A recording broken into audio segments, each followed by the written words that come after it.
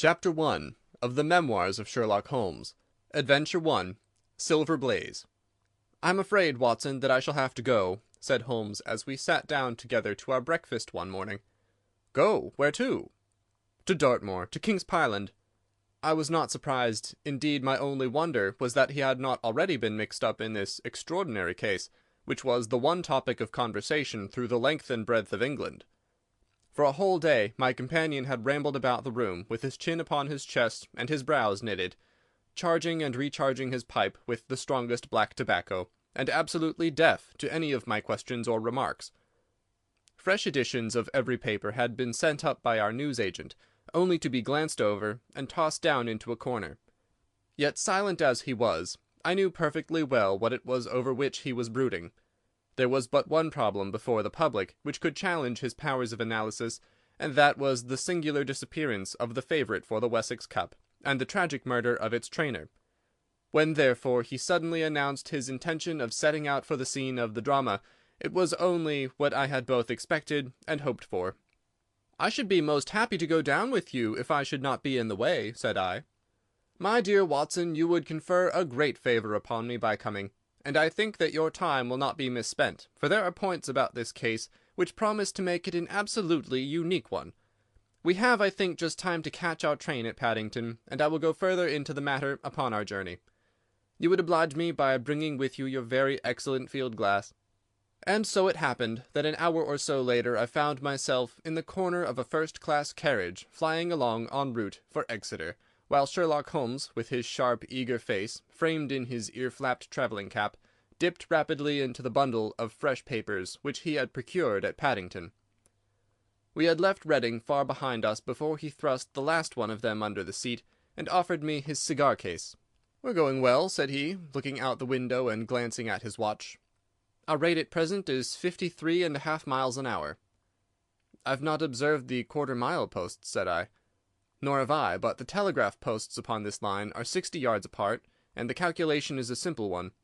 I presume that you've looked into this matter of the murder of John Straker and the disappearance of Silver Blaze." "I have seen what the Telegraph and the Chronicle have to say. It is one of those cases where the art of the reasoner should be used rather for the sifting of details than for the acquiring of fresh evidence. The tragedy has been so uncommon, so complete, and of such personal importance to so many people, that we're suffering from a plethora of surmise, conjecture, and hypothesis. The difficulty is to detach the framework of fact, of absolute undeniable fact, from the embellishments of theorists and reporters. Then, having established ourselves upon this sound basis, it is our duty to see what inferences may be drawn and what are the special points upon which the whole mystery turns. On Tuesday evening I received telegrams from both Colonel Ross, the owner of the horse, and from Inspector Gregory, who is looking after the case, inviting my cooperation." "Tuesday evening!" I exclaimed. "And this is Thursday morning. Why didn't you go down yesterday?"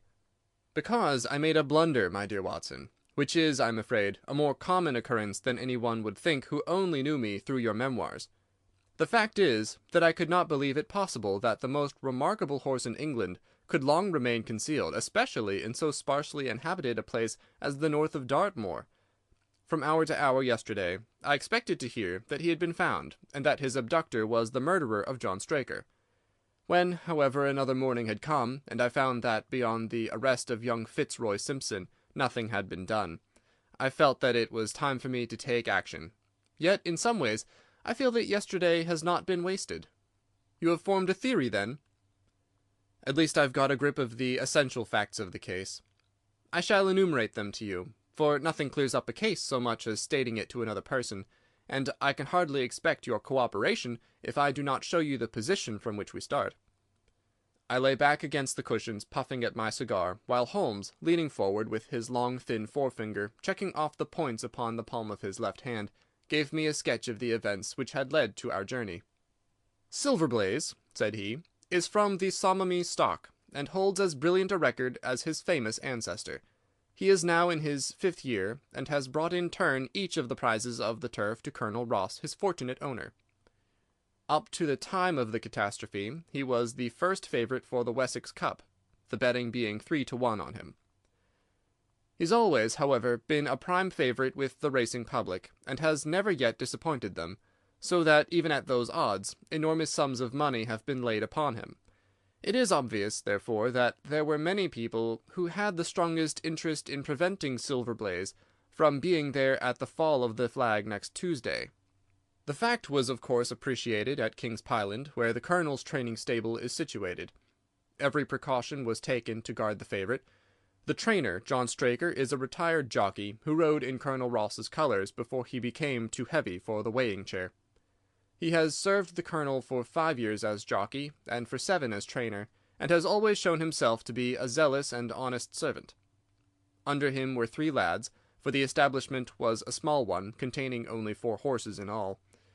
One of these lads sat up each night in the stable, while the others slept in the loft. All 3 bore excellent characters. John Straker, who was a married man, lived in a small villa about 200 yards from the stables. He has no children, keeps 1 maidservant, and is comfortably off. The country round is very lonely, but about half a mile to the north there is a small cluster of villas which have been built by a Tavistock contractor for the use of invalids and others who may wish to enjoy the pure Dartmoor air. Tavistock itself lies 2 miles to the west, while across the moor, also about 2 miles distant, is the larger training establishment of Mapleton, which belongs to Lord Backwater, and is managed by Silas Brown. In every other direction, the moor is a complete wilderness, inhabited only by a few roaming gipsies. Such was the general situation last Monday night when the catastrophe occurred. On that evening the horses had been exercised and watered as usual, and the stables were locked up at 9 o'clock.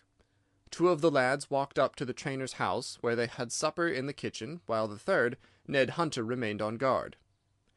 At a few minutes after 9, the maid Edith Baxter carried down to the stables his supper, which consisted of a dish of curried mutton. She took no liquid, as there was a water tap in the stables, and it was the rule that the lad on duty should drink nothing else.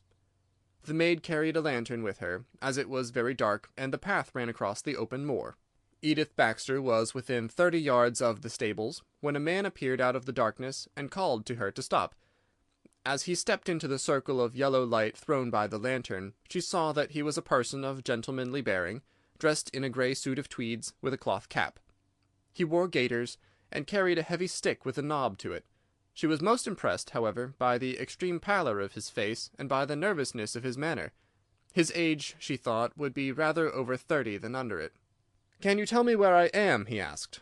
"I had almost made up my mind to sleep on the moor, when I saw the light of your lantern." "You are close to the King's Pyland training stables," said she. "Oh, indeed, what a stroke of luck!" he cried.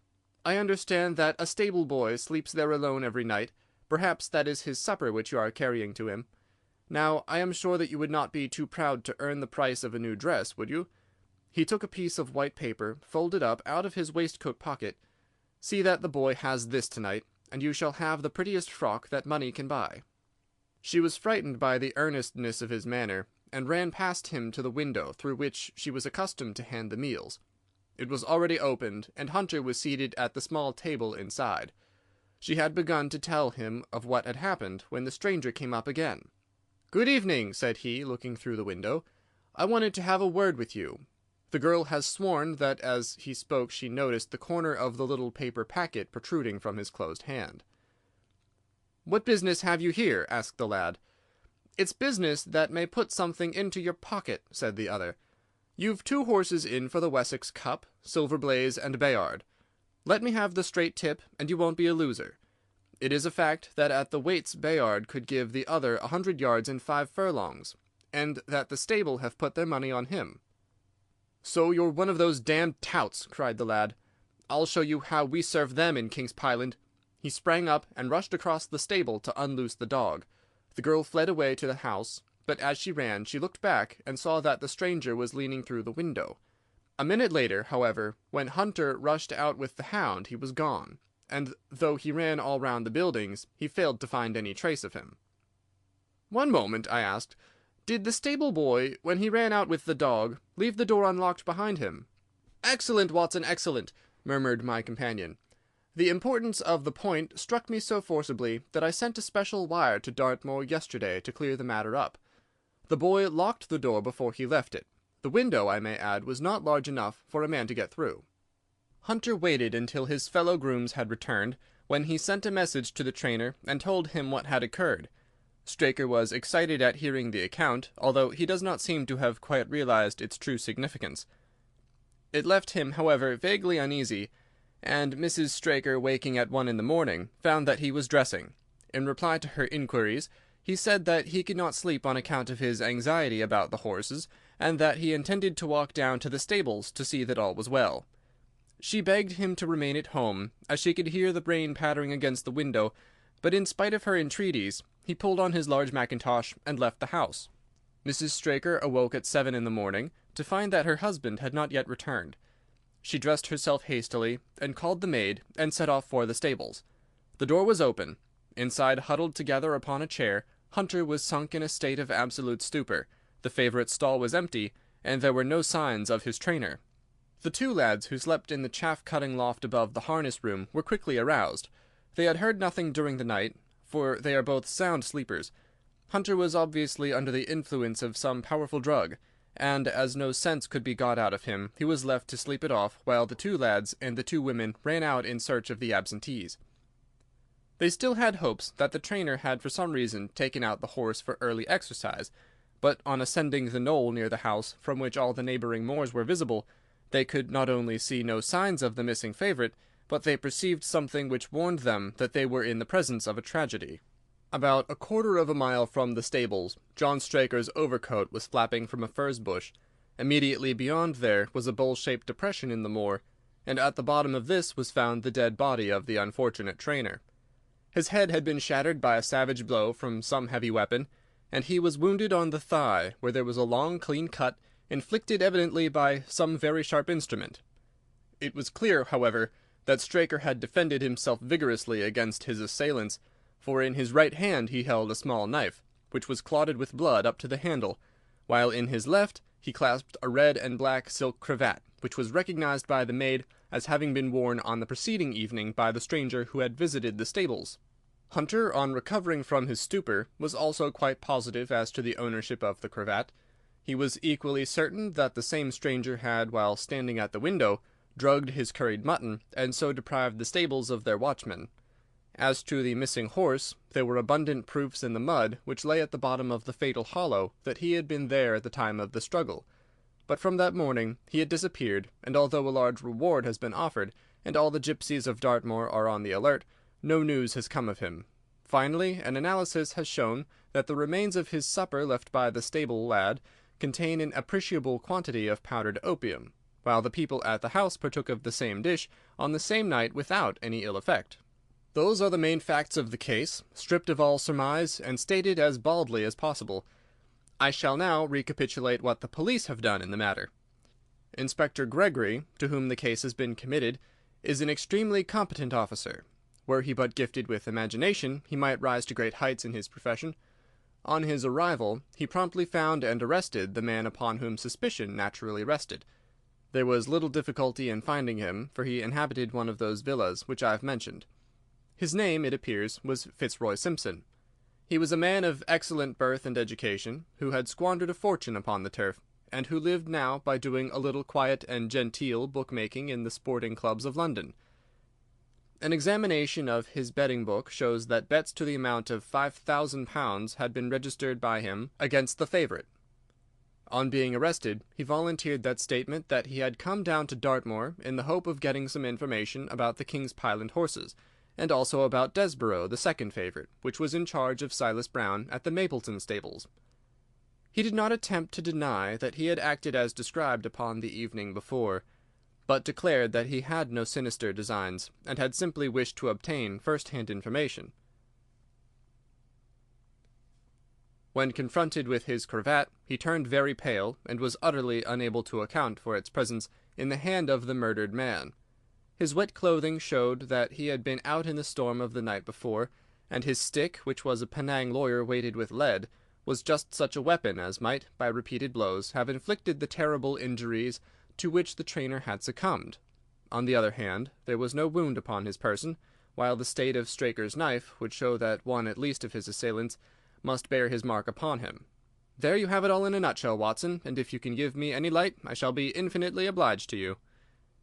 I had listened with the greatest interest to the statement which Holmes, with characteristic clearness, had laid before me. Though most of the facts were familiar to me, I had not sufficiently appreciated their relative importance, nor their connection to each other. "Is it not possible," I suggested, "that the incised wound upon Straker may have been caused by his own knife in the convulsive struggles which follow any brain injury?" "It is more than possible, it is probable," said Holmes. "In that case, one of the main points in favor of the accused disappears."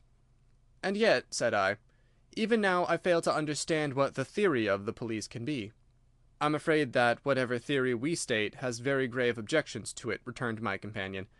"The police imagine, I take it, that this Fitzroy Simpson, having drugged the lad, and having in some way obtained a duplicate key, opened the stable door and took out the horse, with the intention, apparently, of kidnapping him altogether. His bridle is missing, so that Simpson must have put this on. Then, having left the door open behind him, he was leading the horse away over the moor, when he was either met or overtaken by the trainer. A row naturally ensued. Simpson beat out the trainer's brains with his heavy stick without receiving any injury from the small knife, which Straker used in self-defence, and then the thief either led the horse on to some secret hiding-place, or else it may have bolted during the struggle, and be now wandering out on the moors. That is the case as it appears to the police, and improbable as it is, all other explanations are more improbable still. However, I shall very quickly test the matter when I am once upon the spot, and until then I cannot really see how we can get much further than our present position." It was evening before we reached the little town of Tavistock, which lies, like the boss of a shield, in the middle of a huge circle of Dartmoor. Two gentlemen were awaiting us in the station, the one a tall, fair man with lion-like hair and beard and curiously penetrating light blue eyes. The other a small, alert person, very neat and dapper, in a frock coat and gaiters, with trim little side whiskers and an eyeglass. The latter was Colonel Ross, the well-known sportsman. The other, Inspector Gregory, a man who was rapidly making his name in the English detective service. "I'm delighted that you have come down, Mr. Holmes," said the Colonel. "The inspector here has done all that could possibly be suggested, but I wish to leave no stone unturned in trying to avenge poor Straker and in recovering my horse." "Have there been any fresh developments?" asked Holmes. "I'm sorry to say that we have made very little progress," said the inspector. "We have an open carriage outside, and as you would no doubt like to see the place before the light fails, we might talk it over as we drive." A minute later we were all seated in a comfortable landau, and were rattling through the quaint old Devonshire city. Inspector Gregory was full of his case, and poured out a stream of remarks, while Holmes threw in an occasional question or interjection. Colonel Ross leaned back with his arms folded and his hat tilted over his eyes, while I listened with interest to the dialogue of the two detectives. Gregory was formulating his theory, which was almost exactly what Holmes had foretold in the train. "The net is drawn pretty close round Fitzroy Simpson," he remarked, "and I believe myself that he is our man. At the same time I recognize that the evidence is purely circumstantial, and that some new development may upset it." "How about Straker's knife?" "We have quite come to the conclusion that he wounded himself in his fall. My friend Dr. Watson made that suggestion to me as we came down. If so, it would tell against this man Simpson." "Undoubtedly. He has neither a knife nor any sign of a wound. The evidence against him is certainly very strong. He had a great interest in the disappearance of the favourite. He lies under suspicion of having poisoned the stable boy. He was undoubtedly out in the storm. He was armed with a heavy stick, and his cravat was found in the dead man's hand. I really think we have enough to go before a jury." Holmes shook his head. "A clever counsel would tear it all to rags," said he. "Why should he take the horse out of the stable? If he wished to injure it, why could he not do it there? Has a duplicate key been found in his possession? What chemist sold him the powdered opium? Above all, where could he, a stranger to the district, hide a horse, and such a horse as this? What is his own explanation as to the paper which he wished the maid to give to the stable boy?" "He says that it was a £10 note. One was found in his purse. But your other difficulties are not so formidable as they seem. He is not a stranger to the district. He is twice lodged at Tavistock in the summer. The opium was probably brought from London. The key, having served its purpose, would be hurled away. The horse may be at the bottom of one of the pits or old mines upon the moor." "What does he say about the cravat?" He acknowledges that it is his, and declares that he had lost it, but a new element has been introduced into the case, which may account for his leading the horse from the stable." Holmes pricked up his ears. "We have found traces which show that a party of gipsies encamped on Monday night within a mile of the spot where the murder took place. On Tuesday they were gone. Now, presuming that there was some understanding between Simpson and the gipsies, might he not have been leading the horse to them when he was overtaken, and may they not have him now?" "It is certainly possible. The moor is being scoured for these gipsies. I have also examined every stable and outhouse in Tavistock, and for a radius of 10 miles. There is another training stable quite close, I understand?" "Yes, and that is a factor which we must certainly not neglect. As Desborough, their horse, was second in the betting, they had an interest in the disappearance of the favourite. Silas Brown, the trainer, is known to have had large bets upon the event, and he was no friend to poor Straker. We have, however, examined the stables, and there is nothing to connect him with the affair." "And nothing to connect this man Simpson with the interests of the Mapleton stables?" "Nothing at all."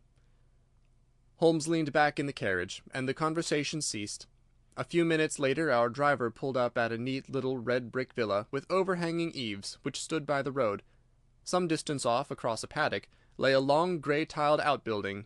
In every other direction the low curves of the moor, bronze-coloured from the fading ferns, stretched away to the skyline, broken only by the steeples of Tavistock, and by a cluster of houses away to the westward which marked the Mapleton stables. We all sprang out with the exception of Holmes, who continued to lean back with his eyes fixed upon the sky in front of him, entirely absorbed in his own thoughts. It was only when I touched his arm that he roused himself with a violent start and stepped out of the carriage. "Excuse me," he said, turning to Colonel Ross, who had looked at him in some surprise. "I was daydreaming." There was a gleam in his eyes and a suppressed excitement in his manner which convinced me, used as I was to his ways, that his hand was upon a clue, though I could not imagine where he had found it. "Perhaps you would prefer at once to go on to the scene of the crime, Mr. Holmes," said Gregory. "I think that I should prefer to stay here a little and go into one or two questions of detail. Straker was brought back here, I presume?" "Yes, he lies upstairs. The inquest is tomorrow." "He has been in your service some years, Colonel Ross?" "I have always found him an excellent servant." "I presume that you made an inventory of what he had in his pockets at the time of his death, Inspector?" "I have the things themselves in the sitting-room, if you would care to see them." "I should be very glad." We all filed into the front room and sat round the central table, while the inspector unlocked a square tin box and laid a small heap of things before us. There was a box of Vestas, 2 inches of tallow candle, an ADP briar-root pipe, a pouch of sealskin with half an ounce of long-cut Cavendish, a silver watch with a gold chain, 5 sovereigns in gold, an aluminum pencil case, a few papers, and an ivory-handled knife with a very delicate, inflexible blade marked Weiss and Company, London. "This is a very singular knife," said Holmes, lifting it up and examining it minutely. "I presume, as I see bloodstains upon it, that it is the one which was found in the dead man's grasp. Watson, this knife is surely in your line." "It is what we call a cataract knife," said I. "I thought so. A very delicate blade devised for very delicate work. A strange thing for a man to carry with him upon a rough expedition, especially as it would not shut in his pocket." "The tip was guarded by a disc of cork which we found beside his body," said the inspector. "His wife tells us that the knife had lain upon the dressing-table, and that he had picked it up as he left the room. It was a poor weapon, but perhaps the best that he could lay his hands on at the moment." "Very possible. How about these papers?" "3 of them are receipted hay dealers' accounts. One of them is a letter of instructions from Colonel Ross. This other is a milliner's account for £37.15 made out by Madame Legurier of Bond Street to William Derbyshire. Mrs. Straker tells us that Derbyshire was a friend of her husband's, and that occasionally his letters were addressed here." "Madame Derbyshire had somewhat expensive tastes," remarked Holmes, glancing down the account. 22 guineas is rather heavy for a single costume. However, there appears to be nothing more to learn, and we may now go down to the scene of the crime. As we emerged from the sitting-room, a woman who had been waiting in the passage took a step forward and laid her hand upon the inspector's sleeve. Her face was haggard and thin and eager, stamped with the print of a recent horror. "Have you got them? Have you found them?" she panted. "No, Mrs. Straker, but Mr. Holmes here has come from London to help us, and we shall do all that is possible." "Surely I met you in Plymouth at a garden party some little time ago, Mrs. Straker," said Holmes. "No, sir, you're mistaken." "Dear me! Why, I could have sworn to it. You wore a costume of dove-coloured silk with ostrich feather trimming." "I never had such a dress, sir," answered the lady. "Ah, that quite settles it," said Holmes, and with an apology he followed the inspector outside. A short walk across the moor took us to the hollow in which the body had been found. At the brink of it was the furze bush upon which the coat had been hung. "There was no wind that night, I understand," said Holmes. "None, but very heavy rain." "In that case the overcoat was not blown against the furze bush, but placed there." "Yes, it was laid across the bush." "You fill me with interest. I perceive that the ground has been trampled up a good deal. No doubt many feet have been here since Monday night." "A piece of matting has been laid here at the side, and we have all stood upon that." "Excellent!" "In this bag I have one of the boots which Straker wore, one of Fitzroy Simpson's shoes, and a cast horseshoe of Silver Blaze." "My dear Inspector, you surpass yourself." Holmes took the bag, and descending into the hollow, he pushed the matting into a more central position. Then, stretching himself upon his face and leaning his chin upon his hands, he made a careful study of the trampled mud in front of him. "Hullo!" he said suddenly. "What's this?" It was a wax vesta half burned, which was so coated with mud that it looked at first like a little chip of wood. "I cannot think how I came to overlook it," said the inspector with an expression of annoyance. "It was invisible, buried in the mud. I only saw it because I was looking for it." "What, you expected to find it?" "I thought it not unlikely." He took the boots from the bag, and compared the impressions of each of them with marks upon the ground. Then he clambered up to the rim of the hollow, and crawled about among the ferns and bushes. "I'm afraid that there are no more tracks," said the inspector. "I have examined the ground very carefully for 100 yards in each direction." "Indeed," said Holmes, rising, "I should not have the impertinence to do it again after what you say. But I should like to take a little walk over the moor before it grows dark, that I may know my ground tomorrow, and I think that I shall put this horseshoe into my pocket for luck." Colonel Ross, who had shown some signs of impatience at my companion's quiet and systematic method of work, glanced at his watch. "I wish you would come back with me, Inspector," said he. "There are several points on which I should like your advice, and especially as to whether we do not owe it to the public to remove our horse's name from the entries for the cup." "Certainly not," cried Holmes with decision.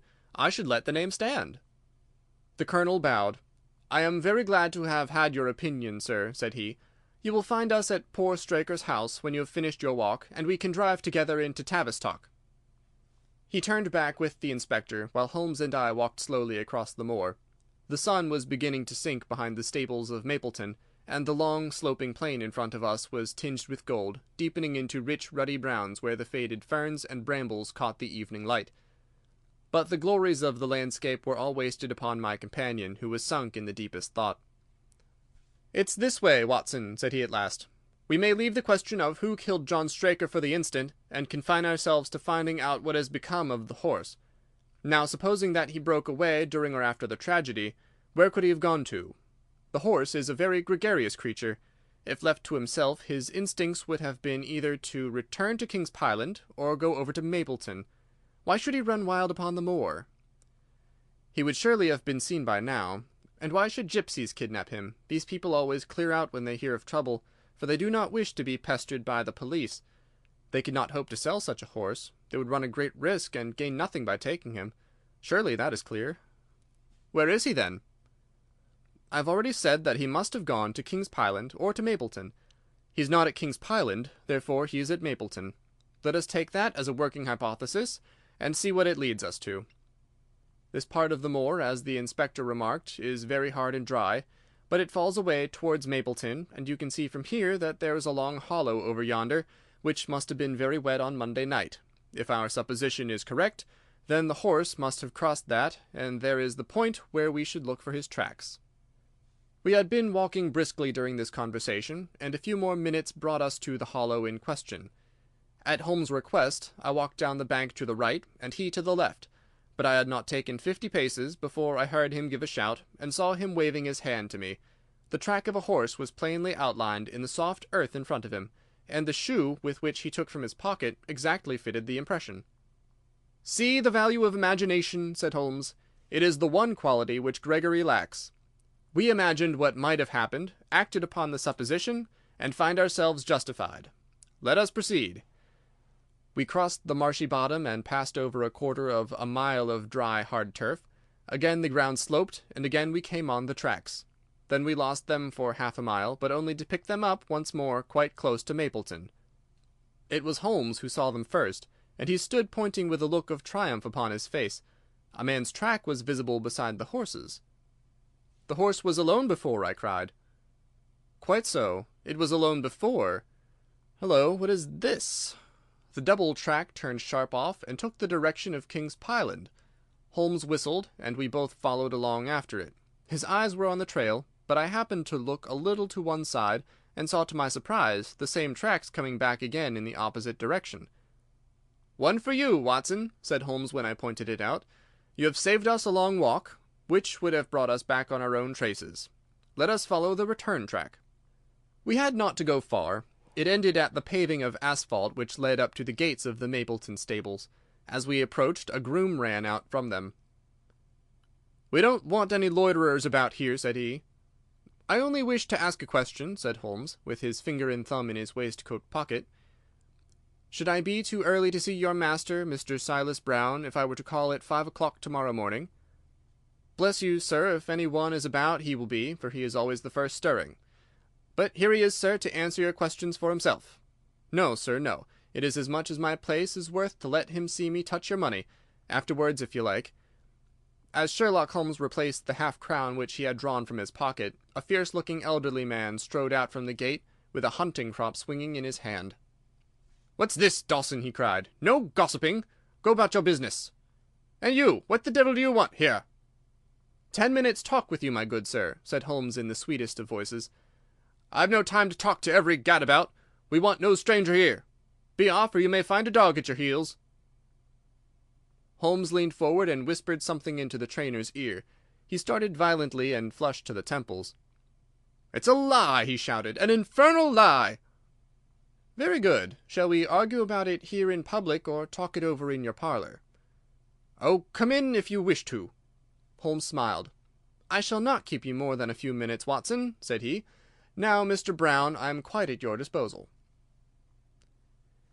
It was 20 minutes, and the reds had all faded into greys before Holmes and the trainer reappeared. Never have I seen such a change as had been brought about in Silas Brown in that short time. His face was ashy pale, beads of perspiration shone upon his brow, and his hands shook like the hunting-crop wagged like a branch in the wind. His bullying, overbearing manner was all gone too, and he cringed along at my companion's side like a dog with its master. "Your instructions will be done. It shall all be done," said he. "There must be no mistake," said Holmes, looking round at him. The other winced as he read the menace in his eyes. "Oh, no, there shall be no mistake. It shall be there. Should I change it first or not?" Holmes thought a little, and then burst out laughing. "No, don't," said he. "I shall write to you about it. No tricks now, or— Oh, you can trust me, you can trust me." "Yes, I think I can. Well, you shall hear from me tomorrow." He turned upon his heel, disregarding the trembling hand which the other held out to him, and we set off for King's Pyland. "A more perfect compound of the bully, coward, and sneak than Master Silas Brown I have seldom met with," remarked Holmes as we trudged along together. "He has the horse, then?" He tried to bluster out of it, but I described to him so exactly what his actions had been upon that morning that he is convinced that I was watching him. Of course you observed the peculiarly square toes in the impressions, and that his own boots exactly corresponded to them. Again, of course, no subordinate would have dared to do such a thing. I described to him how, when according to his custom he was the first down, he perceived a strange horse wandering over the moor. How he went out to it, and his astonishment at recognizing, from the white forehead which has given the favourite its name, that chance had put in his power the only horse which could beat the one upon which he had put his money. Then I described how his first impulse had been to lead him back to King's Pyland, and how the devil had shown him how he could hide the horse until the race was over, and how he had led it back and concealed it at Mapleton. When I told him every detail, he gave it up and thought only of saving his own skin. But his stables had been searched. Oh, an old horse-faker like him has many a dodge. But are you not afraid to leave the horse in his power now, since he has every interest in injuring it? My dear fellow, he will guard it as the apple of his eye. He knows that his only hope of mercy is to produce it safe. Colonel Ross did not impress me as a man who would be likely to show much mercy in any case. The matter does not rest with Colonel Ross. I follow my own methods, and tell as much or as little as I choose. That is the advantage of being unofficial. I don't know whether you observed it, Watson, but the Colonel's manner has been just a trifle cavalier to me. I am inclined now to have a little amusement at his expense. Say nothing to him about the horse." "Certainly not without your permission. And of course this is all quite a minor point compared to the question of who killed John Straker." "And you will devote yourself to that?" "On the contrary, we both go back to London by the night train." I was thunderstruck by my friend's words. We had only been a few hours in Devonshire, and that he should give up an investigation which he had begun so brilliantly was quite incomprehensible to me. Not a word more could I draw from him until we were back at the trainer's house. The Colonel and the Inspector were awaiting us in the parlour. "My friend and I returned to town by the night express," said Holmes. "We have had a charming little breath of your beautiful Dartmoor air." The Inspector opened his eyes, and the Colonel's lip curled in a sneer. "So you despair of arresting the murderer of poor Straker?" said he. Holmes shrugged his shoulders. "There are certainly grave difficulties in the way," said he. "I have every hope, however, that your horse will start upon Tuesday, and I beg that you will have your jockey in readiness. Might I ask for a photograph of Mr. John Straker?" The Inspector took one from an envelope and handed it to him. "My dear Gregory, you anticipate all my wants. If I might ask you to wait here for an instant, I have a question which I should like to put to the maid." "I must say that I am rather disappointed in our London consultant," said Colonel Ross, bluntly, as my friend left the room. "I do not see that we are any further than when he came." "At least you have his assurance that your horse will run," said I. "Yes, I have his assurance," said the Colonel, with a shrug of his shoulders. "I should prefer to have the horse." I was about to make some reply in defence of my friend when he entered the room again. "Now, gentlemen," said he, "I am quite ready for Tavistock." As we stepped into the carriage, one of the stable lads held the door open for us. A sudden idea seemed to occur to Holmes, for he leaned forward and touched the lad upon the sleeve. "You have a few sheep in the paddock," he said. "Who attends to them?" "I do, sir." "Have you noticed anything amiss with them of late?" "Well, sir, not of much account, but 3 of them have gone lame, sir." I could see that Holmes was extremely pleased, for he chuckled and rubbed his hands together. "A long shot, Watson, a very long shot," said he, pinching my arm. "Gregory, let me recommend to your attention this singular epidemic among the sheep. Drive on, coachman." Colonel Ross still wore an expression which showed the poor opinion which he had formed of my companion's ability, but I saw by the inspector's face that his attention had been keenly aroused. "You consider that to be important?" he asked. "Exceedingly so. Is there any point to which you would wish to draw my attention?" "To the curious incident of the dog in the night time." "The dog did nothing in the night time." "That was the curious incident," remarked Sherlock Holmes. 4 days later, Holmes and I were again in the train, bound for Winchester to see the race for the Wessex Cup. Colonel Ross met us by appointment outside the station, and we drove in his drag to the course beyond the town. His face was grave, and his manner was cold in the extreme. "I have seen nothing of my horse," said he. "I suppose that you would know him when you saw him?" asked Holmes. The Colonel was very angry. "I have been on the turf for 20 years, and never was asked such a question as that before," said he.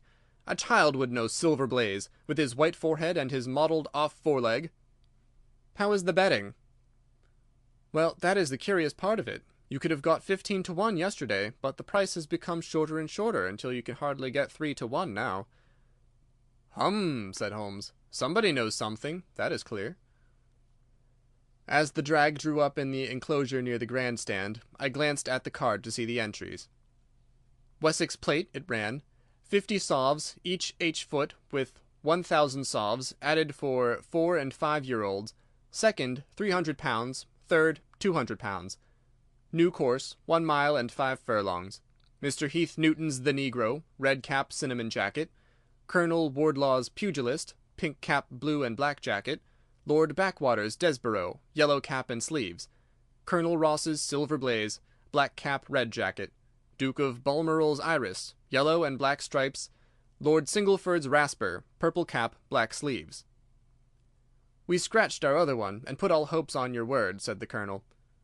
"Why, what is that, Silver Blaze favourite?" 5-4 against Silver Blaze, roared the ring. 5-4 against Silver Blaze. 5-15 against Desborough. 5-4 on the field. "There are the numbers up," I cried. "There are all 6 there."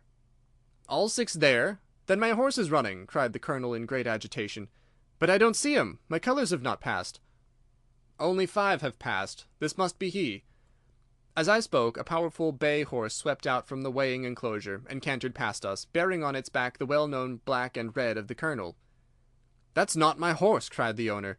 "That beast has not a white hair upon its body. What is this that you have done, Mr. Holmes?" "Well, well, let us see how he gets on," said my friend, imperturbably. For a few minutes he gazed through my field-glass. "Capital! An excellent start!" he cried suddenly. "There they are, coming round the curve." From our drag we had a superb view as they came up the straight. The 6 horses were so close together that a carpet would have covered them, but halfway up the yellow of the Mapleton stable showed to the front. Before they reached us, however, Desborough's bolt was shot, and the Colonel's horse, coming away with a rush, passed the post a good 6 lengths before its rival, the Duke of Balmoral's Iris making a bad third. "It's my race, anyhow," gasped the Colonel, passing his hand over his eyes. "I confess that I can make neither head nor tail of it. Don't you think that you have kept up your mystery long enough, Mr. Holmes?" "Certainly, Colonel, you shall know everything. Let us all go round and have a look at the horse together. Here he is," he continued, as we made our way into the weighing enclosure, where only owners and their friends find admittance. "You have only to wash his face and his leg in spirits of wine, and you will find that he is the same old Silver Blaze as ever." "You take my breath away." "I found him in the hands of a faker, and took the liberty of running him just as he was sent over." "My dear sir, you have done wonders. The horse looks very fit and well. It never went better in its life. I owe you 1,000 apologies for having doubted your ability. You have done me a great service by recovering my horse. You would do me a greater skill if you could lay your hands on the murderer of John Straker." "I have done so," said Holmes quietly. The Colonel and I stared at him in amazement. "You have got him? Where is he, then?" "He's here." "Here? Where?" "In my company at the present moment." The Colonel flushed angrily. "I quite recognize that I am under obligations to you, Mr. Holmes," said he, "but I must regard what you have just said as either a very bad joke or an insult." Sherlock Holmes laughed. "I assure you that I have not associated you with the crime, Colonel," said he. "The real murderer is standing immediately behind you." He stepped past and laid his hand upon the glossy neck of the thoroughbred. "The horse!" cried both the Colonel and myself. "Yes, the horse. And it may lessen his guilt if I say that it was done in self-defence, and that John Straker was a man who was entirely unworthy of your confidence. But there goes the bell, and as I stand to win a little on this next race, I shall defer a lengthy explanation until a more fitting time." We had a corner of a Pullman car to ourselves that evening as we whirled back to London, and I fancy that the journey was a short one to Colonel Ross as well as to myself, as we listened to our companion's narrative of the events which had occurred at the Dartmoor training stables upon the Monday night, and the means by which he had unravelled them. "I confess," said he, "that any theories which I had formed from the newspaper reports were entirely erroneous. And yet there were indications there, had they not been overlaid by other details which concealed their true import. I went to Devonshire with the conviction that Fitzroy Simpson was the true culprit, although, of course, I saw that the evidence against him was by no means complete. It was while I was in the carriage, just as we reached the trainer's house, that the immense significance of the curried mutton occurred to me. You may remember that I was distrait, and remained sitting after you had all alighted. I was marvelling in my own mind how I could possibly have overlooked so obvious a clue. "I confess," said the Colonel, "that even now I cannot see how it helps us." "It was the first link in my chain of reasoning. Powdered opium is by no means tasteless. The flavour is not disagreeable, but it is perceptible. Were it mixed with any ordinary dish, the eater would undoubtedly detect it, and would probably eat no more. A curry was exactly the medium which would disguise this taste. By no possible supposition could this stranger Fitzroy Simpson have caused curry to be served in the trainer's family that night, and it is surely too monstrous a coincidence to suppose that he happened to come along with powdered opium upon the very night when a dish happened to be served which would disguise the flavour. That is unthinkable. Therefore, Simpson becomes eliminated from the case, and our attention centres upon Straker and his wife, the only two people who could have chosen curried mutton for supper that night. The opium was added after the dish was set aside for the stable-boy, for the others had the same for supper with no ill effects. Which of them, then, had access to that dish without the maid seeing them? Before deciding that question, I had grasped the significance of the silence of the dog, for one true inference invariably suggests others. The Simpson incident had shown me that a dog was kept in the stables, and yet, though someone had been in and had fetched out a horse, he had not barked enough to arouse the two lads in the loft. Obviously, the midnight visitor was someone whom the dog knew well. I was already convinced, or almost convinced, that John Straker went down to the stables in the dead of the night and took out Silver Blaze. For what purpose? For a dishonest one, obviously, or why should he drug his own stable-boy? And yet I was at a loss to know why. There have been cases before now where trainers have made sure of great sums of money by laying against their own horses through agents, and then preventing them from winning by fraud. Sometimes it is a pulling jockey, sometimes it is some surer and subtler means. What was it here? I hoped that the contents of his pocket might help me to form a conclusion. And they did so. You cannot have forgotten the singular knife which was found in the dead man's hand, a knife which certainly no sane man would choose for a weapon. It was, as Dr. Watson told us, a form of knife which is used for the most delicate operations known in surgery, and it was to be used for a delicate operation that night. You must know, with your wide experience of turf matters, Colonel Ross, that it is possible to make a slight nick upon the tendons of a horse's ham, and to do it subcutaneously, so as to leave absolutely no trace.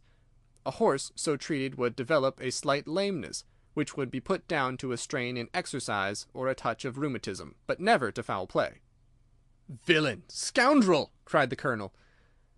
We have here the explanation of why John Straker wished to take the horse out onto the moor. So spirited a creature would have certainly roused the soundest of sleepers when it felt the prick of the knife. It was absolutely necessary to do it in the open air.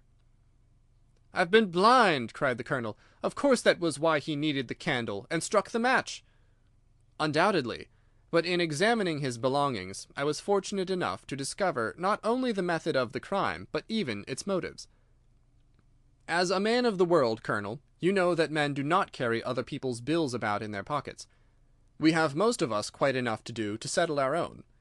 I at once concluded that Straker was leading a double life, and keeping a second establishment.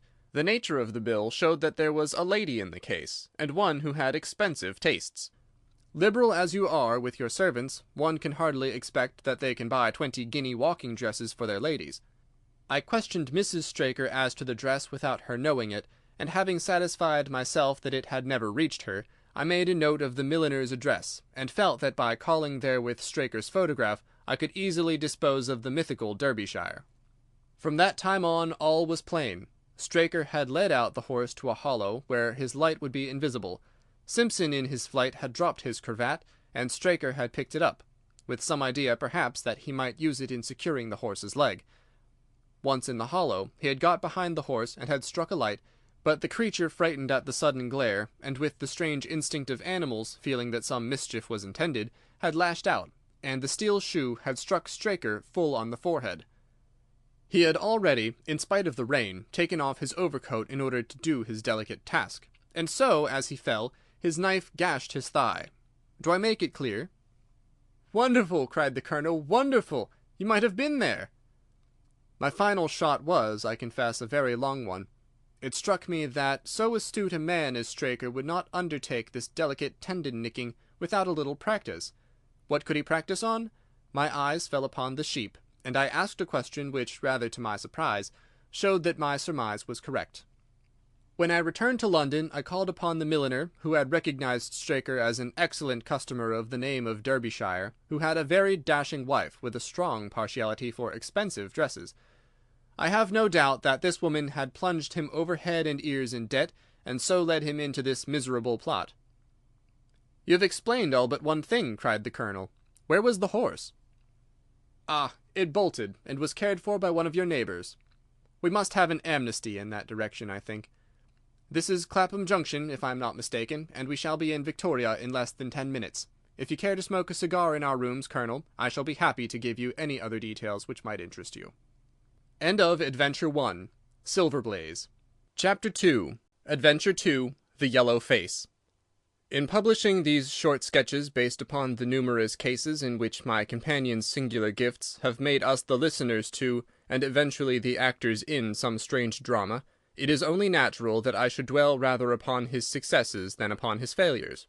And this not so much for the sake of his reputation, for indeed it was when he was at his wit's end that his energy and his versatility were most admirable, but because where he failed it happened too often that no one else succeeded, and that the tale was left forever without a conclusion. Now and again, however, it chanced that even when he erred, the truth was still discovered. I have noted of some half-dozen cases of the kind. The adventure of the Musgrave ritual and that which I am about to recount are the two which present the strongest features of interest. Sherlock Holmes was a man who seldom took exercise for exercise's sake.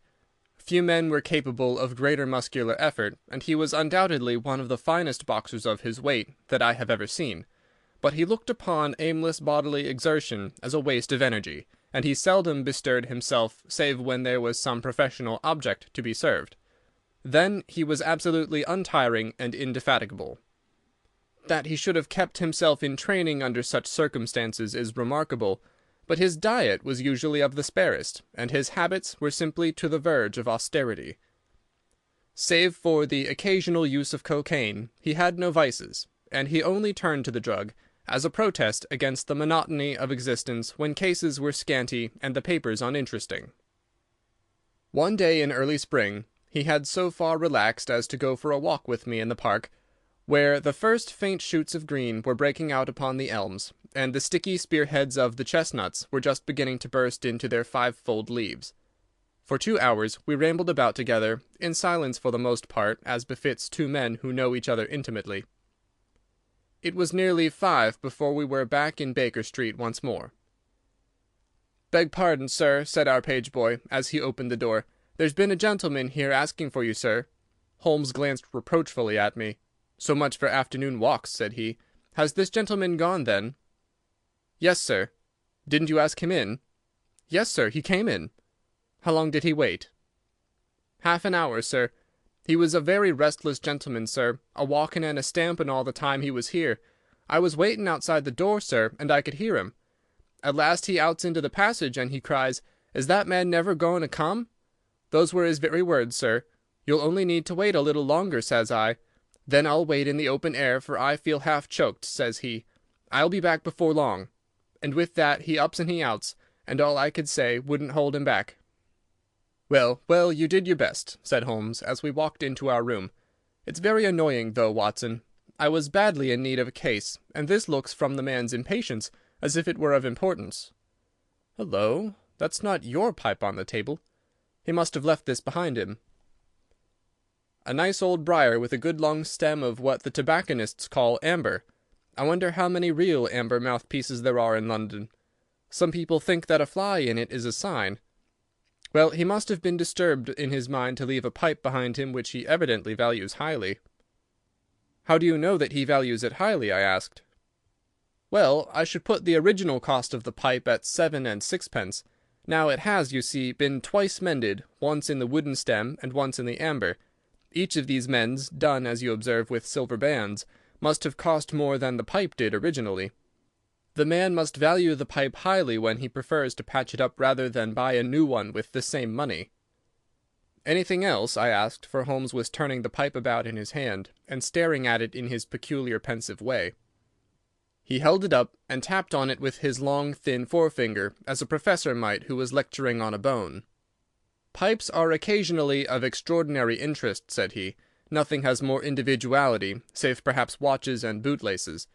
The indications here, however, are neither very marked nor very important.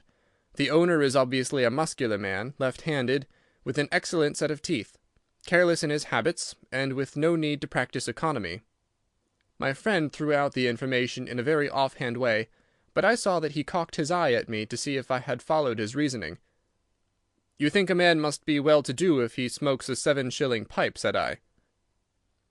"This is Grosvenor mixture, at 8 pence an ounce," Holmes answered, knocking a little out on his palm. "As he might get an excellent smoke for half the price, he has no need to practise economy." "And the other points?" "He has been in the habit of lighting his pipe at lamps and gas jets. You can see that it is quite charred all down one side. Of course, a match could not have done that. Why should a man hold a match to the side of his pipe? But you cannot light it at a lamp without getting the bowl charred. And it is all on the right side of the pipe. From that I gather that he is a left-handed man. You hold your own pipe to the lamp, and see how naturally you, being right-handed, hold the left side to the flame. You might do it once the other way, but not as a constancy. This has always been held so. Then he has bitten through his amber. It takes a muscular, energetic fellow, and one with a good set of teeth, to do that. But if I am not mistaken, I hear him upon the stair, so we shall have something more interesting than his pipe to study." An instant later our door opened, and a tall young man entered the room. He was well but quietly dressed in a dark grey suit, and carried a brown wide-awake in his hand. I should have put him at about 30, though he was really some years older. "I beg your pardon," said he, with some embarrassment. "I suppose I should have knocked. Yes, of course I should have knocked. The fact is that I am a little upset, and you must put it all down to that." He passed his hand over his forehead like a man who is half dazed, and then fell rather than sat down upon a chair. "I can see that you have not slept for a night or two," said Holmes, in his easy, genial way. "That tries a man's nerves more than work, and more even than pleasure. May I ask how I can help you?" "I wanted your advice, sir. I don't know what to do, and my whole life seems to have gone to pieces." "You wish to employ me as a consulting detective?" "Not that only. I want your opinion, as a judicious man, and as a man of the world. I want to know what I ought to do next. I hope to God you'll be able to tell me." He spoke in little, sharp, jerky outbursts, and it seemed to me that to speak at all was very painful to him, and that his will all through was overriding his inclinations. "It's a very delicate thing," said he. "One does not like to speak of one's domestic affairs to strangers. It seems dreadful to discuss the conduct of one's wife with two men whom I've never seen before. It's horrible to have to do it, but I've got to the end of my tether, and I must have advice." "My dear Mr. Grant Munro," began Holmes. Our visitor sprang from his chair. "What!" he cried. "You know my name?" "If you wish to preserve your incognito," said Holmes, smiling, "I would suggest that you cease to write your name upon the lining of your hat, or else that you turn the crown towards the person whom you are addressing. I was about to say that my friend and I have listened to a good many strange secrets in this room, and that we have had the good fortune to bring peace to many troubled souls. I trust that we may do as much for you. Might I beg you, as time may prove to be of importance, to furnish me with the facts of your case without further delay?" Our visitor again passed his hand over his forehead, as if he found it bitterly hard. From every gesture and expression I could see that he was a reserved, self-contained man, with a dash of pride in his nature, more likely to hide his wounds than to expose them. Then suddenly, with a fierce gesture of his closed hand, like one who throws reserve to the winds, he began. "The facts are these, Mr. Holmes," said he. "I am a married man, and have been so for 3 years. During that time my wife and I have loved each other as fondly and lived as happily as any two that ever were joined. We have not had a difference, not one, in thought or word or deed. And now, since last Monday, there has suddenly sprung up a barrier between us, and I find that there is something in her life and in her thought of which I know as little as if she were the woman who brushes by me in the street. We are estranged, and I want to know why. Now, there is one thing that I want to impress upon you before I go any further, Mr. Holmes. Effie loves me. Don't let there be any mistake about that. She loves me with her whole heart and soul, and never more than now. I know it. I feel it. I don't want to argue about that. A man can tell easily enough when a woman loves him, but there's this secret between us, and we can never be the same until it is cleared." "Kindly let me have the facts, Mr. Munro," said Holmes with some impatience. "I'll tell you what I know about Effie's history. She was a widow when I met her first, though quite young, only 25. Her name then was Mrs. Hebron. She went out to America when she was young, and lived in the town of Atlanta, where she married this Hebron, who was a lawyer with a good practice. They had one child, but the yellow fever broke out badly in the place, and both husband and child died of it. I have seen his death certificate.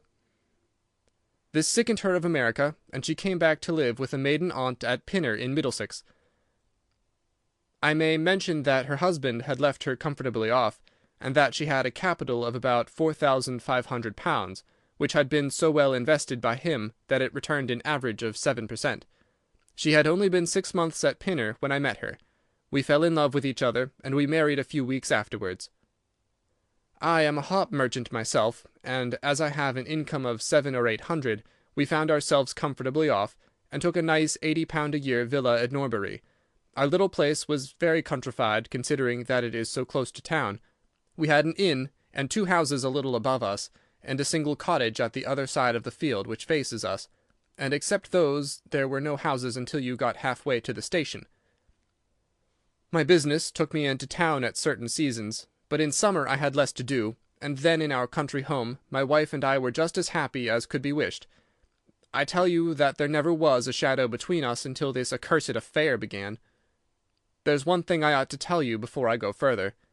When we married, my wife made over all her property to me, rather against my will, for I saw how awkward it would be if my business affairs went wrong. However, she would have it so, and it was done. Well, about 6 weeks ago she came to me. "Jack," said she, "when you took my money, you said that if ever I wanted any I was to ask you for it." "Certainly," said I, "it's all your own." "Well," said she, "I want £100. I was a bit staggered at this, for I had imagined it was simply a new dress or something of the kind that she was after. "What on earth for?" I asked. "Oh," said she in her playful way, "you said that you were only my banker, and bankers never ask questions, you know." "If you really mean it, of course you shall have the money," said I. "Oh, yes, I really mean it." "And you won't tell me what you want it for?" "Some day, perhaps, but not just at present, Jack." So I had to be content with that, though it was the first time that there had ever been any secret between us. I gave her a cheque, and I never thought any more of the matter. It may have nothing to do with what came afterwards, but I thought it only right to mention it. Well, I told you just now that there is a cottage not far from our house. There is just a field between us, but to reach it you have to go along the road and then turn down a lane. Just beyond it is a nice little grove of Scotch firs, and I used to be very fond of strolling down there, for trees are always a neighbourly kind of things. The cottage had been standing empty this 8 months, and it was a pity, for it was a pretty 2-storied place, with an old-fashioned porch and honeysuckle about it. I have stood many a time, and thought what a neat little homestead it would make. Well, last Monday evening I was taking a stroll down that way, when I met an empty van coming up the lane, and saw a pile of carpets and things lying about on the grass plot beside the porch. It was clear that the cottage had at last been let. I walked past it and wondered what sort of folk they were who had come to live so near us. And as I looked I suddenly became aware that a face was watching me out of one of the upper windows. I don't know what it was about that face, Mr. Holmes, but it seemed to send a chill right down my back. It was some little way off, so that I could not make out the features, but there was something unnatural and inhuman about the face. That was the impression that I had, and I moved quickly forwards to get a nearer view of the person who was watching me. But as I did so, the face suddenly disappeared, so suddenly that it seemed to have been plucked away into the darkness of the room. I stood for 5 minutes thinking the business over, and trying to analyze my impressions. I could not tell if the face were that of a man or a woman. It had been too far from me for that. But its colour was what had impressed me most. It was of a livid, chalky white, and with something set and rigid about it which was shockingly unnatural. So disturbed was I, that I determined to see a little more of the new inmates of the cottage. I approached and knocked at the door, which was instantly opened by a tall, gaunt woman with a harsh, forbidding face. "What may you be wantin'?" she asked in a northern accent. "I am your neighbour over yonder," said I, nodding towards my house. "I see that you have only just moved in, so I thought that if I could be of any help to you in any—" "I will just ask ye when we want ye," said she, and shut the door in my face. Annoyed at the churlish rebuff, I turned my back and walked home. All evening, though I tried to think of other things, my mind would still turn to the apparition at the window and the rudeness of the woman. I determined to say nothing about the former to my wife, for she is a nervous, highly strung woman, and I had no wish that she would share the unpleasant impression which had been produced upon myself. I remarked to her, however, before I fell asleep, that the cottage was now occupied, to which she returned no reply. I am usually an extremely sound sleeper. It has been a standing jest in the family that nothing could ever wake me during the night, and yet somehow on that particular night, whether it may have been the slight excitement produced by my little adventure or not, I know not, but I slept much more lightly than usual. Half in my dreams I was dimly conscious that something was going on in the room, and gradually became aware that my wife had dressed herself and was slipping on her mantle and her bonnet. My lips were parted to murmur out some sleepy words of surprise or remonstrance at this untimely preparation, when suddenly my half-opened eyes fell upon her face, illuminated by the candlelight, and astonishment held me dumb. She wore an expression such as I have never seen before, such as I should have thought her incapable of assuming. She was deadly pale and breathing fast, glancing furtively towards the bed as she fastened her mantle, to see if she had disturbed me. Then, thinking that I was still asleep, she slipped noiselessly from the room, and an instant later I heard a sharp creaking which could only come from the hinges of the front door. I sat up in bed, and rapped my knuckles against the rail to make certain that I was truly awake. Then I took my watch from under the pillow. It was 3 in the morning. What on this earth could my wife be doing out on the country road at 3 in the morning? I had sat for about 20 minutes turning the thing over in my mind, and trying to find some possible explanation. The more I thought, the more extraordinary and inexplicable did it appear. I was still puzzling over it when I heard the door gently close again, and her footsteps coming up the stairs. "Where in the world have you been, Effie?" I asked as she entered. She gave a violent start and a kind of gasping cry when I spoke, and that cry and start troubled me more than all the rest, for there was something indescribably guilty about them. My wife had always been a woman of a frank, open nature, and it gave me a chill to see her slinking into her own room, and crying out and wincing when her own husband spoke to her. "You awake, Jack?" she cried, with a nervous laugh. "Why, I thought that nothing could awake you." "Where have you been?" I asked more sternly. "I don't wonder that you are surprised," said she, and I could see that her fingers were trembling as she undid the fastenings of her mantle. "Why, I never remember having done such a thing in my life before. The fact is that I felt as though I were choking, and had a perfect longing for a breath of fresh air. I really think that I should have fainted if I had not gone out. I stood at the door a few minutes, and now I am quite myself again." All the time that she was telling me this story, she never once looked in my direction, and her voice was quite unlike her usual tones. It was evident to me that she was saying what was false. I said nothing in reply, but turned my face to the wall, sick at heart, with my mind filled with 1,000 venomous doubts and suspicions. What was it that my wife was concealing from me? Where had she been during that strange expedition? I felt that I should have no peace until I knew, and yet I shrank from asking her again, after once she had told me what was false. All the rest of the night I tossed and tumbled, framing theory after theory, each more unlikely than the last. I should have gone to the city that day, but I was too disturbed in my mind to be able to pay attention to business matters. My wife seemed to be as upset as myself, and I could see from the little questioning glances which she kept shooting at me that she understood that I disbelieved her statement, and that she was at her wits' end what to do. We hardly exchanged a word during breakfast, and immediately afterwards I went out for a walk, that I might think the matter out in the fresh morning air. I went as far as the Crystal Palace, spent an hour in the grounds, and was back in Norbury by 1 o'clock. It happened that my way took me past the cottage, and I stopped for an instant to look at the windows, and to see if I could catch a glimpse of the strange face which had looked out at me on the day before. As I stood there, imagine my surprise, Mr. Holmes, when the door suddenly opened, and my wife walked out. I was struck dumb with astonishment at the sight of her, but my emotions were nothing to those which showed themselves upon her face when our eyes met. She seemed for an instant to wish to shrink back inside the house again, and then, seeing how useless all concealment must be, she came forward, with a very white face and frightened eyes which belied the smile upon her lips. "Ah, Jack," she said, "I've just been in to see if I can be of any assistance to our new neighbours." "Why do you look at me like that, Jack? You are not angry with me?" "So," said I, "this is where you went during the night?" "What do you mean?" she cried. "You came here, I am sure of it. Who are these people, that you should visit them at such an hour?" "I have not been here before." "How can you tell me what you know is false?" I cried. Your very voice changes as you speak. When have I ever had a secret from you? I shall enter that cottage, and I shall probe the matter to the bottom."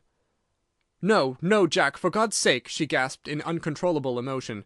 Then, as I approached the door, she seized my sleeve and pulled me back with convulsive strength. "I implore you not to do this, Jack," she cried. "I swear that I will tell you everything some day, but nothing but misery can come of it if you enter that cottage." Then, as I tried to shake her off, she clung to me in a frenzy of entreaty.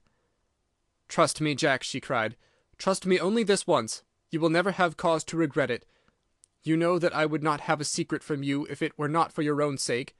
Our whole lives are at stake in this. If you come home with me, all will be well. If you force your way into that cottage, all is over between us."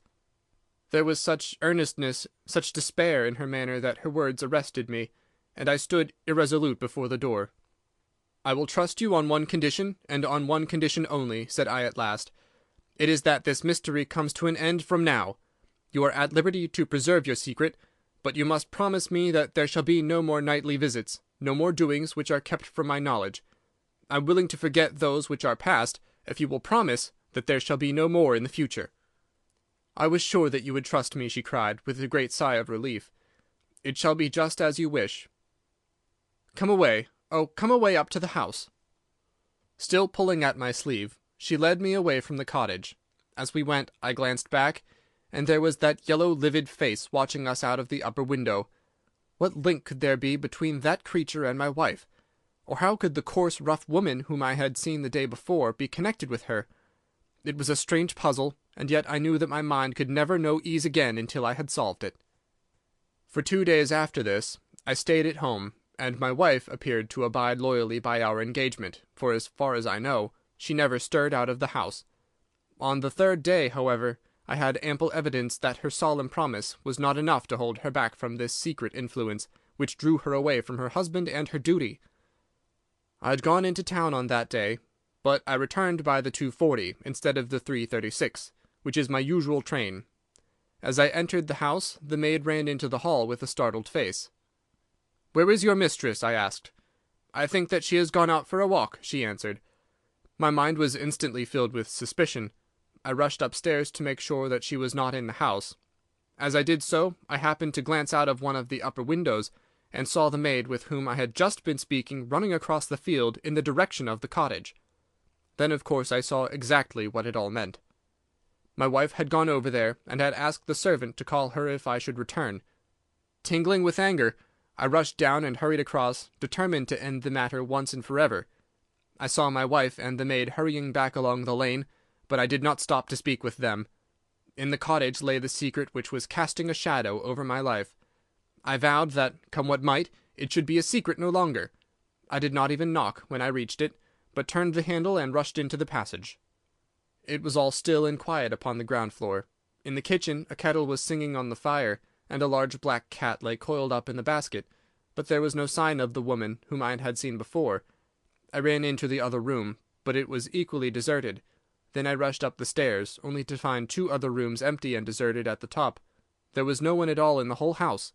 The furniture and pictures were of the most common and vulgar description, save in the one chamber at the window of which I had seen the strange face.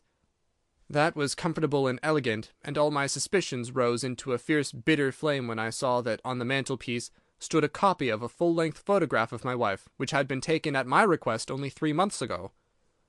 I stayed long enough to make certain that the house was absolutely empty. Then I left it, feeling a weight at my heart, such as I had never had before. My wife came out into the hall as I entered my house, but I was too hurt and angry to speak with her, and pushing past her, I made my way into my study. She followed me, however, before I could close the door. "I'm sorry that I broke my promise, Jack," said she, "but if you knew all the circumstances, I am sure that you would forgive me." "Tell me everything, then," said I. "I cannot, Jack, I cannot," she cried. "Until you tell me who it is that has been living in that cottage, and who it is to whom you have given that photograph, there can never be any confidence between us," said I, and breaking away from her, I left the house. That was yesterday, Mr. Holmes, and I have not seen her since, nor do I know anything more about this strange business. It is the first shadow that has come between us, and it has so shaken me that I do not know what I should do for the best. Suddenly, this morning, it occurred to me that you were the man to advise me, so I have hurried to you now, and I place myself unreservedly in your hands.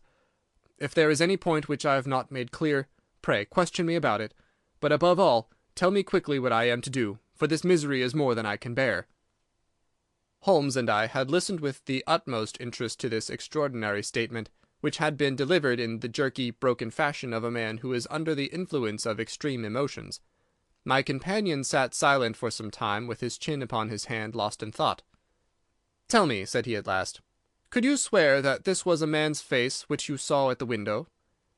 "Each time that I saw it, I was some distance away from it, so that it is impossible for me to say." "You appear, however, to have been disagreeably impressed by it." "It seemed to be of an unnatural colour, and to have a strange rigidity about the features.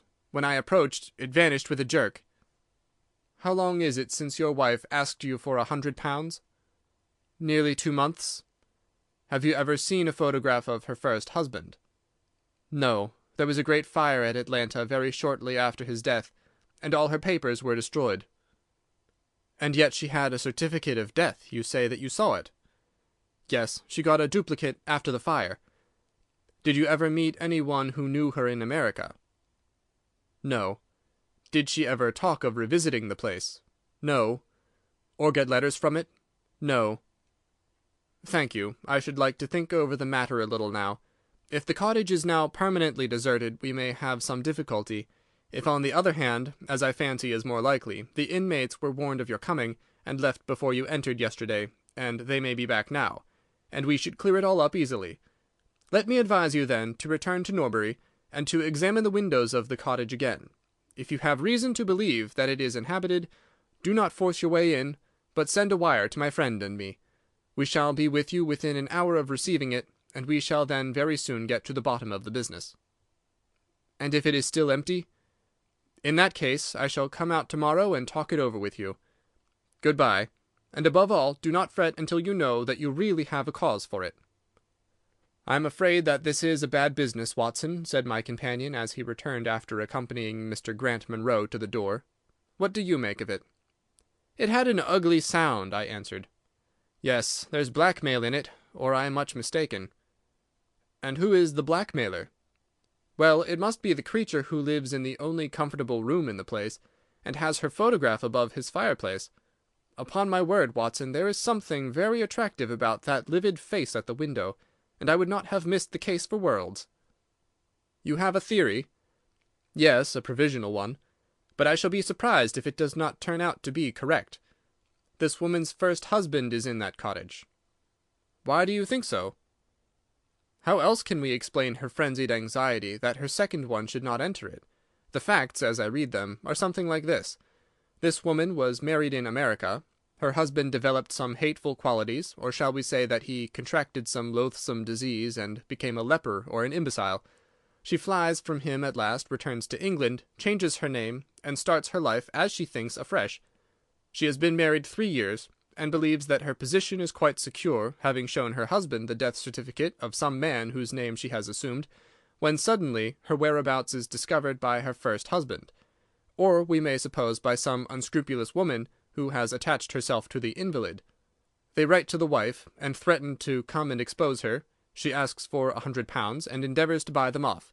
They come in spite of it, and when the husband mentions casually to the wife that there are newcomers in the cottage, she knows in some way that they are her pursuers. She waits until her husband is asleep, and then she rushes down to endeavour to persuade them to leave her in peace. Having no success, she goes again next morning, and her husband meets her, as he has told us, as she comes out. She promises him then not to go there again, but 2 days afterwards the hope of getting rid of those dreadful neighbours was too strong for her, and she made another attempt, taking down with her the photograph which had probably been demanded from her. In the midst of this interview the maid rushed in to say that the master had come home, on which the wife, knowing that he would come straight down to the cottage, hurried the inmates out at the back door, into the grove of fir trees probably, which was mentioned as standing near. In this way he found the place deserted. I shall be very much surprised, however, if it is still so when he reconnoitres it this evening. What do you think of my theory?" "It is all surmise." "But at least it covers all the facts. When new facts come to our knowledge which cannot be covered by it, it will be time enough to reconsider it. We can do nothing more until we have a message from our friend at Norbury." But we had not a very long time to wait for that. It came just as we had finished our tea. "The cottage is still tenanted," it said. "Have seen the face again at the window. We'll meet the 7 o'clock train, and we'll take no steps until you arrive." He was waiting on the platform when we stepped out, and we could see in the light of the station lamps that he was very pale and quivering with agitation. "They are still there, Mr. Holmes," said he, laying his hand hard upon my friend's sleeve. "I saw lights in the cottage as I came down. We shall settle it now, once and for all." "What is your plan, then?" asked Holmes, as he walked down the dark tree-lined road. "I'm going to force my way in, and see for myself who is in the house. I wish you both to be there, as witnesses." "You are quite determined to do this, in spite of your wife's warning that it is better that you should not solve the mystery." "Yes, I am determined." "Well, I think that you are in the right. Any truth is better than indefinite doubt. We had better go up at once. Of course, legally, we are putting ourselves hopelessly in the wrong, but I think that it is worth it." It was a very dark night, and a thin rain began to fall as we turned from the high road into a narrow lane, deeply rutted, with hedges on either side.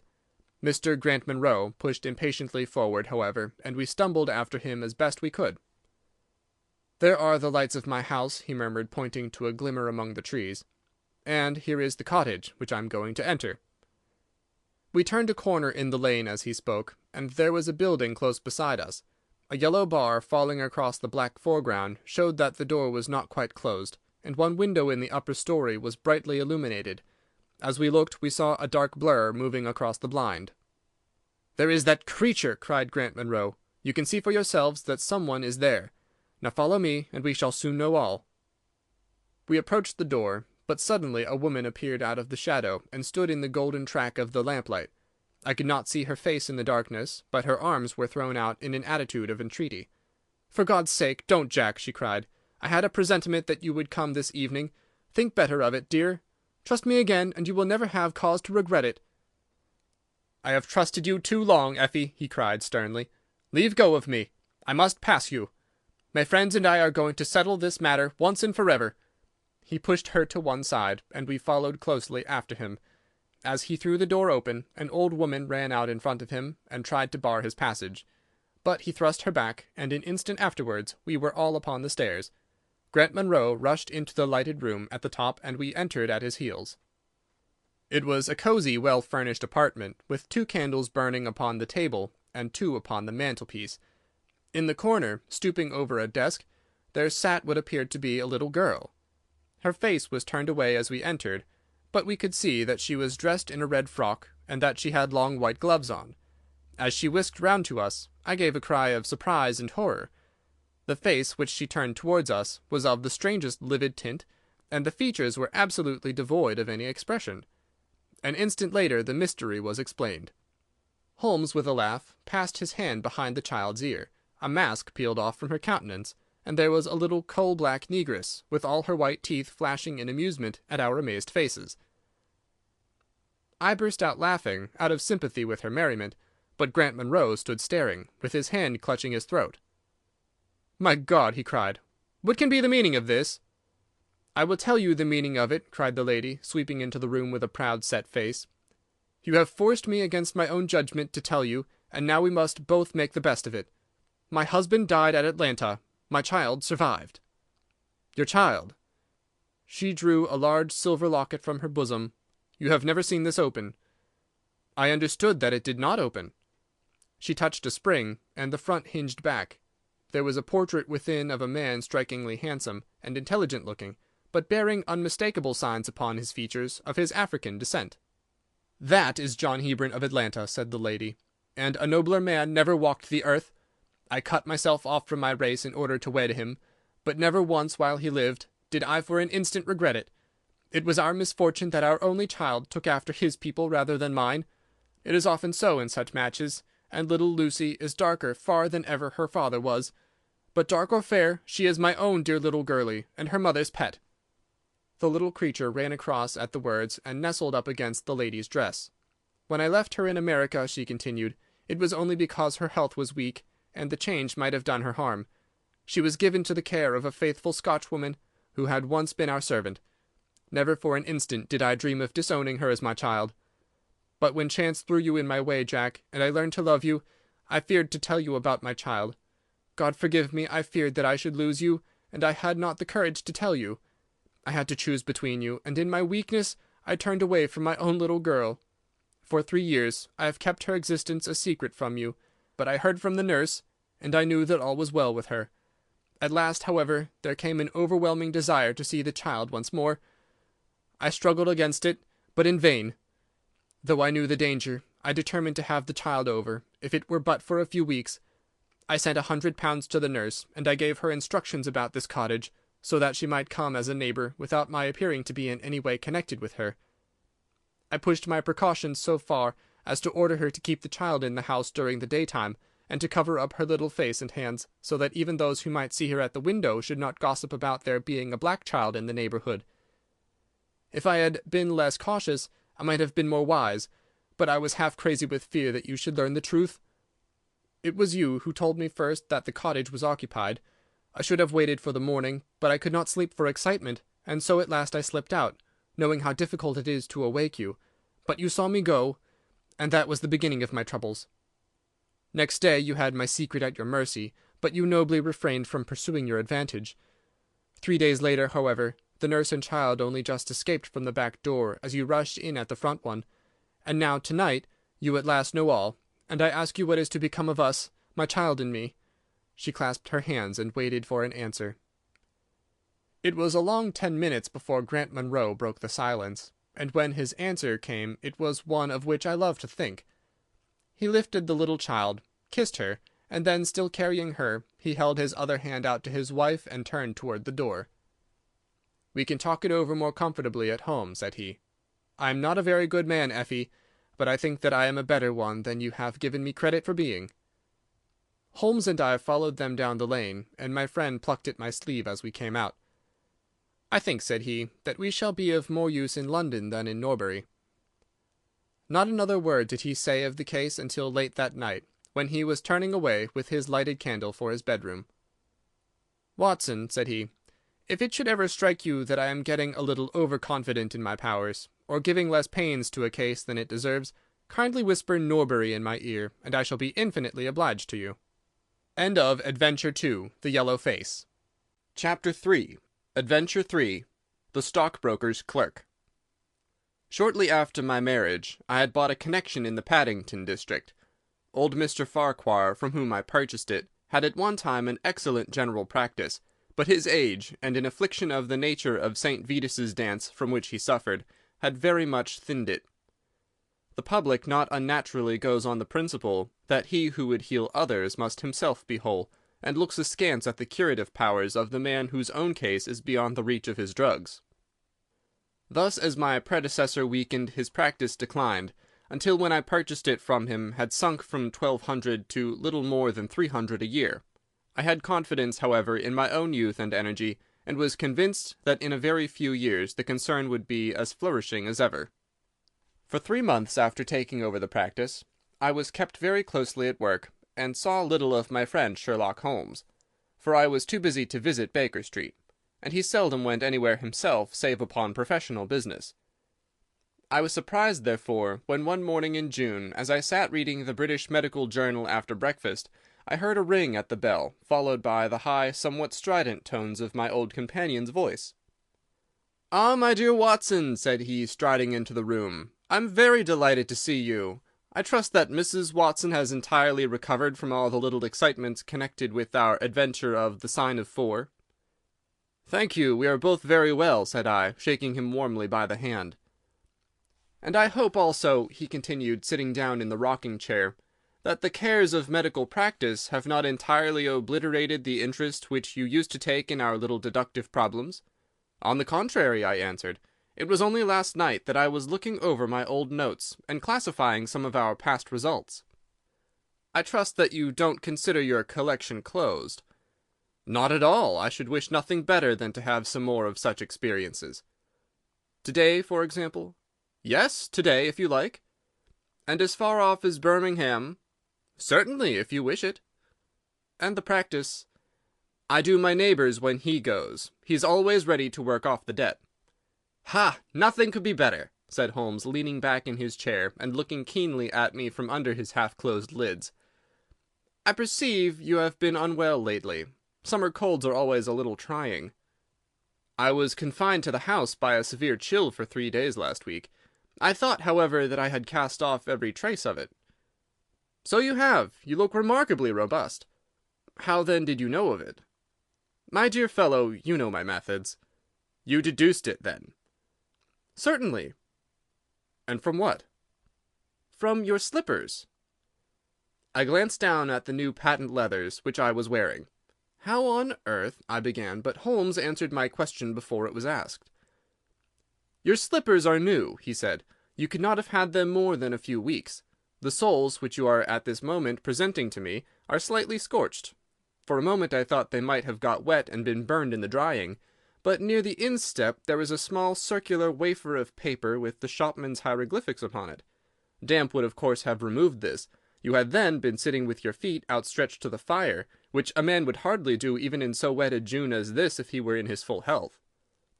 Like all Holmes' reasoning, the thing seemed simplicity itself when it was once explained. He read the thought upon my features, and his smile had a tinge of bitterness. "I'm afraid that I rather give myself away when I explain," said he. "Results without causes are much more impressive. You are ready to come to Birmingham, then?" "Certainly. What is the case?" "You shall hear it all in the train. My client is outside in a four-wheeler. Can you come at once?" "In an instant."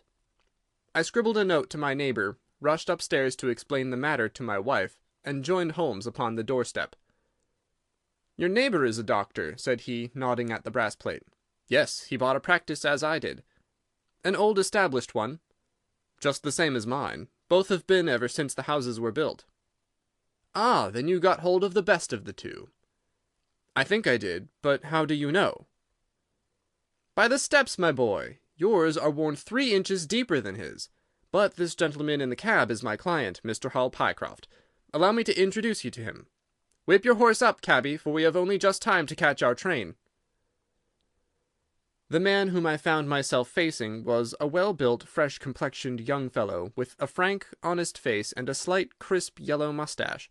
He wore a very shiny top hat and a neat suit of sober black, which made him look what he was, a smart young city man, of the class who have been labelled cockneys, but who give us our crack volunteer regiments, and who turn out more fine athletes and sportsmen than any body of men in these islands. His round, ruddy face was naturally full of cheeriness, but the corners of his mouth seemed to me to be pulled down in a half-comical distress.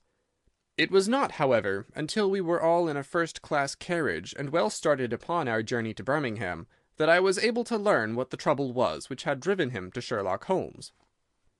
"We have a clear run here of 70 minutes," Holmes remarked. "I want you, Mr. Hall Pycroft, to tell my friend your very interesting experience, exactly as you have told it to me, or with more detail if possible. It will be of use to me to hear the succession of events again. It is a case, Watson, which may prove to have something in it, or may prove to have nothing, but which, at least, presents those unusual and outre features which are as dear to you as they are to me. Now, Mr. Pycroft, I shall not interrupt you again." Our young companion looked at me with a twinkle in his eye. "The worst of the story is," said he, "that I show myself up as such a confounded fool.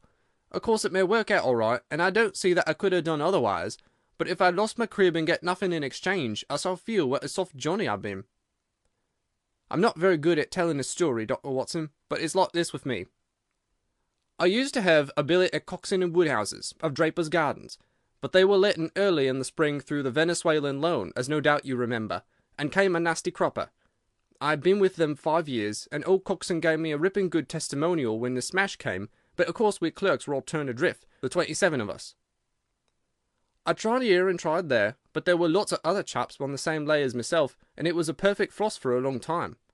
I'd been taking £3 a week at Coxon's, and I'd save about 70 of them, but I soon worked my way through that, and out of the other end. I was fairly at the end of my tether at last, and could hardly find the stamps to answer the advertisements or the envelopes to stick 'em to. I'd worn out my boots paddling up office stairs, and I seemed just as far from getting a billet as ever. At last I saw a vacancy at Mawson and Williams, the great stockbroking firm in Lombard Street. I dare say E.C. is not much in your line, but I can tell you that this is about the richest house in London. The advertisement was to be answered by letter only. I sent him a testimonial and application, but without the least hope of getting it. Back came an answer by return, saying that if I would appear next Monday, I might take over my new duties at once, provided that my appearance was satisfactory. No one knows how these things are worked. Some people say that a manager just plunges his hand into the heap and takes the first that comes. Anyhow, it was my innings that time, and I don't ever wish to feel better pleased. The screw was £1 a week rise, and the duties just about the same as at Coxon's. And now I come to the queer part of the business. I was in diggings at Hampstead Way, 17 Potter's Terrace. Well, I was sitting doing a smoke that very evening after I had been promised the appointment, when up came my landlady with a card which had Arthur Pinner, financial agent, printed upon it. I had never heard the name before, and could not imagine what he wanted with me, but of course I asked her to show him up. And he walked, a middle-sized, dark-haired, dark-eyed, black-bearded man with a touch of sheeny about his nose. He had a brisk kind of way with him, and spoke sharply like a man who knew the value of time. "Mr. Hall Pycroft, I believe," said he. "Yes, sir," I answered, pushing a chair towards him. "Lately engaged at Coxon and Woodhouse's?" "Yes, sir." "And now on the staff of Mawson's?" "Quite so." "Well," said he, "the fact is that I have heard some really extraordinary stories about your financial ability. You remember Parker, who used to be Coxon's manager? He can never say enough about it." Of course I was pleased to hear this. I'd always been pretty sharp in the office, but I'd never dreamed that I was talked about in the city in this fashion. "You have a good memory," said he. "Pretty fair," I answered modestly. "Have you kept in touch with the market while you've been out of work?" he asked. "Yes, I read the Stock Exchange list every morning." "Now that shows real application," he cried. "That is the way to prosper. You won't mind my testing you, will you? Let me see. How are air shares?" 106 1/4 to 105 7/8. And New Zealand Consolidated? 104. And British Broken Heels? 7 to 7 6. "Wonderful!" he cried, with his hands up. "This quite fits in with all that I've heard. My boy, you are very much too good to be a clerk in Mawson's." This outburst rather astonished me, as you can think. "Well," said I, "other people don't quite think so much of me as you seem to do, Mr. Pinner. I had a hard enough fight to get this berth, and I'm very glad to have it." "Pooh, man, you should soar above it. You are not in your true sphere. Now I'll tell you how it stands with me. What I have to offer is little enough when measured by your ability, but when compared with Mawson's, it's light to dark. Let me see. When do you go to Mawson's?" "On Monday." "Ha ha! I think I would rise a little spot and flatter that you don't go there at all." "Not go to Mawson's?" "No, sir. By the day you will be the business manager of the Franco-Midland Hardware Company Limited, with 134 branches in the towns and villages of France, not counting one in Brussels and one in San Remo." This took me breath away. "I'd never heard of it," said I. "Very likely not. It's been kept very quiet, for the capital was all privately subscribed, and it's too good a thing to let the public into. My brother Harry Pinner is promoter, and joins the board after allotment as managing director. He knew I was in the swim down there, and asked me to pick up a good man cheap, a young pushing man with a plenty of snap about him. Parker spoke of you, and that brought me here tonight. We can only offer you a beggarly 500 to start with." "500 a year!" I shouted. "Only that at the beginning, but you are to have an overriding commission of 1% on all business done by your agents, and you may take my word for it that this will come to more than your salary." "But I know nothing about hardware." "Tut, my boy, you know about figures." My head buzzed, and I could hardly sit still in my chair, but suddenly a little chill of doubt came upon me. "I must be frank with you," said I.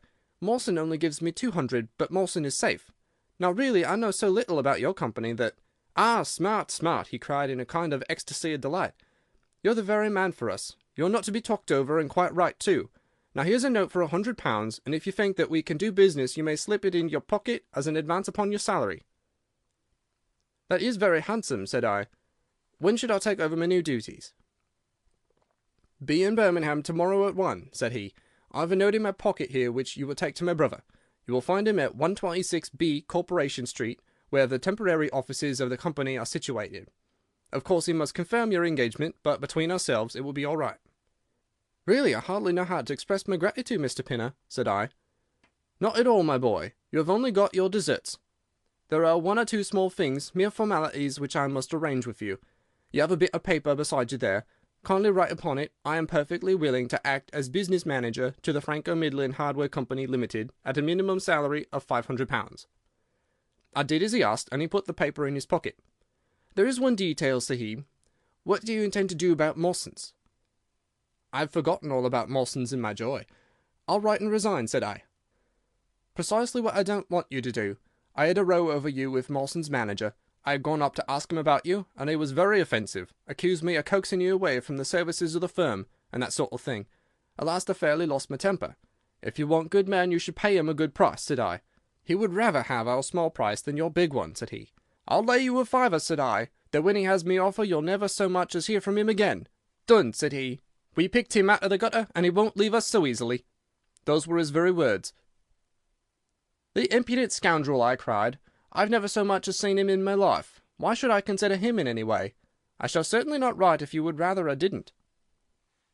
Good, that's a promise, said he, rising from his chair. Well, I'm delighted to have got so good a man from my brother. Here's your advance of £100, and here's the letter. Make a note of the address, 126B, Corporation Street, and remember that 1 o'clock tomorrow is your appointment. Good night, and may you have all the fortune that you deserve. That's just about all that passed between us, as near as I can remember. You can imagine, Dr. Watson, how pleased I was at such an extraordinary bit of good fortune. I sat up half the night hugging myself over it, and next day I was off to Birmingham in a train that would take me in plenty of time for my appointment. I took my things to a hotel in New Street, and then I made my way to the address which had been given me. It was a quarter of an hour before my time, but I thought that would make no difference. 126B was a passage between two large shops, which led to a winding stone stair from which there were many flats, let as offices to companies or professional men. The names of the occupants were painted at the bottoms of the wall, but there was no such name as the Franco-Midland Hardware Company Limited.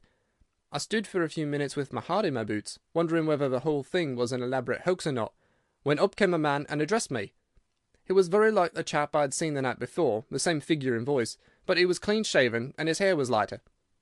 "Are you Mr. Hall Pycroft?" he asked. "Yes," I said. "Oh, I was expecting you, but you were a trifle before your time. I had a note from my brother this morning, in which he sang your praises very loudly." "I was just looking for the offices when you came." "We have not got our name up yet, for we only secured these temporary premises last week. Come up with me, and we will talk the matter over." I followed him to the top of a very lofty stair, and there right under the slates were a couple of empty, dusty little rooms, uncarpeted and uncurtained, into which he led me. I had thought of a great office, with shining tables and rows of clerks, such as I was used to, and I dare say I stared rather straight at the two deal chairs and one little table, which, with a ledger and a waste-paper basket, made up the whole furniture. "Don't be disheartened, Mr. Pycroft," said my new acquaintance, seeing the length of my face. "Rome was not built in a day, and we have lots of money at our backs, though we don't cut much dash yet in offices. Pray sit down and let me have your letter." I gave it to him, and read it over very carefully. "You seem to have made a vast impression upon my brother Arthur," said he, "and I know that he's a pretty shrewd judge. He swears by London, you know, and I by Birmingham, but this time I shall follow his advice. Pray consider yourself definitely engaged." "What are my duties?" I asked. "You will eventually manage the great depot in Paris, which will pour a flood of English crockery into the shops of 134 agents in France. The purchase will be completed in a week, and meanwhile you will remain in Birmingham and make yourself useful." "How?" For answer he took a big red book out of a drawer. "This is a directory of Paris," said he, "with the trades after the names of the people. I want you to take it home with you, and to mark off all the hardware sellers with their addresses. It would be of the greatest use to me to have them." "Surely there are classified lists," I suggested. "Not reliable ones. Their system is different from ours. Stick at it, and let me have the list by Monday at 12. Good day, Mr. Pycroft. If you continue to show zeal and intelligence, you'll find the company a good master." I went back to the hotel with the big book under my arm, and with very conflicting feelings in my breast. On the one hand, I was definitely engaged, and had £100 in my pocket. On the other, the look of the offices, the absence of name on the wall, and other of the points which would strike a business man, had left a bad impression as to the position of my employers. However, come what might, I had my money, so I settled down to my task. All Sunday I was kept hard at work, and yet by Monday I had only got as far as H. I went round to my employer, found him in the same dismantled kind of room, and was told to keep at it until Wednesday, and then come again. On Wednesday I was still unfinished, so I hammered away until Friday. That is yesterday. Then I brought it round to Mr. Harry Pinner. "Thank you very much," said he. "I fear that I underrated the difficulty of the task. This list will be of very material assistance to me." "It took some time," said I. "And now," said he, "I want you to make a list of the furniture shops, for they all sell crockery." "Very good. And you can come up tomorrow evening at 7 and let me know how you are getting on. Don't overwork yourself. A couple of hours at Day's Music Hall in the evening would do you no harm after your labours." He laughed as he spoke, and I saw with a thrill that his second tooth upon the left-hand side had been very badly stuffed with gold. Sherlock Holmes rubbed his hands with delight, and I stared with astonishment at our client. "You may well look surprised, Dr. Watson, but it is this way," said he. "When I was speaking to the other chap in London, at the time that he laughed at my not going to Mawson's, I happened to notice that his tooth was stuffed in this very identical fashion. The glint of the gold in each case caught my eye, you see. When I put that with the voice and figure being the same, and only those things altered which might be changed by a razor or a wig, I could not doubt that it was the same man. Of course you expect two brothers to be alike, but not that they should have the same tooth stuffed in the same way. He bowed me out, and I found myself in the street, hardly knowing whether I was on my head or my heels. Back I went to my hotel, put my head in a basin of cold water, and tried to think it out. Why had he sent me from London to Birmingham? Why had he got there before me? And why had he written a letter from himself to himself? It was altogether too much for me, and I could make no sense of it. And then it suddenly struck me that what was dark to me might be very light to Mr. Sherlock Holmes. I had just time to get up to town by the night train to see him this morning, and to bring you both back with me to Birmingham." There was a pause after the stockbroker's clerk had concluded his surprising experience. Then Sherlock Holmes cocked his eye at me, leaning back on the cushions with a pleased and yet critical face, like a connoisseur who has just taken his first sip of a Comet vintage.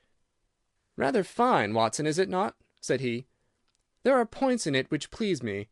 I think that you will agree with me that an interview with Mr. Arthur Harry Pinner in the temporary offices of the Franco Midland Hardware Company Limited would be a rather interesting experience for both of us." "But how can we do it?" I asked. "Oh, easily enough," said Hall Pycroft cheerily. "You are two friends of mine who are in want of a billet, and what could be more natural than that I should bring you both round to the managing director?" "Quite so, of course," said Holmes. "I should like to have a look at the gentleman, and see if I can make anything of his little game. What qualities have you, my friend, which would make your services so valuable? Or is it possible that—" He began biting his nails and staring blankly out of the window, and we hardly drew another word from him until we were in New Street. At 7 o'clock that evening we were walking, the three of us, down Corporation Street to the company's offices. "It's no use our being at all before our time," said our client. "He only comes there to see me, apparently, for the place is deserted up to the very hour he names." "That is suggestive," remarked Holmes. "By Jove, I told you so!" cried the clerk. "That's he walking ahead of us there." He pointed to a smallish, dark, well-dressed man who was bustling along the other side of the road. As we watched him, he looked across at a boy who was bawling out the latest edition of the evening paper, and running over among the cabs and buses, he bought one from him. Then, clutching it in his hand, he vanished through a doorway. "There he goes!" cried Hall Pycroft. "These are the company's offices into which he has gone. Come with me, and I'll fix it up as easily as possible." Following his lead, we ascended 5 stories until we found ourselves outside a half-opened door, at which our client tapped. A voice within bade us enter, and we entered a bare, unfurnished room such as Hall Pycroft had described. At the single table sat the man whom we had seen in the street, with his evening paper spread out in front of him, and as he looked up at us, it seemed to me that I had never looked upon a face which bore such marks of grief, and of something beyond grief, of a horror such as comes to few men in a lifetime. His brow glistened with perspiration. His cheeks were of the dull, dead white of a fish's belly, and his eyes were wild and staring. He looked at his clerk as though he failed to recognize him, and I could see by the astonishment depicted upon our conductor's face that this was by no means the usual appearance of his employer. "You look ill, Mr. Pinner," he exclaimed. "Yes, I am not very well," answered the other, making obvious efforts to pull himself together, and licking his dry lips before he spoke. "Who are these gentlemen whom you have brought with you?" "One is Mr. Harris, of Bermondsey, and the other is Mr. Price, of this town," said our clerk glibly. They are friends of mine, and gentlemen of experience, but they have been out of a place for some little time, and they hoped that perhaps you might find an opening for them in the company's employment." Very possibly, cried Mr. Pinner with a ghastly smile. "Yes, I have no doubt that we shall be able to do something for you. What is your particular line, Mr. Harris?" "I am an accountant," said Holmes. "Ah, yes, we shall want something of the sort.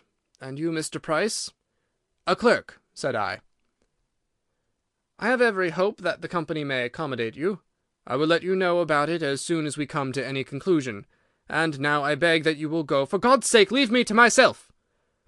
These last words were shot out of him, as though the constraint which he was evidently setting upon himself had suddenly and utterly burst asunder. Holmes and I glanced at each other, and Hall Pycroft took a step towards the table. "You forget, Mr. Pinner, that I am here by appointment to receive some directions from you," said he. "Certainly, Mr. Pycroft, certainly," the other resumed in a calmer tone. "You may wait here a moment, and there is no reason why your friends should not wait with you. I will be entirely at your service in 3 minutes, if I might trespass upon your patience so far." He rose with a very courteous air, and bowing to us he passed out through a door at the farther end of the room, which he closed behind him. "What now?" whispered Holmes. "Is he giving us the slip?" "Impossible," answered Pycroft. "Why so?" "That door leads into an inner room." "There is no exit?" "None." "Is it furnished?" "It was empty yesterday." "Then what on earth can he be doing? There is something which I don't understand in this manner. If ever a man was 3 parts mad with terror, that man's name is Pinner. What can have put the shivers on him?" "He suspects that we are detectives," I suggested. "That's it," cried Pycroft. Holmes shook his head. "He did not turn pale. He was pale when we entered the room," said he. "It is just possible that—" His words were interrupted by a sharp rat-tat from the direction of the inner door. "What the deuce is he knocking at his own door for?" cried the clerk. Again, and much louder, came the rat-tat-tat. We all gazed expectantly at the closed door. Glancing at Holmes, I saw his face turn rigid, and he leaned forward in intense excitement. Then suddenly came a low guggling, gargling sound, and a brisk drumming upon woodwork. Holmes sprang frantically across the room, and pushed at the door. It was fastened on the inner side. Following his example, we threw ourselves upon it with all our weight. One hinge snapped, then the other, and down came the door with a crash. Rushing over it, we found ourselves in the inner room. It was empty. But it was only for a moment that we were at fault. At one corner, the corner nearest the room which we had left, there was a second door. Holmes sprang to it and pulled it open. A coat and waistcoat were lying on the floor, and from a hook behind the door, with his own braces round his neck, was hanging the managing director of the Franco-Midland Hardware Company. His knees were drawn up, his head hung at a dreadful angle to his body, and the clatter of his heels against the door made the noise which had broken in upon our conversation. In an instant I had caught him around the waist, and held him up while Holmes and Pycroft untied the elastic bands, which had disappeared between the livid creases of skin. Then we carried him into the other room, where he lay with a clay-coloured face, puffing his purple lips in and out with every breath, a dreadful wreck of all that he had been but 5 minutes before. "What do you think of him, Watson?" asked Holmes. I stooped over him and examined him. His pulse was feeble and intermittent, but his breathing grew longer, and there was a little shivering of his eyelids, which showed a thin white slit of ball beneath. "It has been touch and go with him," said I, "but he'll live now. Just open that window and hand me the water carafe." I undid his collar, poured the cold water over his face, and raised and sank his arms until he drew a long, natural breath. "It's only a question of time now," said I, as I turned away from him. Holmes stood by the table, with his hands deep in his trousers pockets and his chin upon his breast. "I suppose we ought to call the police in now," said he, "and yet I confess that I'd like to give them a complete case when they come." "It's a blessed mystery to me," cried Pycroft, scratching his head. "Whatever they wanted to bring me all the way up here for, and then—" "Pooh! All that is clear enough," said Holmes impatiently. "It is this last sudden move." "You understand the rest, then?" "I think that it is fairly obvious. What do you say, Watson?" I shrugged my shoulders. "I must confess that I am out of my depths," said I. "Oh, surely, if you consider the events at first, they can only point to one conclusion." "What do you make of them?" "Well, the whole thing hinges upon 2 points. The first is the making of Pycroft write a declaration by which he entered the service of this preposterous company. Do you not see how very suggestive that is?" "I am afraid I miss the point." "Well, why did they want him to do it? Not as a business matter, for these arrangements are usually verbal, and there was no earthly business reason why this should be an exception. Don't you see, my young friend, that they were very anxious to obtain a specimen of your handwriting, and had no other way of doing it?" "And why?" "Quite so. Why? When we answered that, we have made some progress with our little problem. Why? There can be only one adequate reason. Someone wanted to learn to imitate your writing, and had to procure a specimen of it first. And now, if we pass on to the second point, we find that each throws light upon the other. That point is the request made by Pinner that you should not resign your place, but should leave the manager of this important business in the full expectation that a Mr. Hall Pycroft, whom he had never seen, was about to enter the office upon the Monday morning." "My God!" cried our client, "what a blind beetle I've been!" "Now you see the point about the handwriting. Suppose that someone turned up in your place who wrote a completely different hand from that in which you had applied for the vacancy. Of course, the game would have been up. But in the interval the rogue had learned to imitate you, and his position was therefore secure, and I presume that nobody in the office has ever set eyes upon you." "Not a soul," groaned Hall Pycroft. "Very good. Of course it was of the utmost importance to prevent you from thinking better of it, and also to keep you from coming into contact with anyone who might tell you that your double was at work in Mawson's office. Therefore they gave you a handsome advance on your salary, and ran you off to the Midlands, where they gave you enough work to do to prevent your going to London, where you might have burst their little game up. That is all plain enough." "But why should this man pretend to be his own brother?" "Well, that is pretty clear also. There are evidently only two of them in it. The other is impersonating you at the office. This one acted as your engager, and then found that he could not find you an employer without admitting a third person into his plot. That he was most unwilling to do. He changed his appearance as far as he could, and trusted that the likeness, which you could not fail to observe, would be put down to a family resemblance. But for the happy chance of the gold stuffing, your suspicions would probably never have been aroused." Hall Pycroft shook his clinched hands in the air. "Good Lord!" he cried. "While I've been fooled in this way, what has this other Hall Pycroft been doing at Mawson's?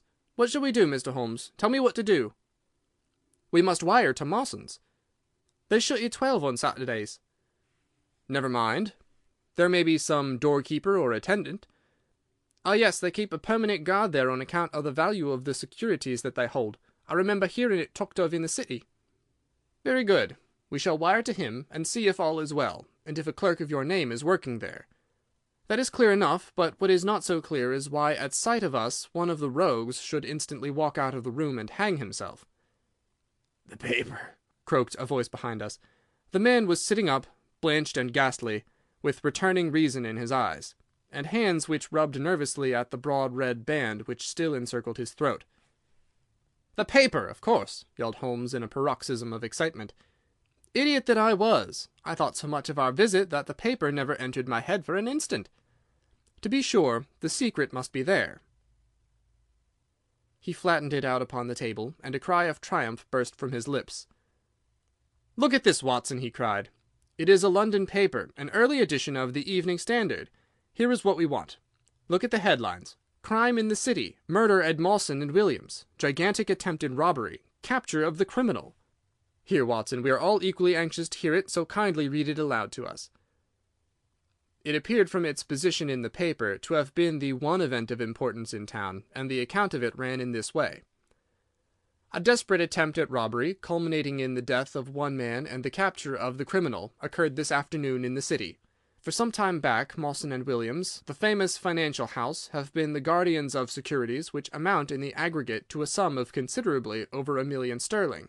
So conscious was the manager of the responsibility, which devolved upon him in consequence of the great interests at stake, that safes of the very latest construction have been employed, and an armed watchman has been left day and night in the building.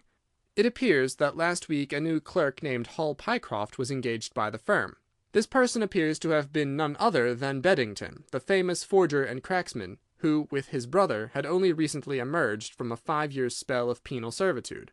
By some means which are not yet clear, he succeeded in winning, under a false name, this official position in the office, which he utilized in order to obtain moulding of various locks and a thorough knowledge of the position of the strong-room and the safes.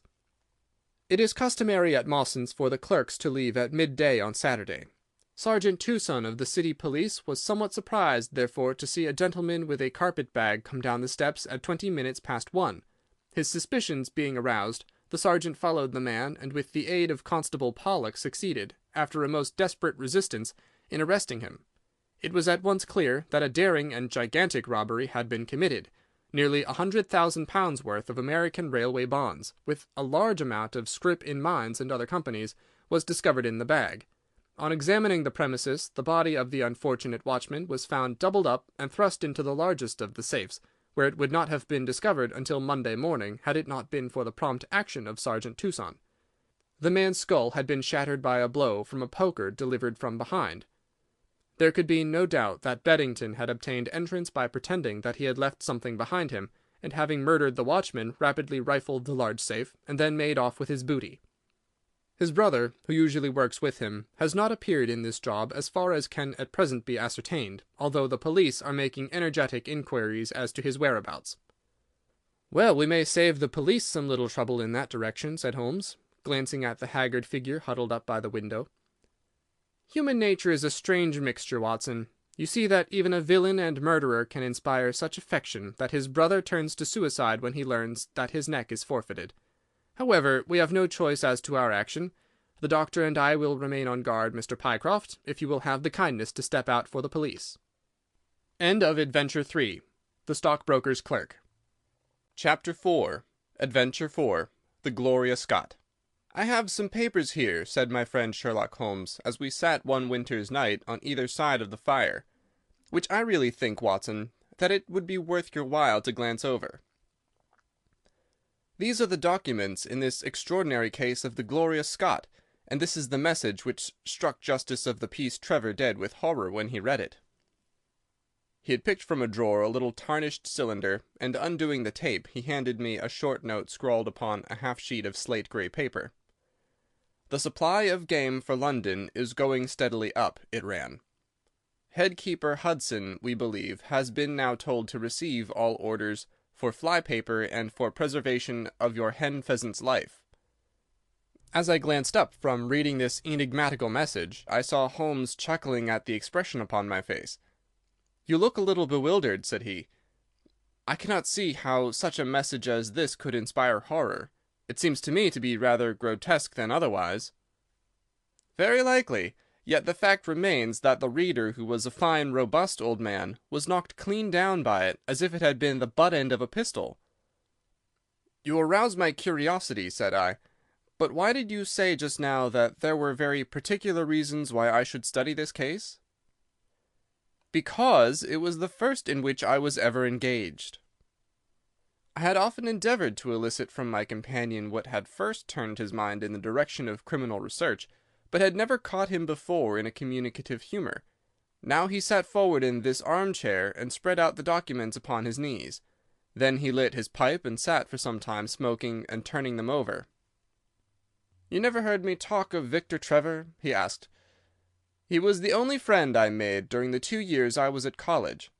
I was never a very sociable fellow, Watson, always rather fond of moping in my rooms and working out my own little methods of thought, so that I never mixed much with the men of my year. Bar fencing and boxing, I had few athletic tastes, and then my line of study was quite distinct from that of the other fellows, so that we had no points of contact at all. Trevor was the only man I knew, and that only through the accident of his bull terrier freezing onto my ankle one morning as I went down to chapel. It was a prosaic way of forming a friendship, but it was effective. I was laid by the heels for 10 days, but Trevor used to come in to inquire after me. At first it was only a minute's chat, but soon his visits lengthened, and before the end of the term we were close friends. He was a hearty, full-blooded fellow, full of spirits and energy, the very opposite to me in most respects, but we had some subjects in common, and it was a bond of union when I found that he was as friendless as I. Finally, he invited me down to his father's place at Donnithorpe in Norfolk, and I accepted his hospitality for a month of the long vacation. Old Trevor was evidently a man of some wealth and consideration, a J.P., and a landed proprietor. Donnithorpe is a little hamlet just to the north of Langmere, in the country of the Broads. The house was an old-fashioned, widespread, oak-beamed brick building, with a fine lime-lined avenue leading up to it. There was excellent wild duck shooting in the fens, remarkably good fishing, a small but select library, taken over, as I understood, from a former occupant, and a tolerable cook, so that he would be a fastidious man who could not put in a pleasant month there. Trevor senior was a widower, and my friend his only son. There had been a daughter, I heard, but she had died of diphtheria while on a visit to Birmingham. The father interested me extremely. He was a man of little culture, but with a considerable amount of rude strength, both physically and mentally. He knew hardly any books, but he had travelled far, and had seen much of the world, and had remembered all that he had learned. In person he was the thick-set, burly man, with a shock of grizzled hair, a brown, weather-beaten face, and blue eyes which were keen to the verge of fierceness. Yet he had a reputation for kindness and charity on the countryside, and was noted for the leniency of his sentences from the bench. One evening, shortly after my arrival, we were sitting over a glass of port after dinner, when young Trevor began to talk about those habits of observation and inference which I had already formed into a system, although I had not yet appreciated the part which they were to play in my life. The old man evidently thought that his son was exaggerating in his description of one or two trivial feats which I had performed. "Come now, Mr. Holmes," said he, laughing good-humouredly. "I'm an excellent subject, if you can deduce anything from me." "I fear there is not very much," I answered. "I might suggest that you have gone about in fear of some personal attack within the last 12-month. The laugh faded from his lips, and he stared at me in great surprise. "Well, that's true enough," said he. "You know, Victor," turning to his son, "when we broke up that poaching gang they swore to knife us, and Sir Edward Hawley has actually been attacked. I have always been on my guard since then, though I have no idea how you know it." "You have a very handsome stick," I answered. "By the inscription I observed that you had not had it more than a year, but you have taken some pains to bore the head of it and pour melted lead into the hole, so as to make it a formidable weapon. I argued that you would not take such precautions unless you had some danger to fear." "Anything else?" he asked, smiling. "You have boxed a good deal in your youth." "Right again. How did you know it? Is my nose knocked a little out of the straight?" "No," said I, "it is your ears. They have the peculiar flattening and thickening which marks the boxing man." "Anything else?" "You have done a good deal of digging by your callosities." "Made all my money at the gold fields." "You have been in New Zealand." "Right again." "You have visited Japan." "Quite true." "And you have been most intimately associated with someone whose initials were J.A., and whom you afterwards were eager to entirely forget." Mr. Trevor stood slowly up, fixed his large blue eyes upon me with a strange wild stare, and then pitched forward, with his face among the nutshells which strewn the cloth, in a dead faint. You can imagine, Watson, how shocked both his son and I were. His attack did not last long, however, for when we undid his collar and sprinkled the water from one of the finger-glasses over his face, he gave a gasp or two and sat up. "Ah, boys," said he, forcing a smile, "I hope I haven't frightened you. Strong as I look, there is a weak place in my heart, and it does not take much to knock me over. I don't know how you manage this, Mr. Holmes, but it seems to me that all the detectives of fact and of fancy would be children in your hands. That's your line of life, sir, and you may take the word of a man who has seen something of the world." And that recommendation, with the exaggerated estimate of my ability with which he prefaced it, was, if you will believe me, Watson, the very first thing which ever made me feel that a profession might be made out of what had up to that time been the merest hobby. At the moment, however, I was too much concerned at the sudden illness of my host to think of anything else. "I hope that I have said nothing to pain you," said I. "Well, you certainly touched upon a rather tender point. Might I ask how you know, and how much you know?" He spoke now in a half-jesting fashion, but a look of terror still lurked at the back of his eyes. "It is simplicity itself," said I. "When you bared your arm to draw that fish into the boat, I saw that J.A. had been tattooed in the bend of the elbow." The letters were still legible, but it was perfectly clear from their blurred appearance and from the staining of the skin around them that efforts had been made to obliterate them. It was obvious then that those initials had once been very familiar to you, and that you had afterwards wished to forget them. "What an eye you have!" he cried, with a sigh of relief. "It is just as you say. But we won't talk of it. Of all ghosts, the ghosts of our old lovers are the worst. Come into the billiard-room and have a quiet cigar." From that day, amid all his cordiality, there was always a touch of suspicion in Mr. Trevor's manner toward me. Even his son remarked it. "You've given the governor such a turn," said he, "that he'll never be sure again of what you know and what you don't know." He did not mean to show it, I'm sure, but it was so strongly in his mind that it peeped out at every action. At last I became so convinced that I was causing him uneasiness that I drew my visit to a close. On the very day, however, before I left, an incident occurred which proved in the sequel to be of importance. We were sitting out upon the lawn on garden chairs, the three of us, basking in the sun and admiring the view across the Broads, when a maid came out to say there was a man at the door who wanted to see Mr. Trevor. "What is his name?" asked my host. "He would not give any." "What does he want, then?" "He says that you know him, and that he only wants a moment's conversation." "Show him round here." An instant afterwards there appeared a little wizened fellow with the cringing manner and a shambling style of walking. He wore an open jacket with a splotch of tar on the sleeve, a red and black check shirt, dungaree trousers, and heavy boots badly worn. His face was thin and brown and crafty, with a perpetual smile upon it, which showed an irregular line of yellow teeth, and his crinkled hands were half closed in a way that is distinctive of sailors. As he came slouching across the lawn, I heard Mr. Trevor make a sort of hiccuping noise in his throat, and jumping out of his chair, he ran into the house. He was back in a moment, and I smelt a strong reek of brandy as he passed me.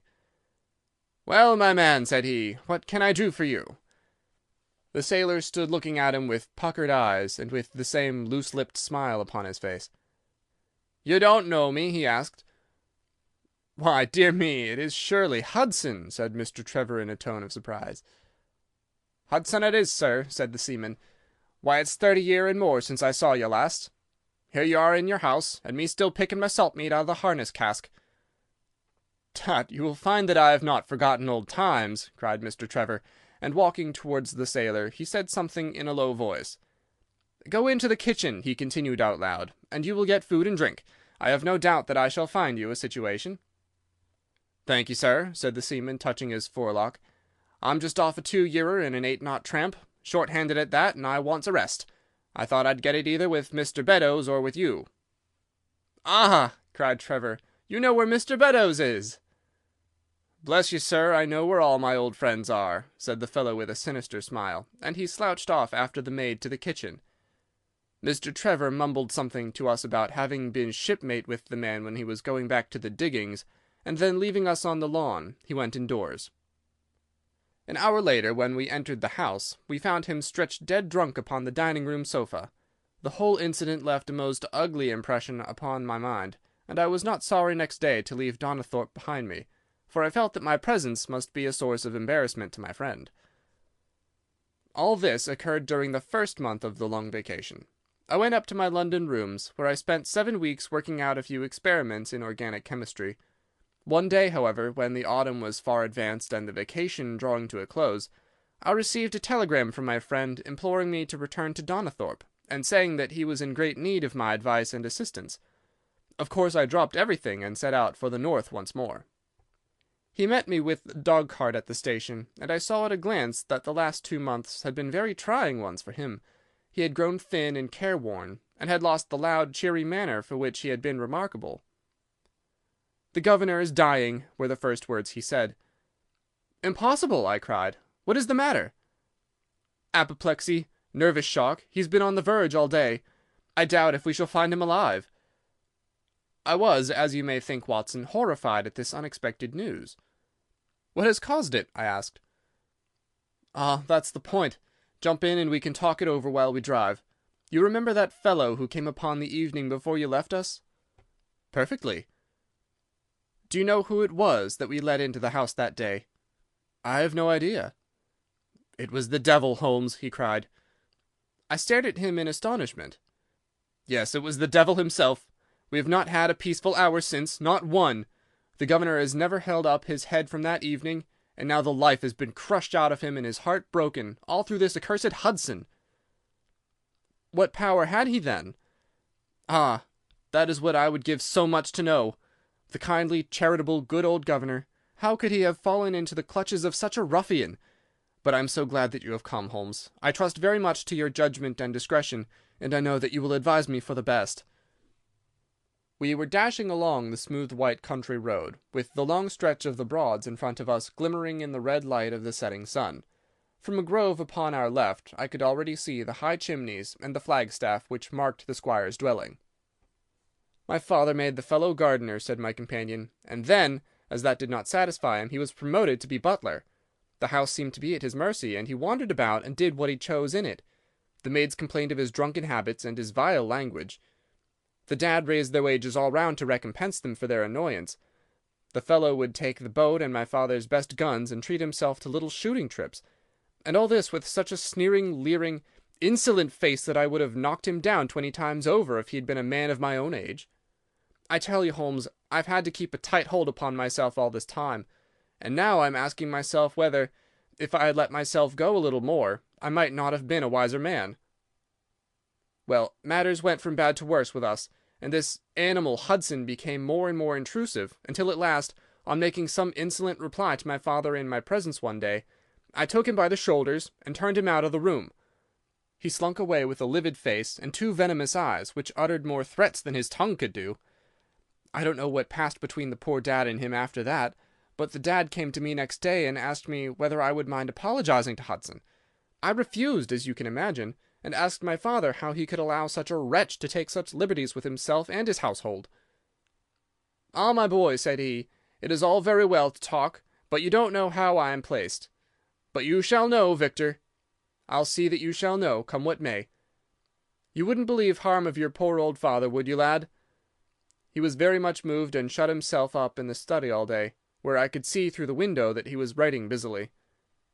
That evening there came what seemed to me to be a grand release, for Hudson told us that he was going to leave us. He walked into the dining-room as we sat after dinner, and announced his intention in the thick voice of a half-drunken man. "I've had enough of Norfolk," said he. "I'll run down to Mr. Beddoes in Hampshire. He'll be as glad to see me as you were, I dare say." "You're not going away in an unkind spirit, Hudson, I hope?" said my father with a tameness which made my blood boil. "I've not had my apology," said he sulkily, glancing in my direction. "Victor, you will acknowledge that you have used this worthy fellow rather roughly," said the dad, turning to me. "On the contrary, I think that we have both shown extraordinary patience towards him," I answered. "Oh, you do ya?" he snarls. "Very good, mate. We'll see about that." He slouched out of the room, and half an hour afterwards left the house, leaving my father in a state of pitiable nervousness. Night after night I heard him pacing his room, and it was just as he was recovering his confidence that the blow did at last fall. "And how?" I asked eagerly. "In a most extraordinary fashion. A letter arrived for my father yesterday evening, bearing the Fordingbridge postmark. My father read it, clapped both his hands to his head, and began running round the room in little circles, like a man who has been driven out of his senses. When I at last drew him down onto the sofa, his mouth and eyelids were all puckered on one side, and I saw that he had a stroke. Dr. Fordham came over at once. We put him to bed, but the paralysis has spread. He has shown no sign of returning consciousness, and I think that we shall hardly find him alive." "You horrify me, Trevor," I cried. "What then could have been in this letter to cause so dreadful a result?" "Nothing. There lies the inexplicable part of it. The message was absurd and trivial. Oh, my God, it is as I feared." As he spoke, we came round the curve of the avenue, and saw in the fading light that every blind in the house had been drawn down. As we dashed up to the door, my friend's face convulsed with grief, a gentleman in black emerged from it. "When did it happen, doctor?" asked Trevor. "Almost immediately after you left." "Did he recover consciousness?" "For an instant before the end." "Any message for me?" "Only that the papers were in the back drawer of the Japanese cabinet." My friend ascended with the doctor to the chamber of death, while I remained in the study, turning the whole matter over and over in my head, and feeling as sombre as ever I had done in my life. What was the past of this Trevor, pugilist, traveller, and gold-digger, and how had he placed himself in the power of this acid-faced seaman? Why, too, should he faint at an allusion to the half-effaced initials upon his arm, and die of fright when he had a letter from Fordingham? Then I remembered that Fordingham was in Hampshire, and that this Mr. Beddoes, whom the seaman had gone to visit and presumably to blackmail, had also been mentioned as living in Hampshire. The letter, then, might either come from Hudson, the seaman saying that he had betrayed the guilty secret which appeared to exist, or it might come from Beddoes, warning an old confederate that such a betrayal was imminent. So far it seemed clear enough, but then how could this letter be trivial and grotesque, as described by the Sun? He must have misread it. If so, it must have been one of those ingenious secret codes, which mean one thing while they seem to mean another. I must see this letter.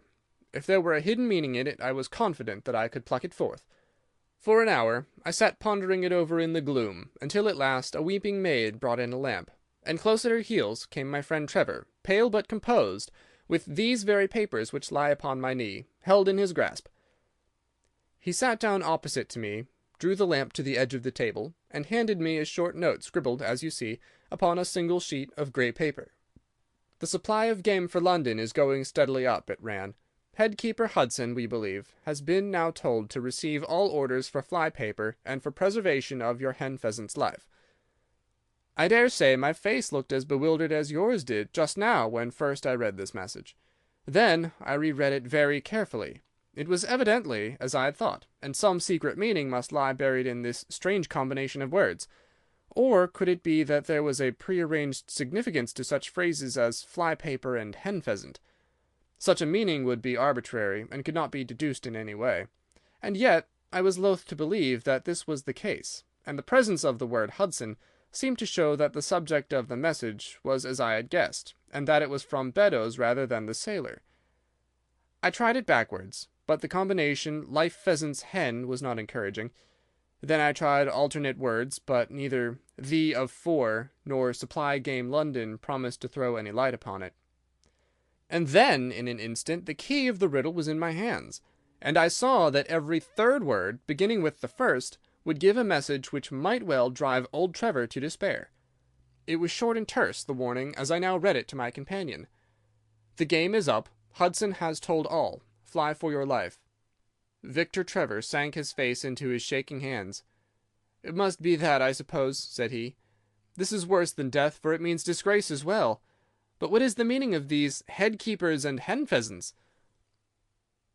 "It means nothing to the message, but it might mean a good deal to us if we had no other means of discovering the sender. You see that he has begun by writing 'the game is,' and so on. Afterwards he had, to fulfill the prearranged cipher, to fill in any 2 words in each space. He would naturally use the first words which came to his mind, and if there were so many which referred to sport among them, you may be tolerably sure that he is either an ardent shot or interested in breeding. Do you know anything of this Beddoes?" "Why, now that you mention it," said he, "I remember that my poor father used to have an invitation from him to shoot over his preserves every autumn." "Then it is undoubtedly from him that the note comes," said I. "It only remains for us to find out what this secret was which the sailor Hudson seems to have held over the heads of these 2 wealthy and respected men." "Alas, Holmes, I fear that it is one of sin and shame," cried my friend. "But from you I shall have no secrets. Here is the statement which was drawn up by my father when he knew that the danger from Hudson had become imminent. I found it in the Japanese cabinet, as he told the doctor. Take it and read it to me, for I have neither the strength nor the courage to do it myself." These are the very papers, Watson, which he handed to me, and I will read them to you, as I read them in the old study that night to him. They are endorsed outside, as you see. Some particulars of the voyage of the bark Gloria Scott, from her leaving Falmouth on the 8th October, 1855, to her destruction in north latitude 15 degrees 20 minutes, west longitude 25 degrees 14 minutes, on November 6th. It is in the form of a letter, and runs in this way.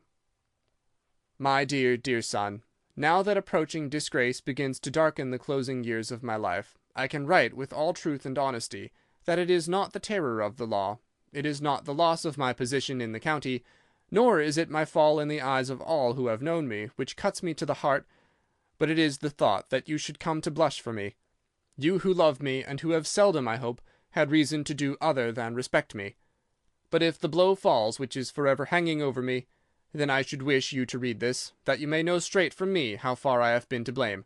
On the other hand, if all should go well, which may kind God Almighty grant, then if by any chance this paper should be still undestroyed and should fall into your hands, I conjure you, by all you hold sacred, by the memory of your dear mother, and by the love which had been between us, to hurl it into the fire, and to never give one thought to it again.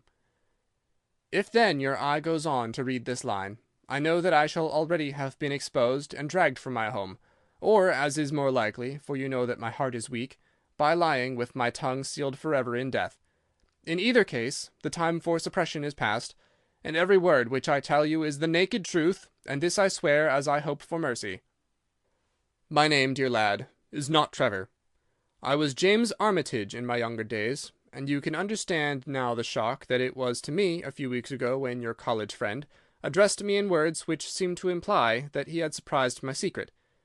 As Armitage, it was that I entered a London banking-house, and as Armitage, I was convicted of breaking my country's laws, and was sentenced to transportation. Do not think very harshly of me, laddie. It was a debt of honour, so-called, which I had to pay, and I used money which was not my own to do it, in the certainty that I could replace it before there could be any possibility of its being missed. But the most dreadful ill luck pursued me. The money which I had reckoned upon never came to hand, and a premature examination of accounts exposed my deficit. The case might have been dealt leniently with, but the laws were more harshly administered 30 years ago than now, and on my 23rd birthday I found myself chained as a felon with 37 other convicts in 'tween decks of the bark Gloria Scott, bound for Australia. It was the year '55, when the Crimean War was at its height, and the old convict ships had been largely used as transports in the Black Sea. The government was compelled, therefore, to use smaller and less suitable vessels for sending out their prisoners. The Gloria Scott had been in the Chinese tea trade, but she was an old-fashioned, heavy-bowed, broad-beamed craft, and the new clippers had cut her out. She was a 500-ton boat, and besides her 38 jailbirds, she carried 26 of a crew, 18 soldiers, a captain, 3 mates, a doctor, a chaplain, and 4 warders. Nearly 100 souls were in her, all told, when we set sail from Falmouth. The partitions between the cells of the convicts, instead of being of thick oak, as is usual in convict ships, were quite thin and frail. The man next to me upon the aft side was one whom I had particularly noticed when we were led down the quay. He was a young man with a clear, hairless face, a long, thin nose, and a rather nutcracker jaws. He carried his head very jauntily in the air, had a swaggering style of walking, and was, above all else, remarkable for his extraordinary height. I don't think any of our heads would have come up to his shoulder, and I am sure that he could not have measured less than 6½ feet. It was strange among so many sad and weary faces to see one which was full of energy and resolution. The sight of it was to me like a fire in a snowstorm.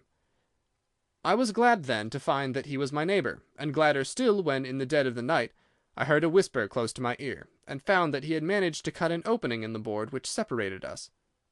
"Hello, chummy," said he. "What's your name, and what are you here for?" I answered him, and asked in turn who I was talking with. "I'm Jack Prendergast," said he, "and by God, you'll learn to bless my name before you've done with me." I remembered hearing of this case, for it was one which had made an immense sensation throughout the country some time before my own arrest. He was a man of good family and of great ability, but of incurably vicious habits, who had by an ingenious system of fraud obtained huge sums of money from the leading London merchants. "Ha, ha! You remember my case," said he proudly.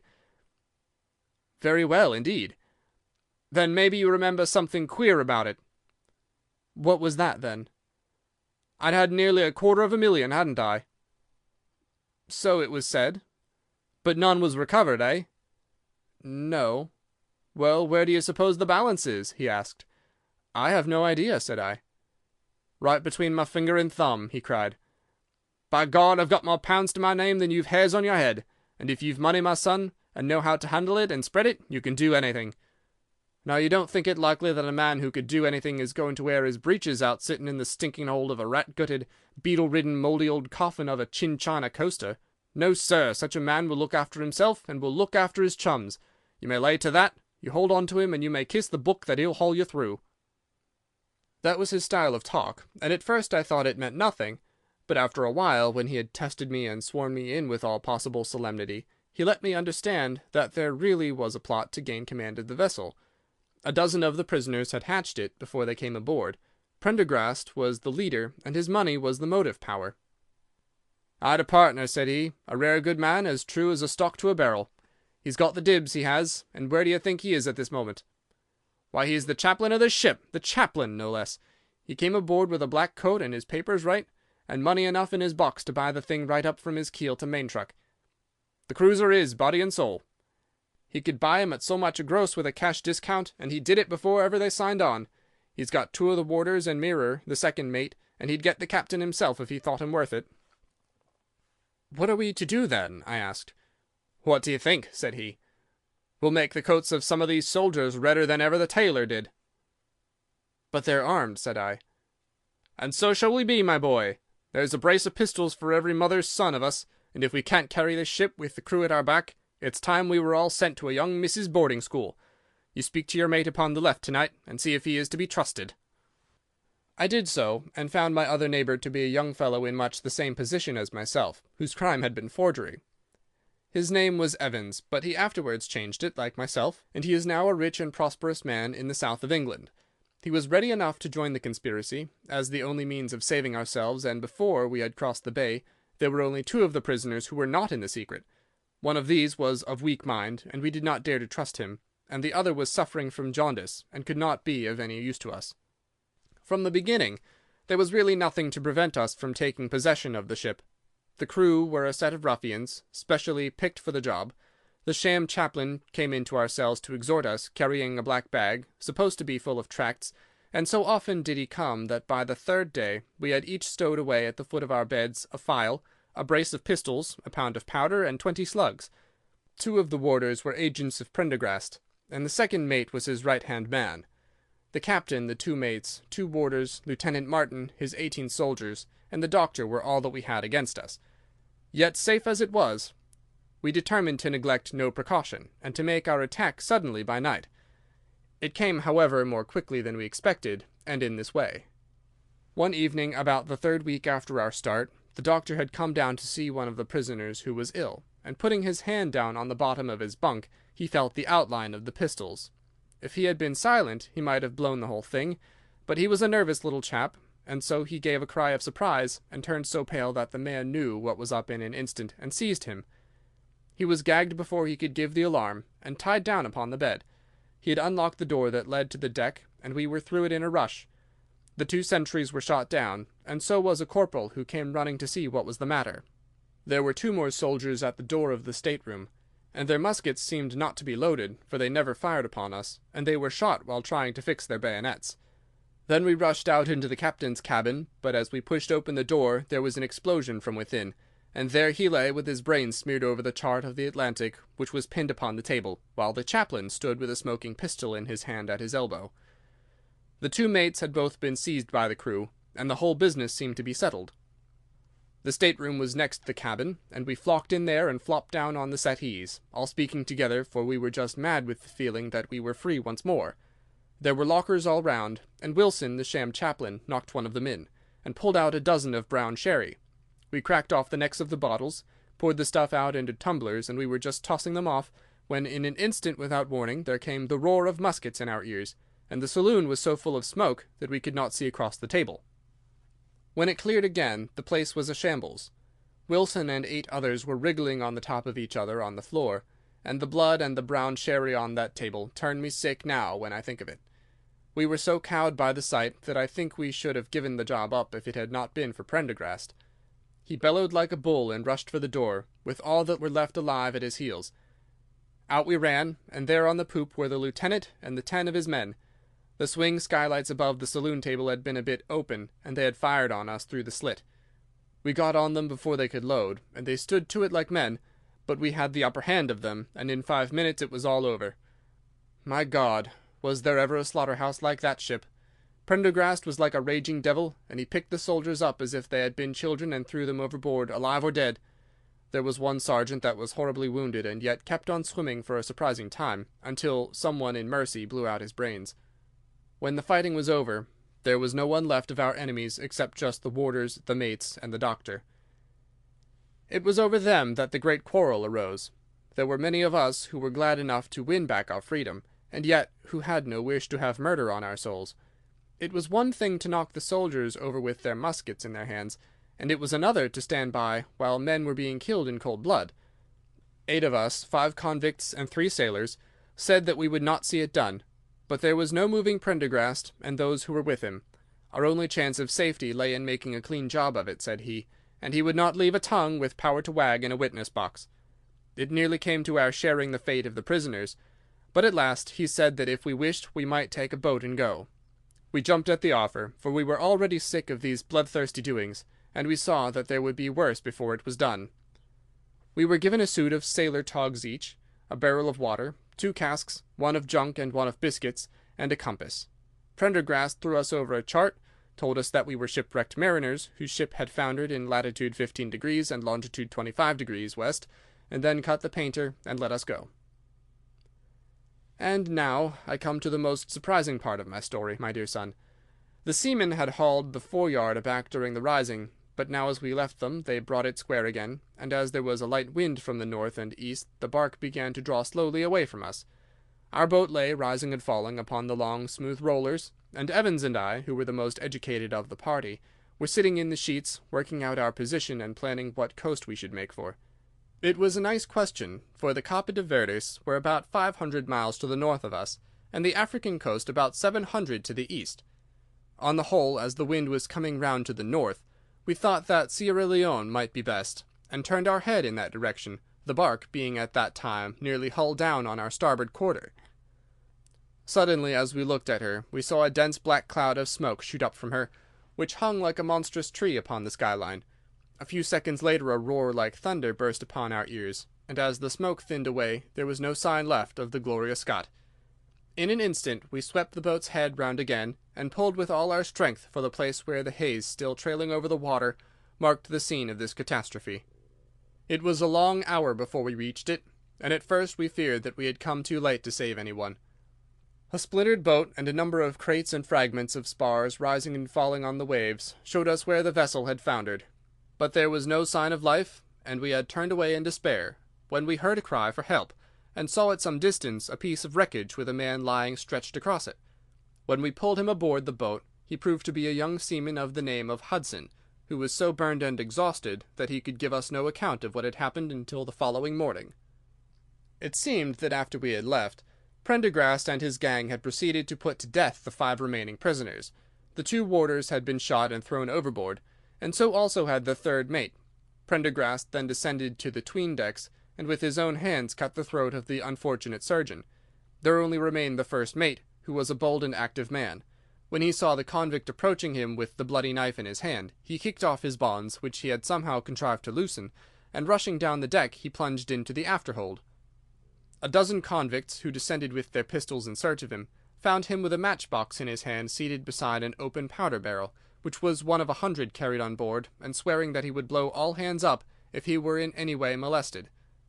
An instant later the explosion occurred, though Hudson thought it was caused by the misdirected bullet of one of the convicts rather than the mate's match. Be the cause what it may, it was the end of the Gloria Scott, and of the rabble who held command of her. Such, in a few words, my dear boy, is the history of this terrible business in which I was involved. Next day we were picked up by the brig Hotspur, bound for Australia, whose captain found no difficulty in believing that we were the survivors of a passenger ship which had foundered. The transport ship Gloria Scott was set down by the Admiralty as being lost at sea, and no word has ever leaked out as to her true fate. After an excellent voyage, the Hotspur landed us at Sydney, where Evans and I changed our names and made our way to the diggings, where among the crowds who were gathered from all nations we had no difficulty in losing our former identities. The rest I need not relate. We prospered, we travelled, we came back as rich colonials to England, and we bought country estates. For more than 20 years we have led peaceful and useful lives, and we hoped that our past was forever buried. Imagine, then, my feelings when in the seaman who came to us I recognized instantly the man who had been picked off the wreck. He had tracked us down somehow, and had set himself to live upon our fears. You will understand now how it was that I strove to keep the peace with him, and you will in some measure sympathize with me in the fears which fill me, now that he has gone from me to his other victim with threats upon his tongue. Underneath is written in a hand so shaky as to be hardly legible, Beddoes writes in cipher to say H has told all. Sweet Lord, have mercy on our souls. That was the narrative which I read that night to young Trevor, and I think, Watson, that under the circumstances it was a dramatic one. The good fellow was heartbroken at it, and went out to the Terai tea planting, where I hear that he is doing well. As to the sailor and Beddoes, neither of them was ever heard of again after that day on which the letter of warning was written. They both disappeared utterly and completely.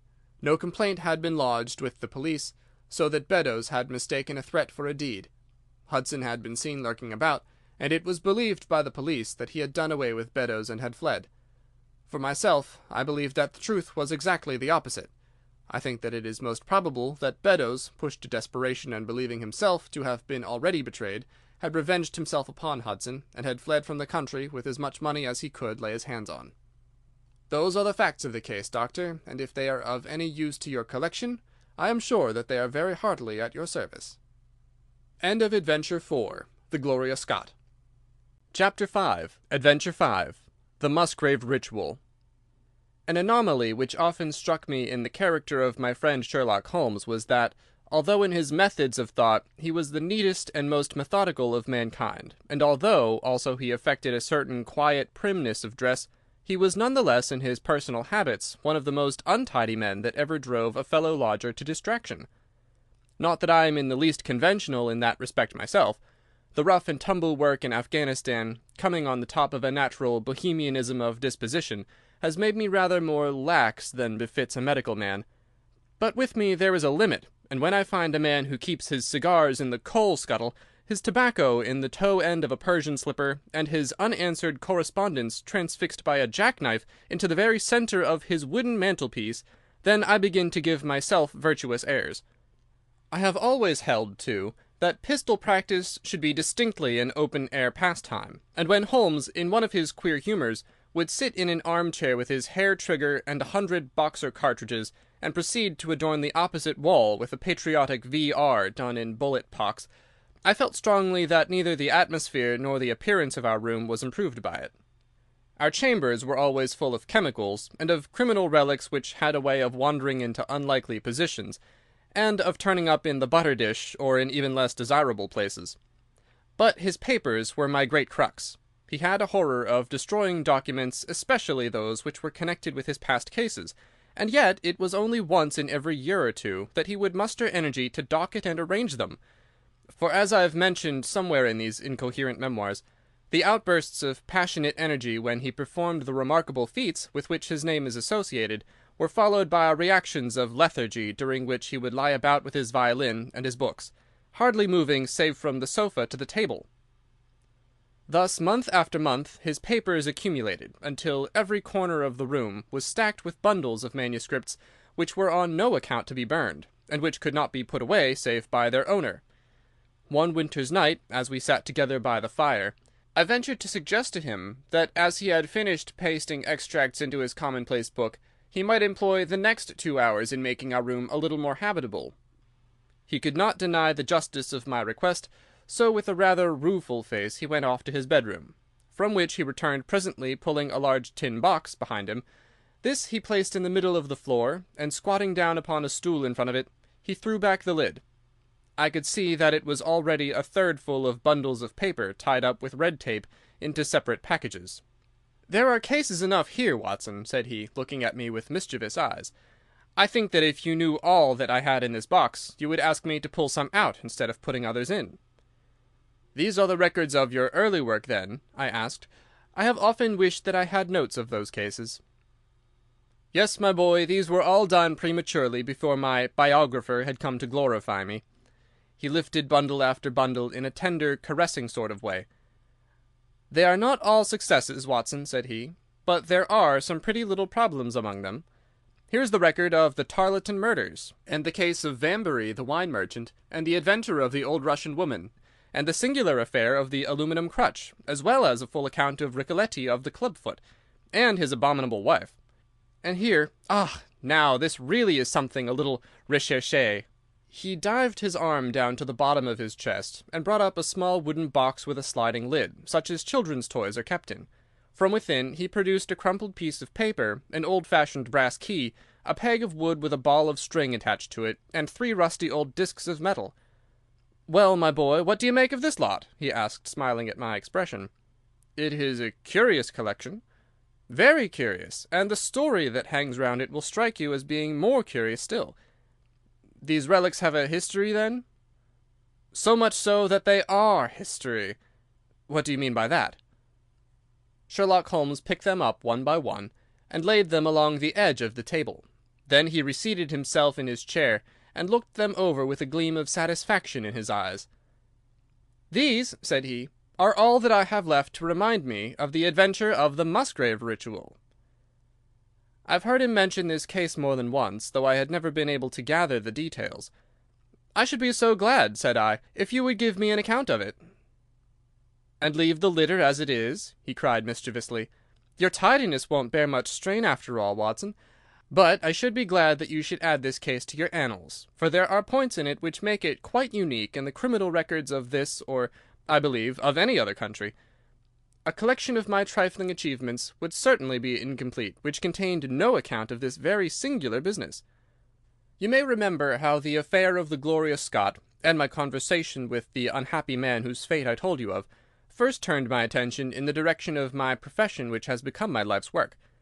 You see me now when my name has become known far and wide, and when I am generally recognized, both by the public and by the official force, as being a final court of appeal in doubtful cases. Even when you knew me first, at the time of the affair which you have commemorated in A Study in Scarlet, I have already established a considerable, though not very lucrative, connection. You can hardly realize, then, how difficult I found it at first, and how long I had to wait before I succeeded in making any headway. When I first came up to London, I had rooms in Montague Street, just round the corner from the British Museum, and there I waited, filling in my too abundant leisure time by studying all those branches of science which might make me more efficient. Now and again cases came in my way, principally through the introduction of old fellow students, for during my last years at the university there was a good deal of talk there about myself and my methods.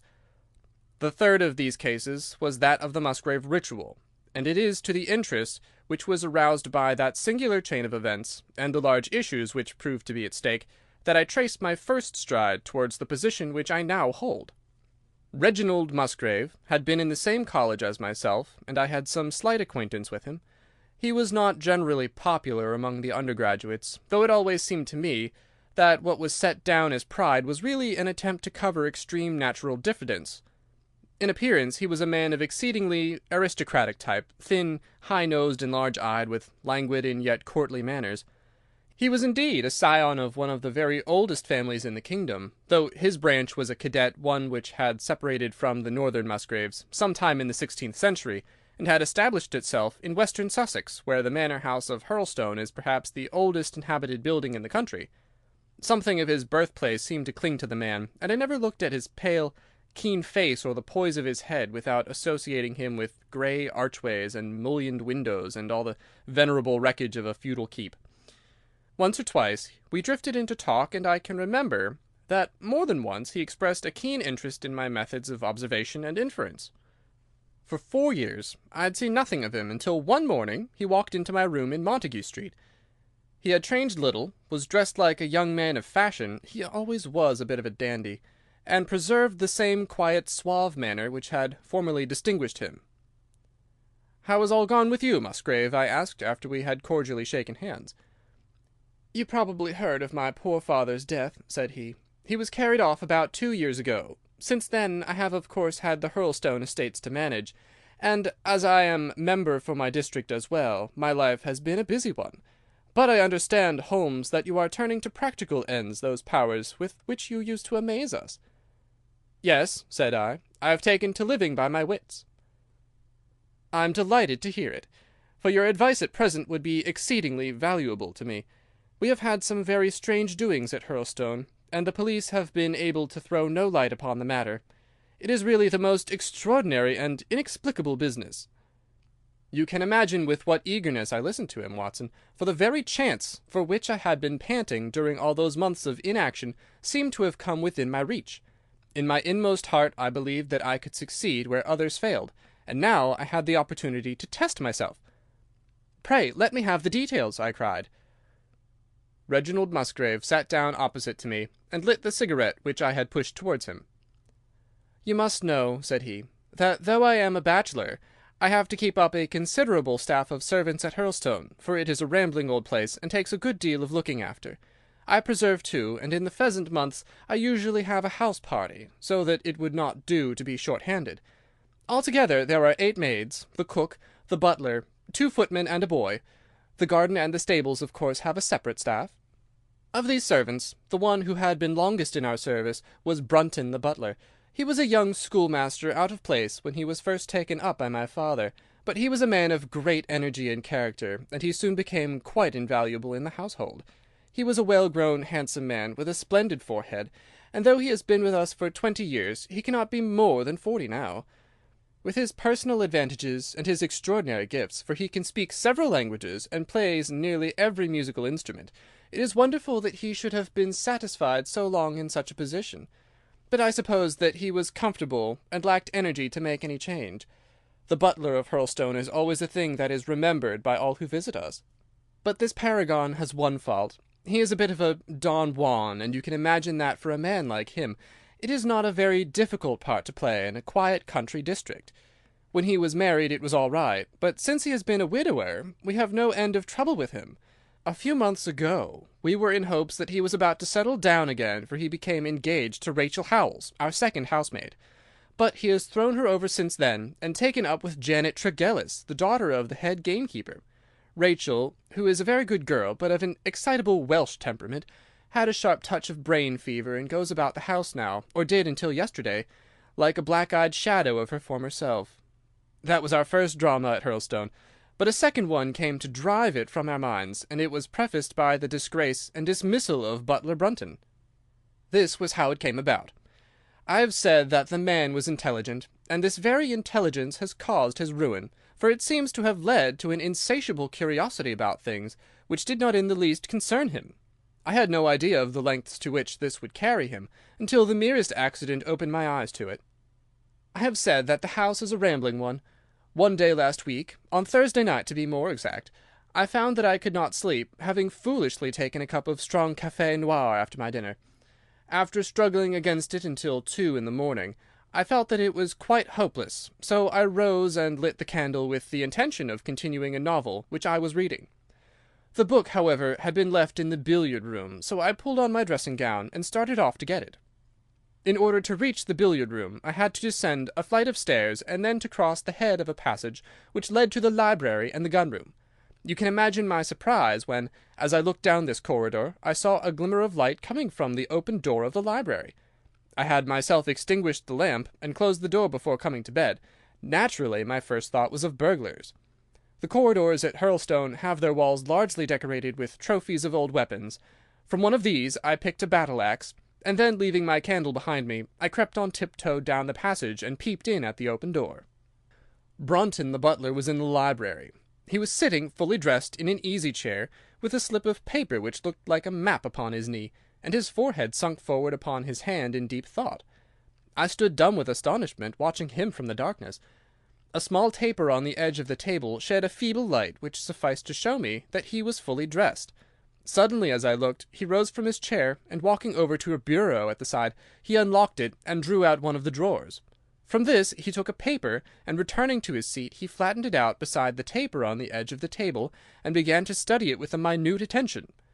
My indignation at this calm examination of our family documents overcame me so far that I took a step forward, and Brunton, looking up, saw me standing in the doorway. He sprang to his feet, his face turned livid with fear, and he thrust into his breast the chart-like paper which he had been originally studying. "So," said I, "this is how you repay the trust which we have reposed in you. You will leave my service to-morrow." He bowed with the look of a man who is utterly crushed, and slunk past me without a word. The taper was still on the table, and by its light I glanced to see what the paper was which Brunton had taken from the bureau. To my surprise, it was nothing of any importance at all, but simply a copy of the questions and answers in the singular old observance called the Musgrave Ritual. It is a sort of ceremony peculiar to our family, which each Musgrave for centuries past has gone through on his coming of age, a thing of private interest and perhaps of some little importance to the archaeologist, like our own blazonings and charges, but of no practical use whatever. "We had better come back to the paper afterwards," said I. "If you think it really necessary," he answered, with some hesitation. To continue my statement, however, I relocked the bureau, using the key which Brunton had left, and I had turned to go when I was surprised to find that the butler had returned and was standing before me. "Mr. Musgrave, sir," he cried, in a voice which was hoarse with emotion, "I can't bear disgrace, sir. I've always been proud above my station in life, and disgrace would kill me. My blood would be on your head, sir, it will indeed, if you drive me to despair. If you cannot keep me after what has passed, then for God's sake let me give you notice and leave in a month, as if of my own free will. I could stand that, Mr. Musgrave, but not to be cast out before all the folk that I know so well." "You don't deserve much consideration, Brunton," I answered. "Your conduct has been most infamous. However, as you have been a long time in the family, I have no wish to bring public disgrace upon you. A month, however, is too long. Take yourself away in a week, and give whatever reason you like for going." "Only a week, sir," he cried, in a despairing voice. "A fortnight, say at least a fortnight." "A week," I repeated, "and you may consider yourself to have been very leniently dealt with." He crept away, his face sunk upon his breast, like a broken man, while I put out the light and returned to my room. For 2 days after this, Brunton was most assiduous in his attention to his duties. I made no allusion to what had passed, and waited with some curiosity to see how he would cover his disgrace. On the third morning, however, he did not appear, as was his custom after breakfast to receive my instructions for the day. As I left the dining-room, I happened to meet Rachel Howells, the maid. I've told you that she had only recently recovered from an illness, and was looking so wretchedly pale and wan that I remonstrated with her for being at work. "You should be in bed," I said. "Come back to your duties when you are stronger." She looked at me with so strange an expression that I began to suspect that her brain was affected. "I am strong enough, Mr. Musgrave," said she. "We will see what the doctor says," I answered. "You must stop work now, and when you go downstairs just say that I wish to see Brunton." "The butler is gone," said she. "Gone? Gone where?" "He's gone. No one has seen him. He's not in his room. Oh, yes, he's gone, he's gone." She fell back against the wall with shriek after shriek of laughter, while I, horrified at this sudden hysterical attack, rushed to the bell to summon help. The girl was taken to her room, still screaming and sobbing, while I made inquiries about Brunton. There was no doubt about it that he had disappeared. His bed had not been slept in, he had been seen by no one since he had retired to his room the night before, and yet it was difficult to see how he could have left the house, as both windows and doors were found to be fastened in the morning. His clothes, his watch, and even his money were in his room, but the black suit which he usually wore was missing. His slippers, too, were gone, but his boots were left behind. Where, then, could Butler Brunton have gone in the night, and what could have become of him now? Of course, we searched the house from cellar to garret, but there was no trace of him. It is, as I have said, a labyrinth of an old house, especially the original wing, which is now practically uninhabited.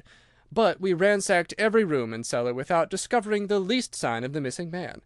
It was incredible to me that he could have gone away leaving all his property behind him, and yet where could he be? I called in the local police, but without success. Rain had fallen on the night before, and we examined the lawn and the paths all around the house, but in vain. Matters were in this state when a new development quite drew our attention away from the original mystery. For 2 days Rachel Howells had been so ill, sometimes delirious, sometimes hysterical, that a nurse had been employed to sit up with her at night.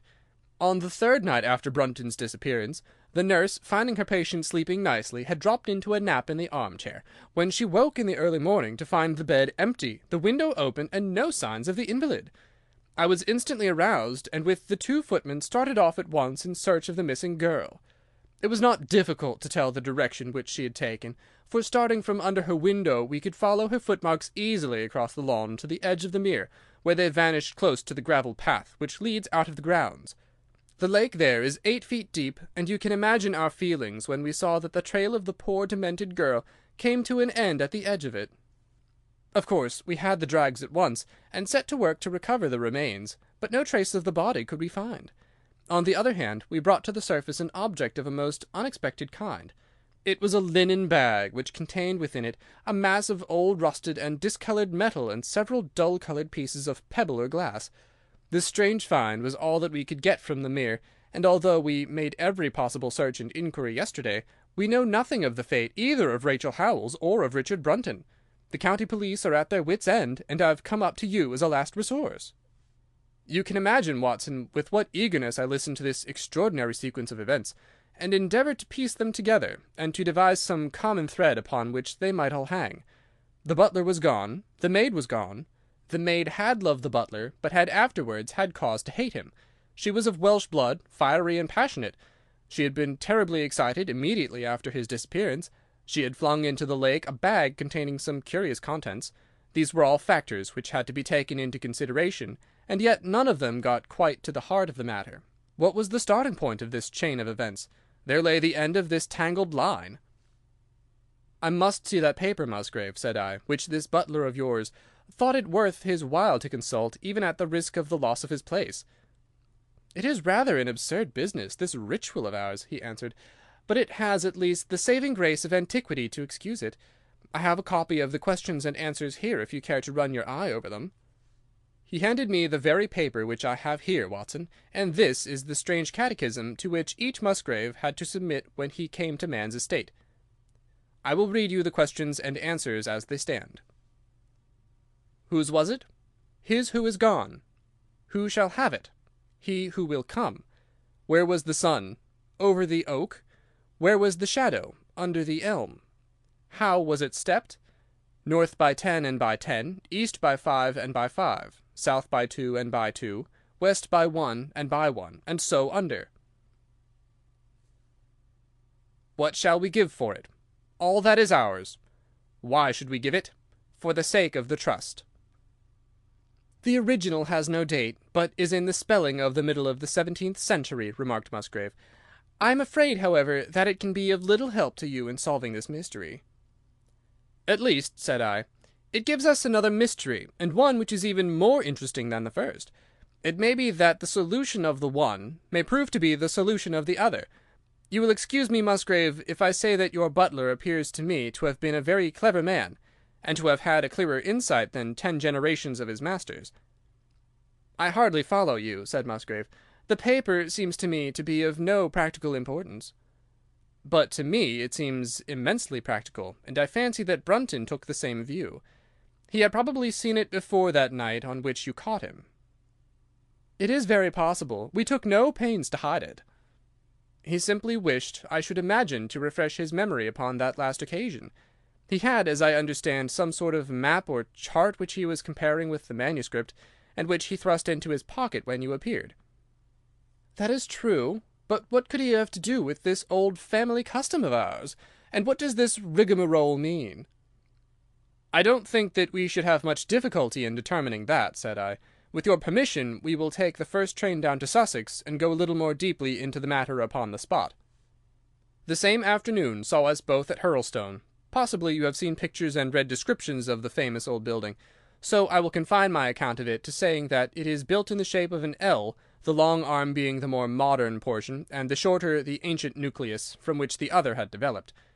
Over the low, heavily linteled door, in the centre of this old part, is chiselled the date 1607, but experts are agreed that the beams and stonework are really much older than this. The enormously thick walls and tiny windows of this part had in the last century driven the family into building the new wing, and the old one was used now as a storehouse and a cellar, when it was used at all. A splendid park with fine old timber surrounds the house, and the lake, to which my client had referred, lay close to the avenue, about 200 yards from the building. I was already firmly convinced, Watson, that there were not 3 separate mysteries here, but one only, and that if I could read the Musgrave Ritual aright, I should hold in my hand the clue which would lead me to the truth concerning both the butler Brunton and the maid Howells. To that then I turned all my energies. Why should this servant be so anxious to master this old formula? Evidently because he saw something in it which had escaped all those generations of country squires, and from which he expected some personal advantage. What was it, then, and how had it affected his fate? It was perfectly obvious to me, on reading the ritual, that the measurements must refer to some spot to which the rest of the document alluded, and that if we could find that spot, we should be in a fair way towards finding what the secret was which the old Musgraves had thought it necessary to embalm in so curious a fashion.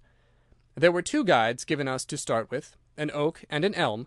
As to the oak, there could be no question at all. Right in front of the house, upon the left-hand side of the drive, there stood a patriarch among oaks, one of the most magnificent trees that I have ever seen.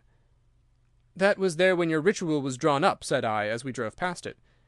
"It was there at the Norman Conquest in all probability," he answered. "It has a girth of 23 feet. "Have you any old elms?" I asked. "There used to be a very old one over yonder, but it was struck by lightning 10 years ago, and we cut down the stump." "You can see where it used to be?" "Oh, yes." "There are no other elms?" "Not old ones, but plenty of beeches." "I should like to see where it grew." We had driven up in a dog-cart, and my client led me away at once, without our entering the house, to the scar on the lawn where the elm had stood. It was nearly midway between the oak and the house. My investigation seemed to be progressing. "I suppose it is impossible to find out how high the elm was?" I asked. "I can give you it at once. It was 64 feet. "How do you come to know it?" I asked in surprise. "When my old tutor used to give me an exercise in trigonometry, it always took the shape of measuring heights. When I was a lad I worked out every tree and building in the estate." This was an unexpected piece of luck. My data were coming more quickly than I could have reasonably hoped. "Tell me," I asked, "did your butler ever ask you such a question?" Reginald Musgrave looked at me in astonishment. "Now that you call it to mind," he answered, "Brunton did ask me about the height of the tree some months ago, in connection with some little argument with the groom." This was excellent news, Watson, for it showed me that I was on the right road. I looked up at the sun. It was low in the heavens, and I calculated that in less than an hour it would lie just above the topmost branches of the old oak. One condition mentioned in the ritual would then be fulfilled, and the shadow of the elm must mean the farther end of the shadow, otherwise the trunk would have been chosen as the guide. I had then to find where the far end of the shadow would fall when the sun was just clear of the oak. "That must have been difficult, Holmes, when the elm was no longer there." "Well, at least I knew that if Brunton could do it, I could also. Besides, there was no real difficulty. I went with Musgrave to his study and whittled myself this peg, to which I tied this long string with a knot at each yard. Then I took 2 lengths of a fishing rod, which came to just 6 feet, and I went back with my client to where the elm had been. The sun was just grazing the top of the oak. I fastened the rod on end, marked out the direction of the shadow, and measured it. It was 9 feet in length. Of course, the calculation now was a simple one. If a rod of 6 feet threw a shadow of 9, a tree of 64 feet would throw one of 96, and the line of the one would of course be the line of the other. I measured out the distance, which brought me almost to the wall of the house, and I thrust a peg into the spot. You can imagine my exultation, Watson, when within 2 inches of my peg I saw a conical depression in the ground. I knew that it was the mark made by Brunton in his measurements, and that I was still upon his trail. From this starting point I proceeded to step, having first taken the cardinal points by my pocket compass. 10 steps with each foot took me along parallel with the wall of the house, and again I marked my spot with a peg. Then I carefully paced off 5 to the east and 2 to the south. It brought me to the very threshold of the old door. 2 steps to the west meant now that I was to go 2 places down the stone-flagged passage, and this was the place indicated by the ritual. Never have I felt such a cold chill of disappointment, Watson. For a moment it seemed to me that there must be some radical mistake in my calculations. The setting sun shone full upon the passage floor, and I could see that the old foot-worn grey stones with which it was paved were firmly cemented together, and had certainly not been moved for many a long year. Brunton had not been at work here. I tapped upon the floor, but it sounded the same all over, and there was no sign of any crack or crevice. But fortunately Musgrave, who had begun to appreciate the meaning of my proceedings, and who was now as excited as myself, took out his manuscript to check my calculation.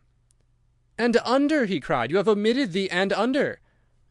I had thought that it meant that we were to dig, but now of course I saw at once that I was wrong.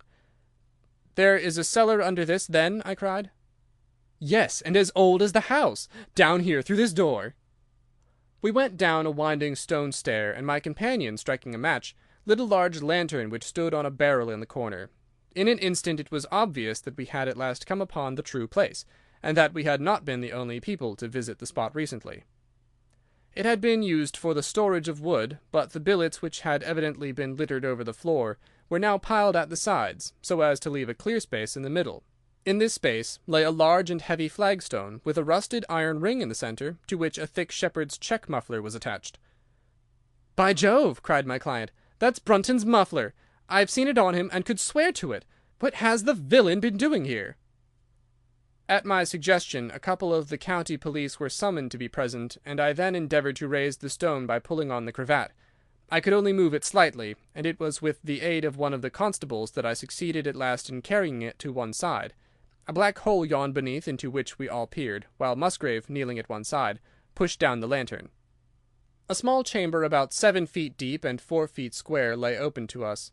At one side of this was a squat brass-bound wooden box, the lid of which was hinged upwards, with this curious old-fashioned key projecting from the lock. It was furred outside by a thick layer of dust, and damp and worms had eaten through the wood, so that a crop of livid fungi was growing on the inside of it. Several discs of metal, old coins apparently, such as I hold here, were scattered over the bottom of the box, but it contained nothing else. At the moment, however, we had no thought for the old chest, for our eyes were riveted upon that which crouched beside it. It was the figure of a man, clad in a suit of black, who squatted down upon his hams, with his forehead sunk upon the edge of the box, and his 2 arms thrown out on each side of it.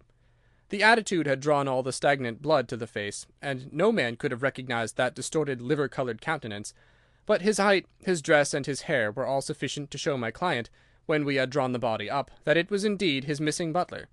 He had been dead some days, but there was no wound or bruise upon his person to show how he had met his dreadful end.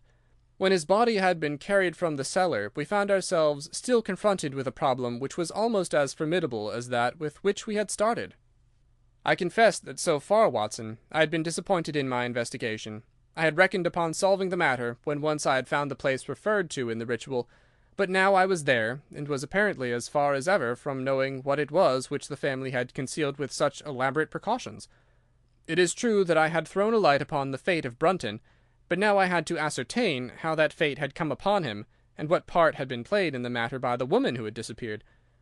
I sat down upon a keg in the corner, and thought the whole matter carefully over. You know my methods in such cases, Watson. I put myself in the man's place, and having first gauged his intelligence, I try to imagine how I should myself have proceeded under the same circumstances.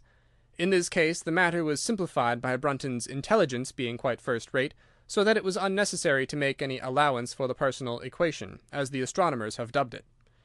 He knew that something valuable was concealed. He had spotted the place. He found that the stone which covered it was just too heavy for a man to move unaided.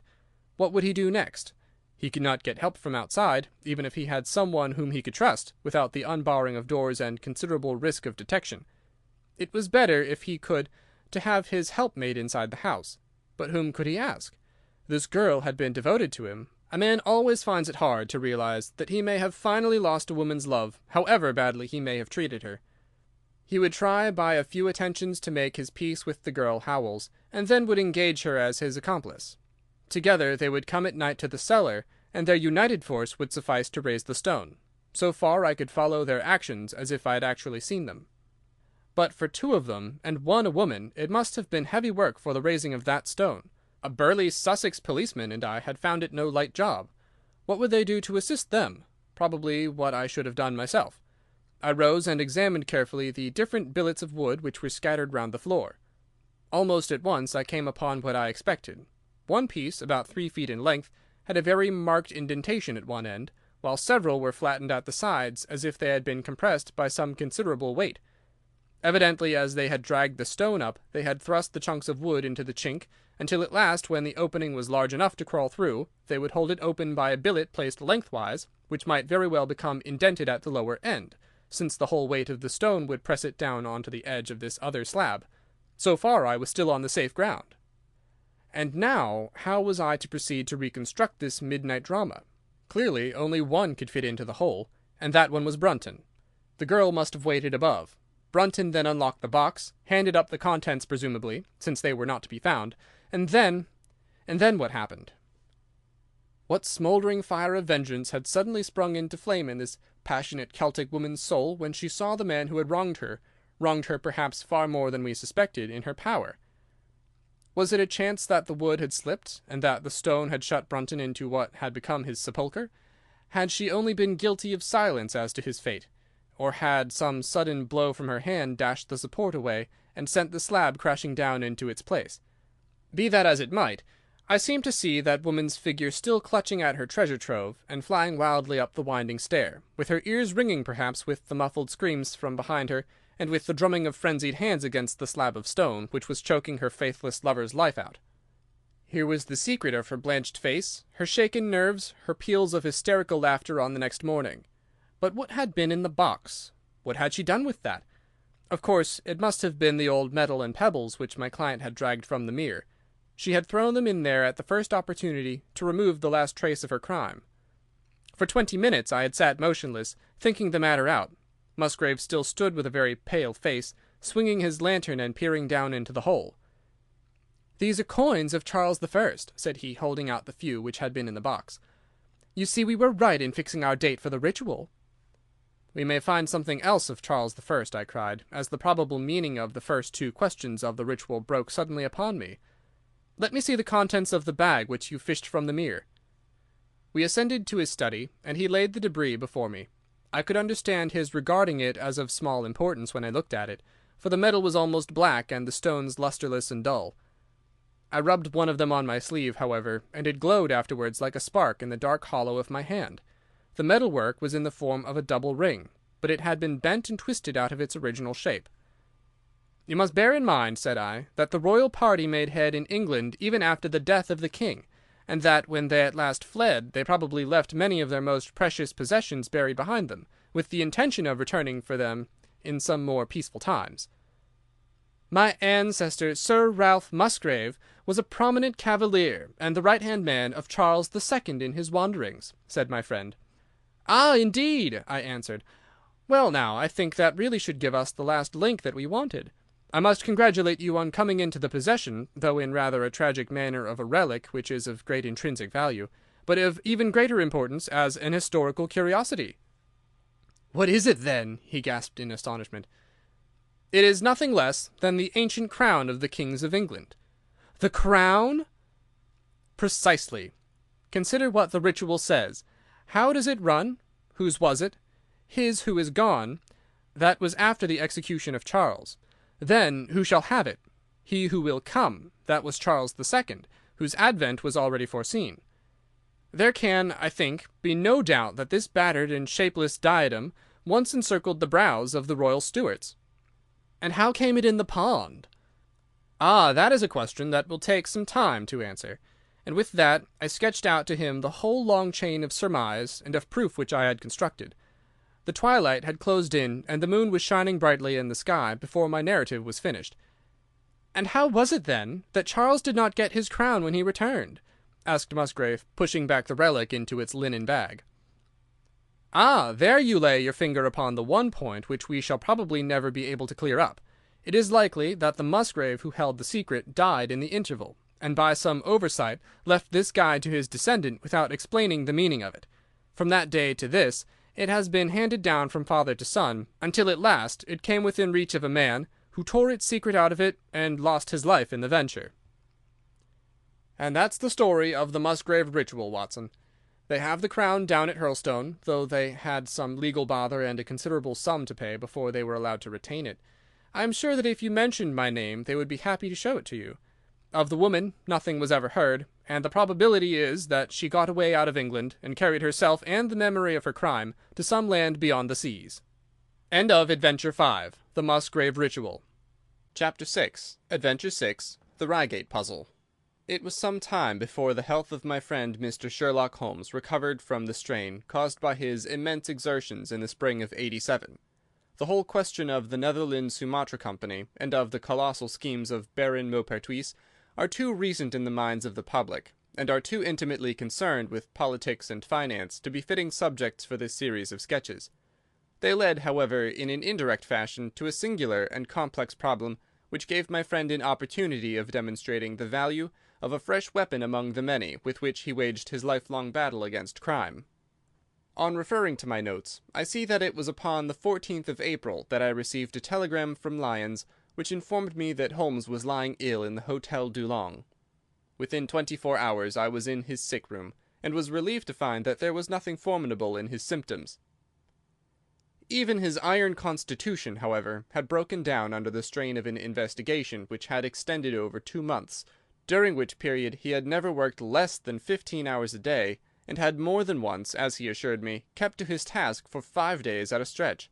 Even the triumphant issue of his labours could not save him from reaction after so terrible an exertion, and at a time when Europe was ringing with his name, and when his room was literally ankle-deep with congratulatory telegrams, I found him a prey to the blackest depression.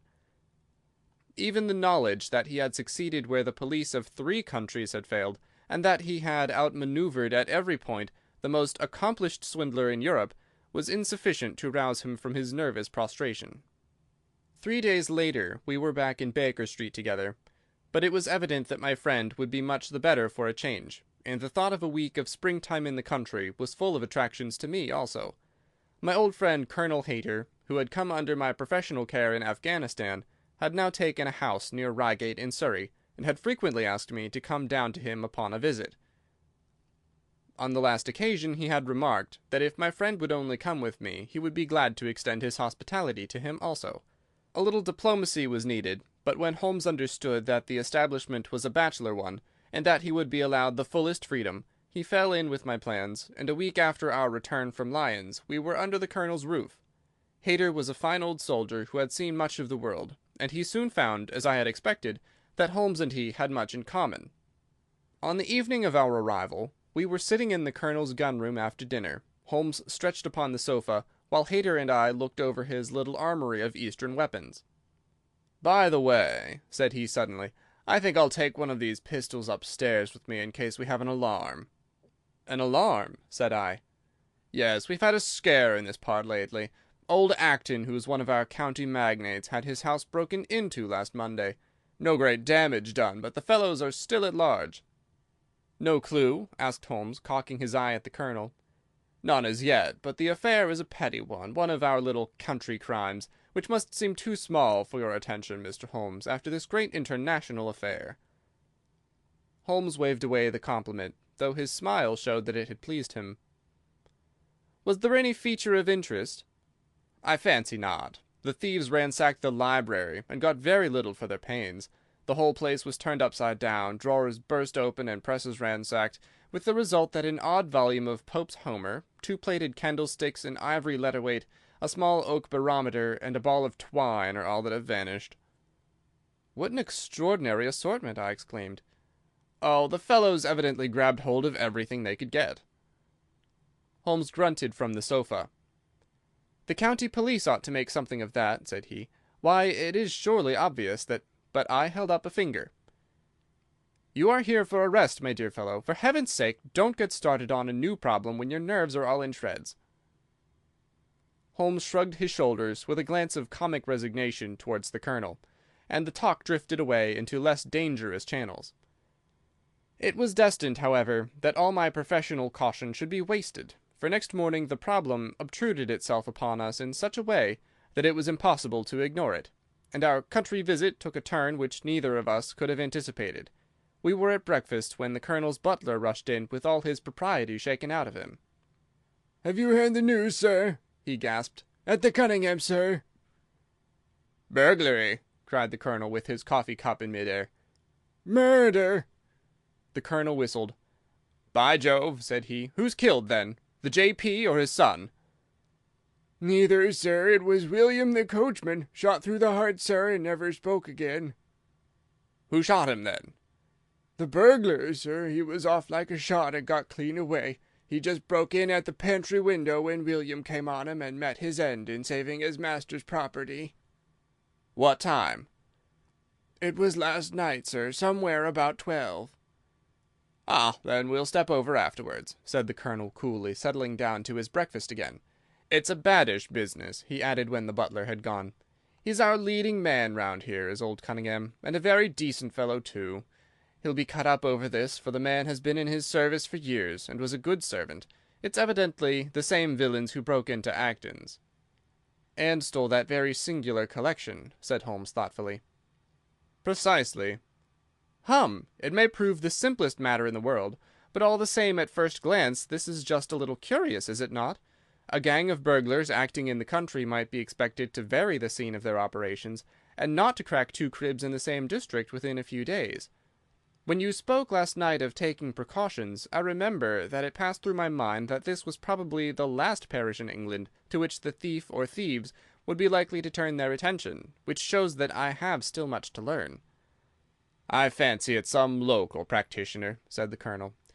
"In that case, of course, Acton's and Cunningham's are just the places he would go for, since they are far the largest about here." "And richest?"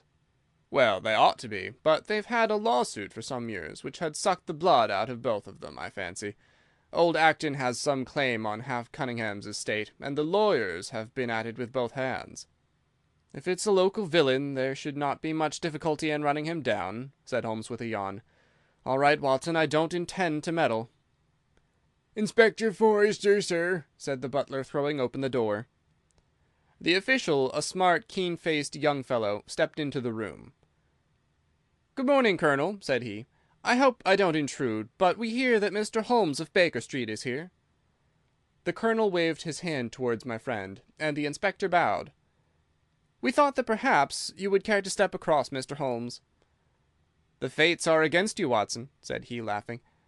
"We were chatting about the matter when you came in, Inspector. Perhaps you can let us have a few details." As he leaned back in his chair in the familiar attitude, I knew that the case was hopeless. "We had no clue in the Acton affair, but here we have plenty to go on, and there's no doubt it is the same party in each case. The man was seen." "Ah!" "Yes, sir, but he was off like a deer after the shot that killed poor William Kirwan was fired. Mr. Cunningham saw him from the bedroom window, and Mr. Alec Cunningham saw him from the back passage. It was 11:45 when the alarm broke out. Mr. Cunningham had just got into bed, and Mr. Alec was smoking a pipe in his dressing-gown. They both heard William the coachman calling for help, and Mr. Alec ran down to see what was the matter. The back door was open, and as he came to the foot of the stairs he saw 2 men wrestling together outside. One of them fired a shot, the other dropped, and the murderer rushed across the garden and over the hedge. Mr. Cunningham, looking out of his bedroom, saw the fellow as he gained the road, but lost sight of him at once. Mr. Alec stopped to see if he could help the dying man, and so the villain got clean away. Beyond the fact that he was a middle-sized man, and dressed in some dark stuff, we have no personal clue, but we are making energetic inquiries, and if he is a stranger we shall soon find him out." "What was this William doing there? Did he say anything before he died?" "Not a word. He lives at the lodge with his mother, and as he was a very faithful fellow, we imagine that he walked up to the house with the intention of seeing that all was right there. Of course, this Acton business has put everyone on their guard. The robber must have just burst open the door, the lock has been forced, when William came upon him." "Did William say anything to his mother before going out?" "She's very old and deaf, and we can get no information from her. The shock has made her half-witted, but I understand that she was never very bright. There is one very important circumstance, however. Look at this." He took a small piece of torn paper from a notebook and spread it out upon his knee. "This was found between the finger and thumb of the dead man. It appears to be a fragment torn from a larger sheet. You will observe that the hour mentioned upon it is the very time at which the poor fellow met his fate. You see that his murderer might have torn the rest of the sheet from him, or he might have taken this fragment from the murderer. It reads almost as though it were an appointment." Holmes took up the scrap of paper, a facsimile of which is here reproduced. "D. at 11:45 learn what may be." "Presuming that it is an appointment," continued the inspector, "it is of course a conceivable theory that this William Kirwan, though he had the reputation of being an honest man, may have been in league with the thief.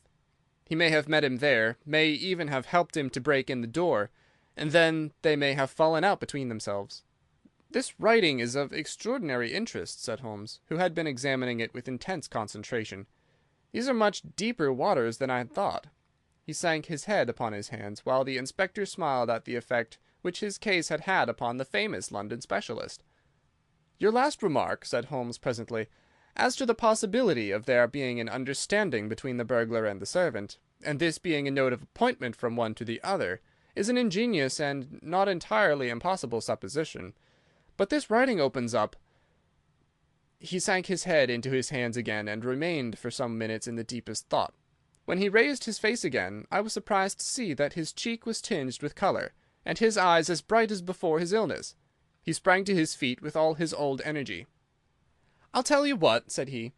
"I should like to have a quiet little glance into the details of this case. There's something in it which fascinates me extremely. If you will permit me, Colonel, I will leave my friend Watson and you, and I will step round with the inspector to test the truth of one or two little fancies of mine.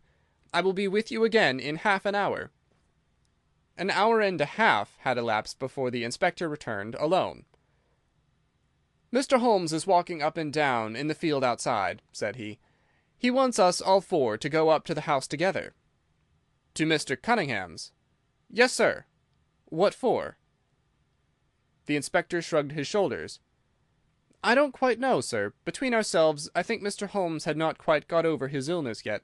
He's been behaving very queerly, and he's very much excited." "I don't think you need to alarm yourself," said I. "I have usually found that there was method in his madness." "Some folks might say there was madness in his method," muttered the inspector. "But he's all on fire to start, Colonel, so we had best go out if you are ready." We found Holmes pacing up and down in the field, his chin sunk upon his breast, and his hands thrust into his trousers pockets. "The matter grows in interest," said he. "Watson, your country trip has been a distinct success. I've had a charming morning." "You've been up to the scene of the crime, I understand," said the Colonel. "Yes, the inspector and I have made quite a little reconnaissance together." "Any success?" "Well, we have seen some very interesting things. I'll tell you what we did as we walk. First of all, we saw the body of this unfortunate man. He certainly died from a revolver wound, as reported." "Had you doubted it, then?" "Oh, it is as well to test everything. Our inspection was not wasted. We then had an interview with Mr. Cunningham and his son, who were able to point out the exact spot where the murderer had broken through the garden hedge in his flight. That was of great interest." "Naturally." "Then we had a look at this poor fellow's mother. We could get no information from her, however, as she is very old and feeble." "And what is the result of your investigations?" "The conviction that the crime is a very peculiar one. Perhaps our visit now may do something to make it less obscure. I think that we are both agreed, Inspector, that the fragment of paper in the dead man's hand, bearing as it does the very hour of his death written upon it, is of extreme importance." "It should give a clue, Mr. Holmes." "It does give a clue. Whoever wrote that note was the man who brought William Kirwan out of his bed at that hour. But where is the rest of that sheet of paper?" "I examined the ground carefully in the hope of finding it," said the inspector. "It was torn out of the dead man's hand. Why was someone so anxious to get possession of it? Because it incriminated him. And what would he do with it? Thrust it into his pocket, most likely, never noticing that a corner of it had been left in the grip of the corpse. If we could get the rest of that sheet, it is obvious that we should have gone a long way towards solving the mystery." "Yes, but how can we get at the criminal's pocket before we catch the criminal?" "Well, well, it was worth thinking over. Then there was another obvious point. The note was sent to William. The man who wrote it could not have taken it. Otherwise, of course, he might have delivered his own message by word of mouth. Who brought the note, then? Or did it come through the post?" "I have made inquiries," said the inspector. "William received a letter by the afternoon post yesterday. The envelope was destroyed by him." "Excellent!" cried Holmes, clapping the inspector on the back. "You've seen the postman. It is a pleasure to work with you. Well, here is the lodge, and if you will come up, Colonel, I will show you the scene of the crime." We passed the pretty cottage where the murdered man had lived, and walked up an oak-lined avenue to the fine old Queen Anne house, which bears the date of Malplaquet upon the lintel of the door. Holmes and the inspector led us round it until we came to the side gate, which is separated by a stretch of garden from the hedge which lines the road. A constable was standing at the kitchen door. "Throw the door open, officer," said Holmes. Now, it was on those stairs that young Mr. Cunningham stood and saw the two men struggling just where we are. Old Mr. Cunningham was at that window, the second on the left, and he saw the fellow get away just to the left of that bush. Then Mr. Alec ran out and knelt beside the wounded man. The ground is very hard, you see, and there are no marks to guide us." As he spoke, two men came down the garden path from round the angle of the house. The one was an elderly man with a strong, deep-lined, heavy-eyed face, the other a dashing young fellow, whose bright smiling expression and showy dress were in strange contrast with the business which had brought us there. "Still at it, then?" said he to Holmes. "I thought you Londoners were never at fault. You don't seem to be so very quick, after all." "Ah, you must give us a little time," said Holmes, good-humouredly. "You'll want it," said young Alec Cunningham. "Why, I don't see that we have any clue at all." "There's only one," answered the inspector. "We thought that if we could only find— Good heavens, Mr. Holmes, what is the matter?" My poor friend's face had suddenly assumed the most dreadful expression. His eyes rolled upwards, his features writhed in agony, and with a suppressed groan he dropped on his face upon the ground. Horrified at the suddenness and severity of the attack, we carried him into the kitchen, where he lay back in a large chair, and breathed heavily for some minutes. Finally, with a shamefaced apology for his weakness, he rose once more. "Watson would tell you that I have only just recovered from a severe illness," he explained. "I am liable to these sudden nervous attacks." "Shall I send you home in my trap?" asked old Cunningham. "Well, since I am here, there is one point on which I should like to feel sure. We can very easily verify it." "What was it?" "Well, it seems to me that it is just possible that the arrival of this poor fellow William was not before, but after the entrance of the burglary into the house. You appear to take it for granted that, although the door was forced, the robber never got in." "I fancy that is quite obvious," said Mr. Cunningham gravely. "Why, my son Alec had not yet gone to bed, and he would certainly have heard any one moving about." "Where was he sitting?" "I was smoking in my dressing-room." "Which window is that?" "The last on the left, next to my father's." "Both of your lamps were lit, of course?" "Undoubtedly." "There are some very singular points here," said Holmes, smiling. "Is it not extraordinary that a burglary, and a burglar who had had some previous experience, should deliberately break into a house at a time when he could see from the lights that two of the family were still afoot?" "He must have been a cool hand." "Well, of course, if the case were not an odd one, we should not have been driven to ask you for an explanation," said young Mr. Alec. "But as to your ideas that the man had robbed the house before William tackled him, I think it a most absurd notion. Wouldn't we have found the place disarranged and missed the things which he had taken?" "It depends on what the things were," said Holmes. "You must remember that we are dealing with a burglar who is a very peculiar fellow, and who appears to work on lines of his own. Look, for example, at the queer lot of things which he took from Acton's. What was it? A ball of string, a letter weight, and I don't know what other odds and ends." "Well, we are quite in your hands, Mr. Holmes," said old Cunningham. "Anything which you or the inspector may suggest will most certainly be done."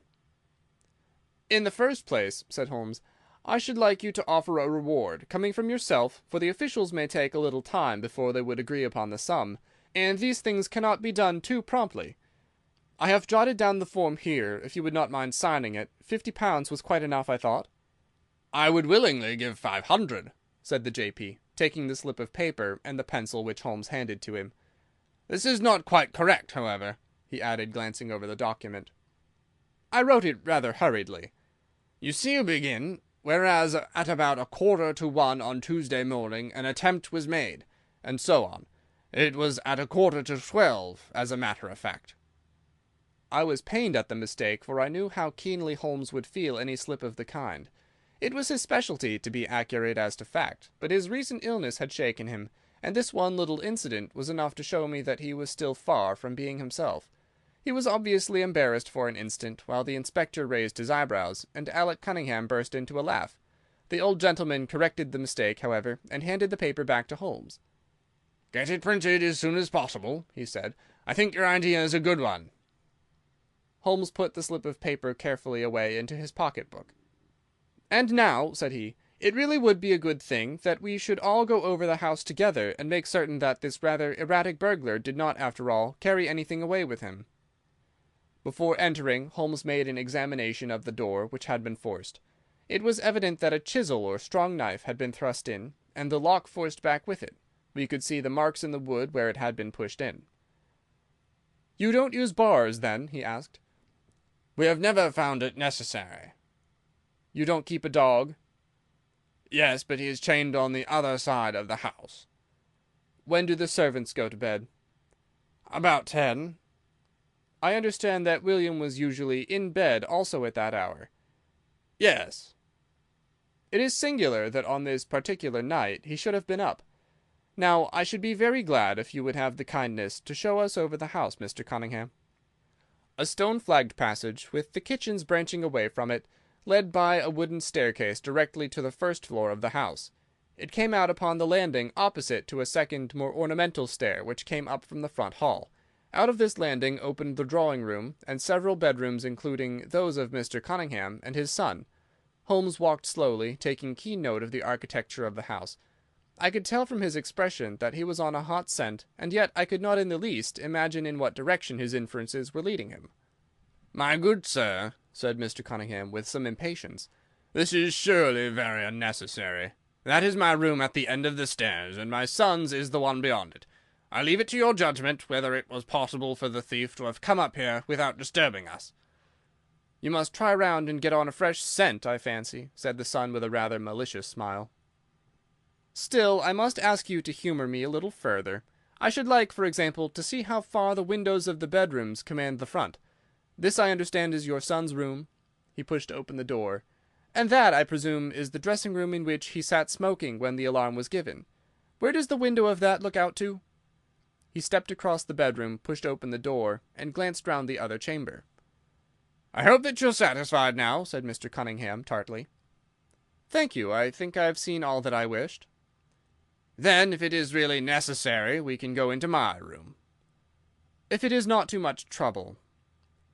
The J.P. shrugged his shoulders, and led the way into his own chamber, which was a plainly furnished and commonplace room.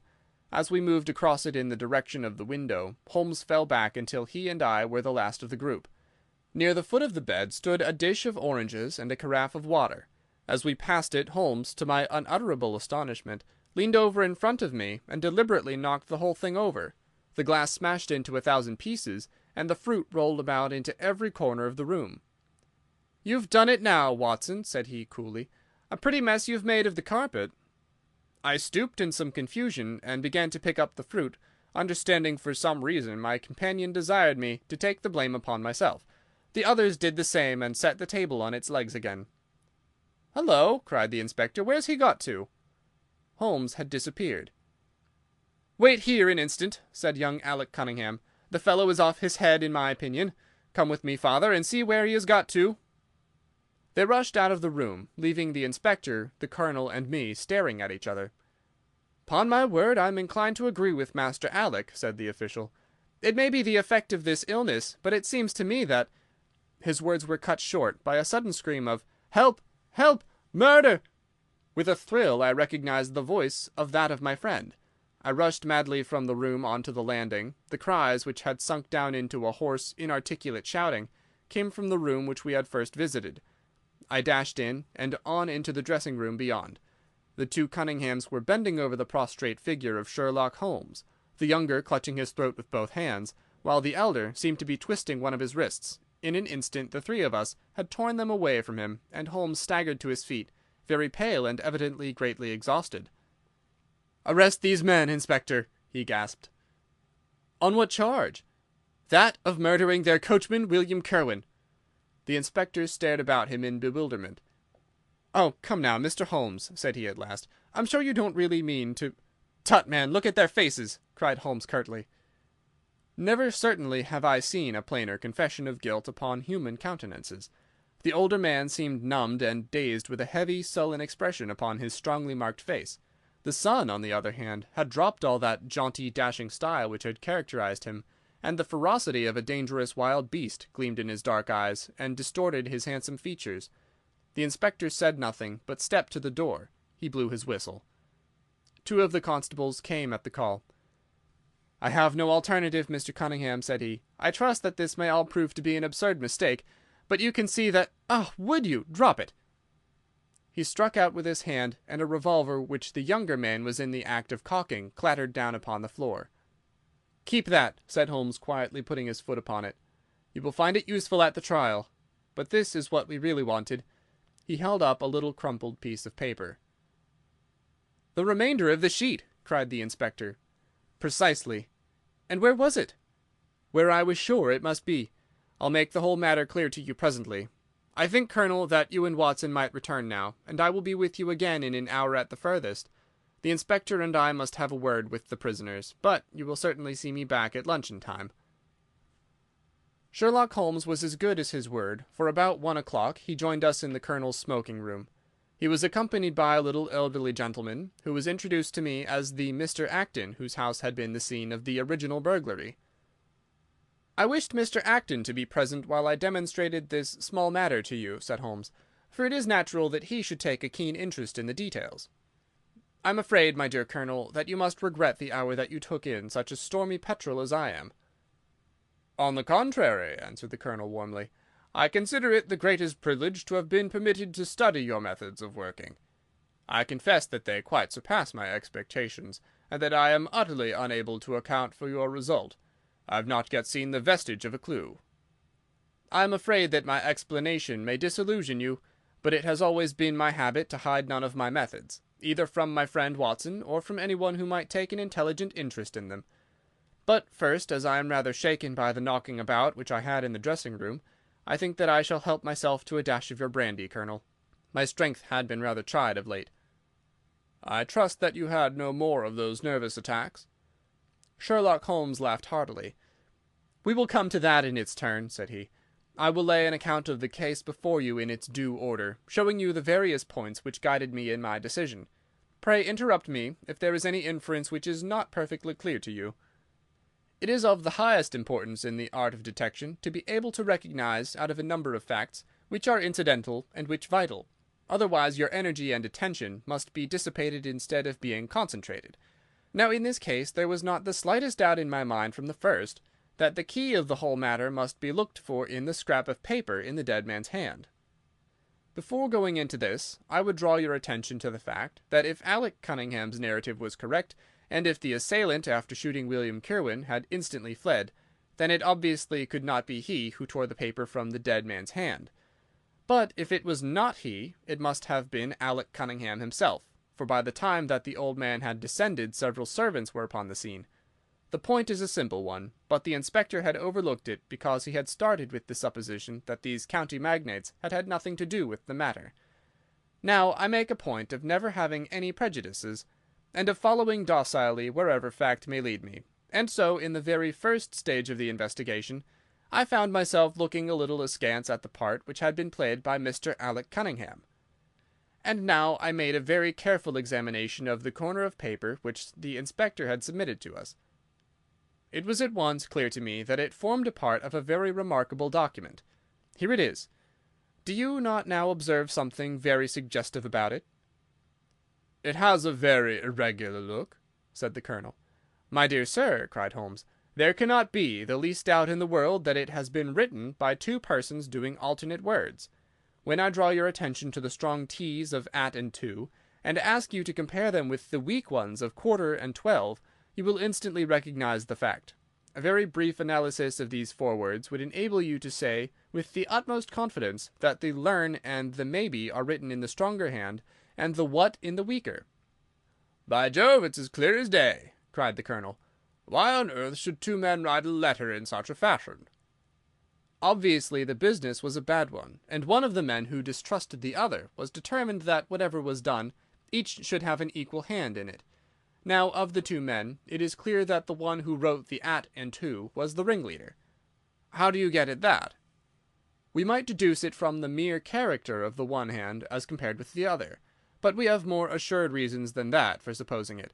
If you examine this scrap with attention, you will come to the conclusion that the man with the stronger hand wrote all his words first, leaving blanks for the other to fill up.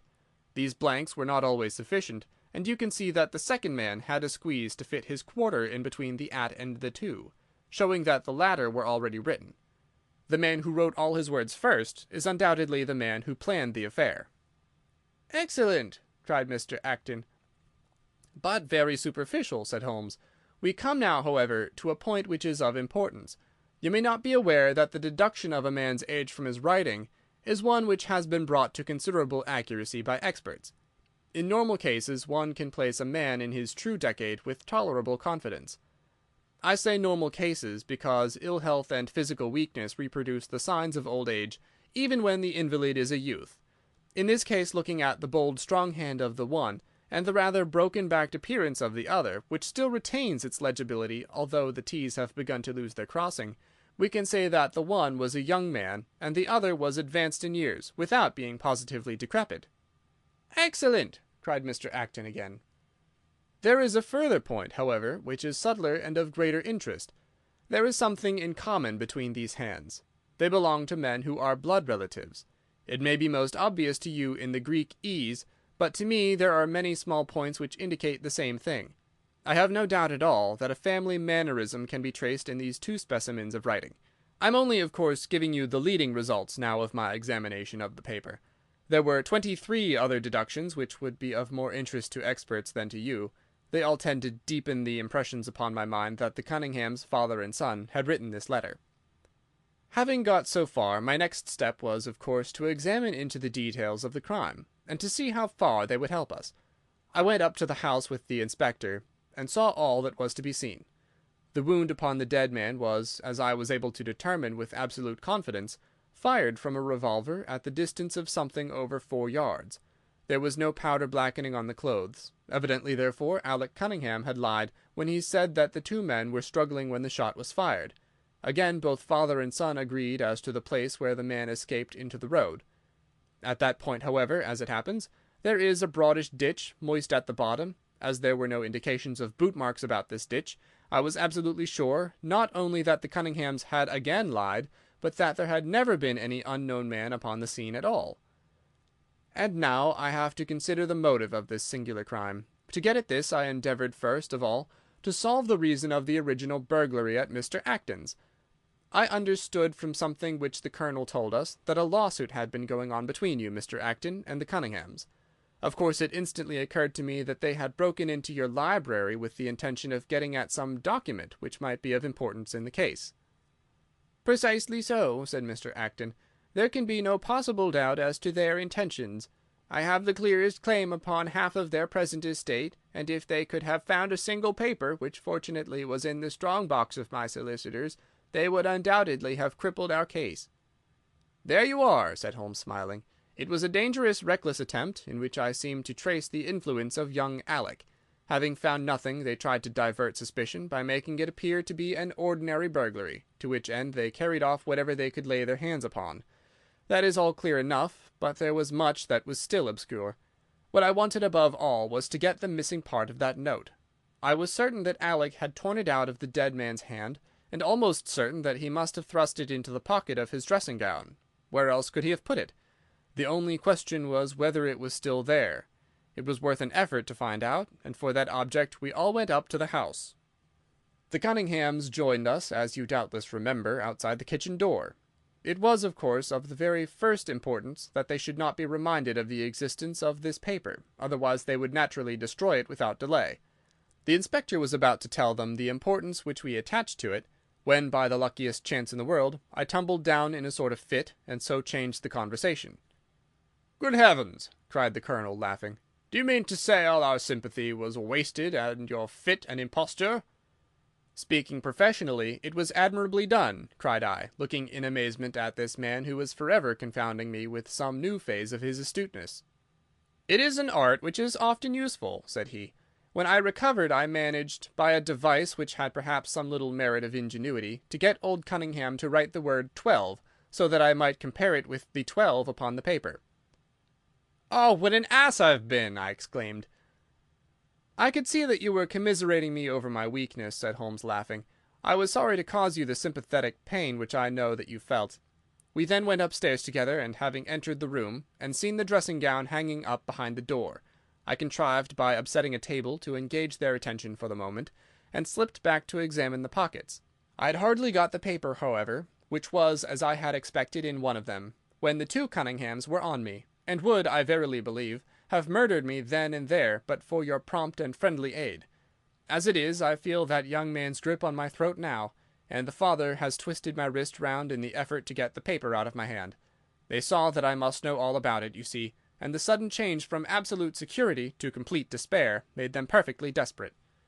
I had a little talk with old Cunningham afterwards as to the motive of the crime. He was tractable enough, though his son was a perfect demon, ready to blow out his own or anybody else's brains if he could have got to his revolver. When Cunningham saw that the case against him was so strong, he lost all heart and made a clean breast of everything. It seems that William had secretly followed his two masters on the night when they made their raid upon Mr. Acton's, and having thus got them into his power, proceeded under threats of exposure to levy blackmail upon them. Mr. Alec, however, was a dangerous man to play games of that sort with. It was a stroke of positive genius on his part to see in the burglary scare which was convulsing the countryside an opportunity of plausibly getting rid of the man whom he feared. William was decoyed up and shot, and had they only got the whole of the note and paid a little more attention to detail in the accessories, it is very possible that suspicion might never have been aroused. "And the note?" I asked. Sherlock Holmes placed the subjoined paper before us. "If you will only come round at 11:45 to the east gate, you will learn what will very much surprise you, and may be of the greatest service to you and also to Annie Morrison. But say nothing to anyone upon the matter." "It is very much the sort of thing that I expected," said he. "Of course we do not yet know what the relations may have been between Alec Cunningham, William Kirwan, and Annie Morrison, but the results show that the trap was skilfully baited. I am sure that you cannot fail to be delighted with the traces of heredity shown in the P's and in the tails of the G's. The absence of the I dots in the old man's writing is also most characteristic. Watson, I think our quiet rest in the country has been a distinct success, and I shall certainly return much invigorated to Baker Street tomorrow." End of Adventure 6. The Reigate Puzzle. Chapter 7. Adventure 7. The Crooked Man. One summer night, a few months after my marriage, I was seated by my own hearth, smoking a last pipe and nodding over a novel, for my day's work had been an exhausting one. My wife had already gone upstairs, and the sound of the locking of the hall door some time before told me that the servants had also retired. I had risen from my seat, and was knocking out the ashes of my pipe, when I suddenly heard the clang of the bell. I looked at the clock. It was 11:45. This could not be a visitor at so late an hour. A patient, evidently, and possibly an all-night sitting. With a wry face, I went out into the hall, and opened the door.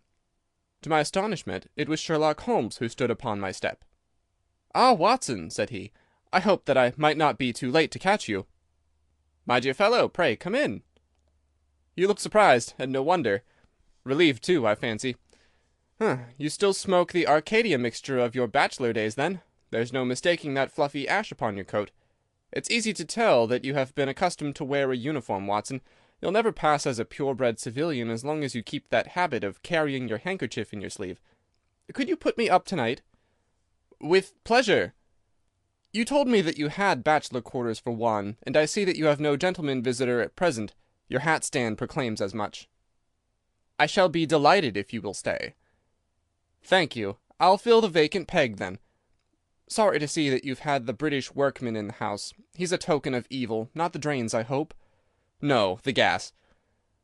"Ah, he's left 2 nail marks from his boot upon your linoleum, just where the light strikes it.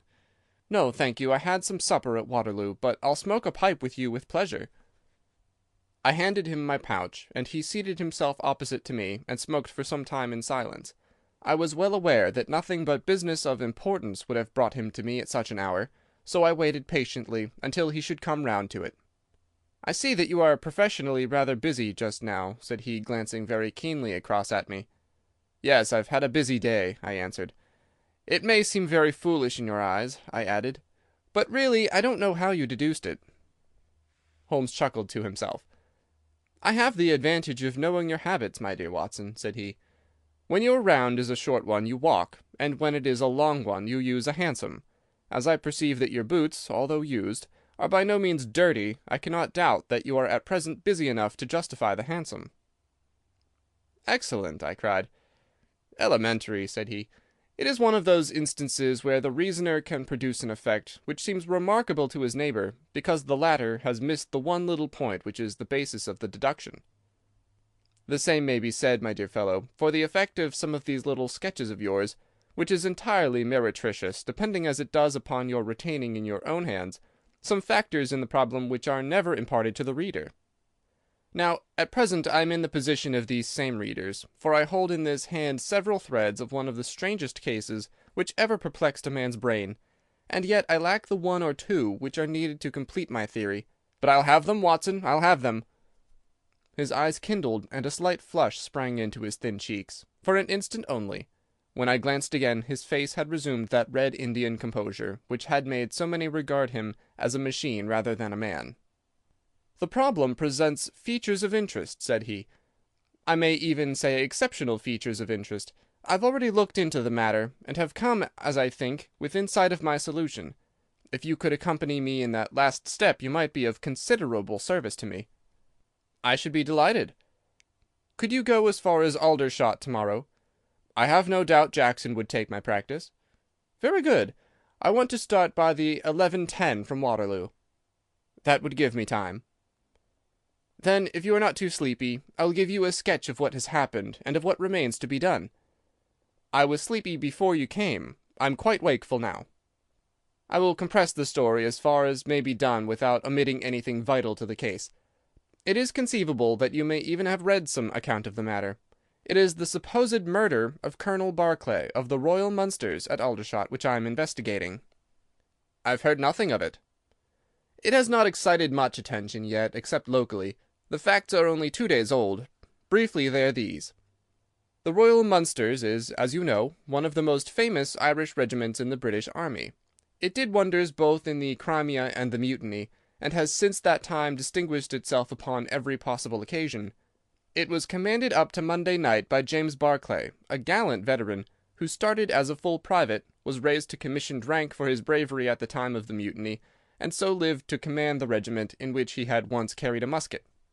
Colonel Barclay had married at the time when he was a sergeant, and his wife, whose maiden name was Miss Nancy Devoy, was the daughter of a former colour sergeant in the same corps. There was, therefore, as can be imagined, some little social friction when the young couple, for they were still young, found themselves in their new surroundings. They appear, however, to have quickly adapted themselves, and Mrs. Barclay has always, I understand, been as popular with the ladies of the regiment as her husband was with his brother officers. I may add that she was a woman of great beauty, and that even now, when she has been married for upwards of 30 years, she's still of a striking and queenly appearance. Colonel Barclay's family life appears to have been a uniformly happy one. Major Murphy, to whom I owe most of my facts, assures me that he has never heard of any misunderstanding between the pair. On the whole, he thinks that Barclay's devotion to his wife was greater than his wife's to Barclay. He was acutely uneasy if he were absent from her for a day. She, on the other hand, though devoted and beautiful, was less obtrusively affectionate. But they were regarded in the regiment as the very model of a middle-aged couple. There was absolutely nothing in their mutual relations to prepare people for the tragedy which was to follow. Colonel Barclay himself seems to have had some singular traits in his character. He was a dashing, jovial old soldier in his usual mood, but there were occasions on which he seemed to show himself capable of considerable violence and vindictiveness. This side of his nature, however, appears never to have been turned towards his wife. Another fact which had struck Major Murphy, and 3 out of 5 of the other officers with whom I conversed, was the singular sort of depression which came upon him at times. As the Major expressed it, the smile had often been struck from his mouth, as if by some invisible hand when he had been joining the gaieties and chaff of the mess-table. For days on end, when the mood was on him, he has been sunk in the deepest gloom. This and a certain tinge of superstition were the only usual traits in his character which his brother officers had observed. The latter peculiarity took the form of a dislike to being left alone, especially after dark. This puerile feature in a nature which was conspicuously manly had often given rise to comment and conjecture. The 1st Battalion of the Royal Munsters, which is the old 117th, has been stationed at Aldershot for some years. The married officers live out of barracks, and the colonel has during all this time occupied a villa called Lachine, about half a mile from the north camp. The house stands in its own grounds, but the west side of it is not more than 30 yards from the high road. A coachman and 2 maids form the staff of servants. These, with their master and mistress, were the sole occupants of Lachine, for the Barclays had no children, nor was it usual for them to have resident visitors. Now for the events at Lachine between 9 and 10 on the evening of last Monday. Mrs. Barclay was, as it appears, a member of the Roman Catholic Church, and had interested herself very much in the establishment of the Guild of St. George, which was formed in connection with the Wall Street Chapel for the purpose of supplying the poor with cast-off clothing. A meeting of the Guild had been held that evening at 8, and Mrs. Barclay had hurried over her dinner in order to be present at it. When leaving the house, she was heard by the coachman to make some commonplace remark to her husband, and to assure him that she would be back before very long. She then called for Miss Morrison, a young lady who lives in the next villa, and the two went off together to their meeting. It lasted 40 minutes, and at 9:15 Mrs. Barclay returned home, having left Miss Morrison at her door as she passed. There is a room which is used as a morning room at Lachine. This faces the road and opens by a large glass folding door onto the lawn. The lawn is 30 yards across, and is only divided from the highway by a low wall with an iron rail above it. It was into this room that Mrs. Barclay went upon her return. The blinds were not down, for the room was seldom used in the evening, but Mrs. Barclay herself lit the lamp and then rang the bell, asking Jane Stewart, the housemaid, to bring her a cup of tea, which was quite contrary to her usual habits. The Colonel had been sitting in the dining-room, but hearing that his wife had returned, he joined her in the morning-room. The coachman saw him cross the hall and enter it. He was never seen again alive. The tea which had been ordered was brought up at the end of 10 minutes, but the maid, as she approached the door, was surprised to hear the voices of her master and mistress in furious altercation. She knocked without receiving any answer, and even turned the handle, but only to find that the door was locked upon the inside. Naturally enough, she ran down to tell the cook, and the two women with the coachman came up into the hall and listened to the dispute which was still raging. They all agreed that only two voices were to be heard, those of Barclay and of his wife. Barclay's remarks were subdued and abrupt, so that none of them were audible to the listeners. The lady's, on the other hand, were most bitter, and when she raised her voice could be plainly heard. "You coward!" she repeated over and over. "What can be done now? What can be done now? Give me back my life. I will never so much as breathe the same air with you again. You coward! You coward!" Those were scraps of her conversation, ending in a sudden dreadful cry in the man's voice, with a crash and a piercing scream from the woman. Convinced that some tragedy had occurred, the coachman rushed to the door and strove to force it, while scream after scream issued from within. He was unable, however, to make his way in, and the maids were too distracted with fear to be of any assistance to him. A sudden thought struck him, however, and he ran through the hall door and round to the lawn, upon which the long French windows open. One side of the window was open, which I understand was quite usual in the summer-time, and he passed without difficulty into the room. His mistress had ceased to scream, and was stretched insensible upon a couch, while with his feet tilted over the side of an arm-chair, and his head upon the ground, near the corner of the fender, was lying the unfortunate soldier, stone dead in a pool of his own blood. Naturally, the coachman's first thought, on finding that he could do nothing for his master, was to open the door. But here an unexpected and singular difficulty presented itself. The key was not in the inner side of the door, nor could he find it anywhere in the room. He went out again, therefore, through the window, and having obtained the help of a policeman and of a medical man, he returned. The lady, against whom naturally the strongest suspicion rested, was removed to a room, still in a state of insensibility. The Colonel's body was then placed upon the sofa, and a careful examination made of the scene of the tragedy. The injury from which the unfortunate veteran was suffering was found to be a jagged cut some 2 inches long at the back part of his head, which had evidently been caused by a violent blow from a blunt weapon, nor was it difficult to guess what that weapon may have been. Upon the floor, close to the body, was lying a singular club of hard carved wood with a bone handle. The Colonel possessed a varied collection of weapons brought from the different countries in which he had fought, and it is conjectured by the police that his club was among his trophies. The servants deny having seen it before, but among the numerous curiosities in the house, it is possible that it may have been overlooked. Nothing else of importance was discovered in the room by the police, save the inexplicable fact that neither upon Mrs. Barclay's person, nor upon that of the victim, nor in any part of the room, was the missing key to be found. The door had eventually to be opened by a locksmith from Aldershot. That was the state of things, Watson, when upon the Tuesday morning I, at the request of Major Murphy, went down to Aldershot to supplement the efforts to the police. I think that you will acknowledge that the problem was already one of interest, but my observations soon made me realize that it was in truth much more extraordinary than would at first sight appear. Before examining the room, I cross-questioned the servants, but only succeeded in eliciting the facts which I have already stated.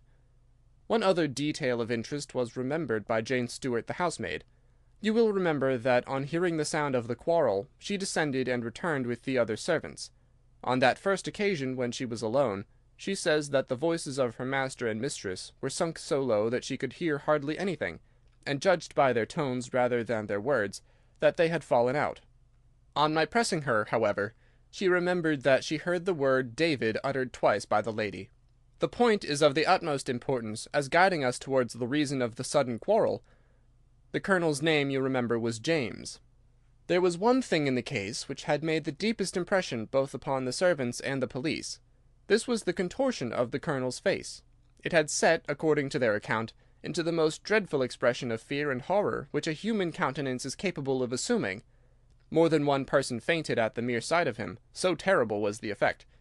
It was quite certain that he had foreseen his fate, and that it had caused him the utmost horror.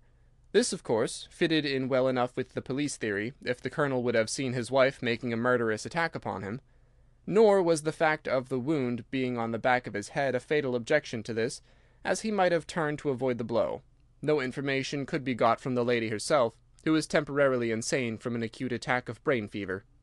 From the police, I learned that Miss Morrison, who you remember went out that evening with Mrs. Barclay, denied having any knowledge of what it was which had caused the ill humour in which her companion had returned. Having gathered these facts, Watson, I smoked several pipes over them, trying to separate those which were crucial from others which were merely incidental. There could be no question that the most distinctive and suggestive point in the case was the singular disappearance of the door-key. A most careful search had failed to discover it in the room, therefore it must have been taken from it. But neither the colonel nor the colonel's wife could have taken it. That was perfectly clear. Therefore a third person must have entered the room, and that third person could only have come in through the window. It seemed to me that a careful examination of the room and the lawn might possibly reveal some traces of this mysterious individual. You know my methods, Watson. There was not one of them which I did not apply to the inquiry, and it ended by my discovering traces, but very different ones from those which I had expected. There had been a man in the room, and he had crossed the lawn coming from the road. I was able to obtain 5 very clear impressions of his footmarks, 1 in the roadway itself at the point where he had climbed the low wall, 2 on the lawn, and 2 very faint ones upon the stained boards near the window where he had entered. He had apparently rushed across the lawn, for his toe marks were much deeper than his heels, but it was not the man who surprised me. It was his companion. His companion? Holmes pulled a large sheet of tissue paper out of his pocket and carefully unfolded it upon his knee. "What do you make of that?" he asked. The paper was covered with the tracings of the footmarks of some small animal. It had 5 well-marked footpads, an indication of long nails, and the whole print might be nearly as large as a dessert spoon. "It's a dog," said I. "Did you ever hear of a dog running up a curtain? I found distinct traces that this creature had done so." "A monkey, then?" "But it is not the print of a monkey." "What can it be, then?" "Neither dog, nor cat, nor monkey, nor any creature that we are familiar with. I have tried to reconstruct it from the measurements. Here are 4 prints where the beast has been standing motionless. You see that it is no less than 15 inches from forefoot to hind. Add to that the length of neck and head, and you get a creature not much less than 2 feet long, probably more if there is any tail. But now observe this other measurement. The animal has been moving, and we have the length of its stride. In each case it is only about 3 inches. You have an indication, you see, of a long body with very short legs attached to it. It has not been considerate enough to leave any of its hair behind, but its general shape must be what I have indicated, and it can run up a curtain, and it is carnivorous." "How do you deduce that?" "Because it ran up the curtain. A canary's cage was hanging in the window, and its aim seems to have been to get at the bird." "Then what was the beast?" "Ah, if I could give it a name, it might go a long way towards solving the case.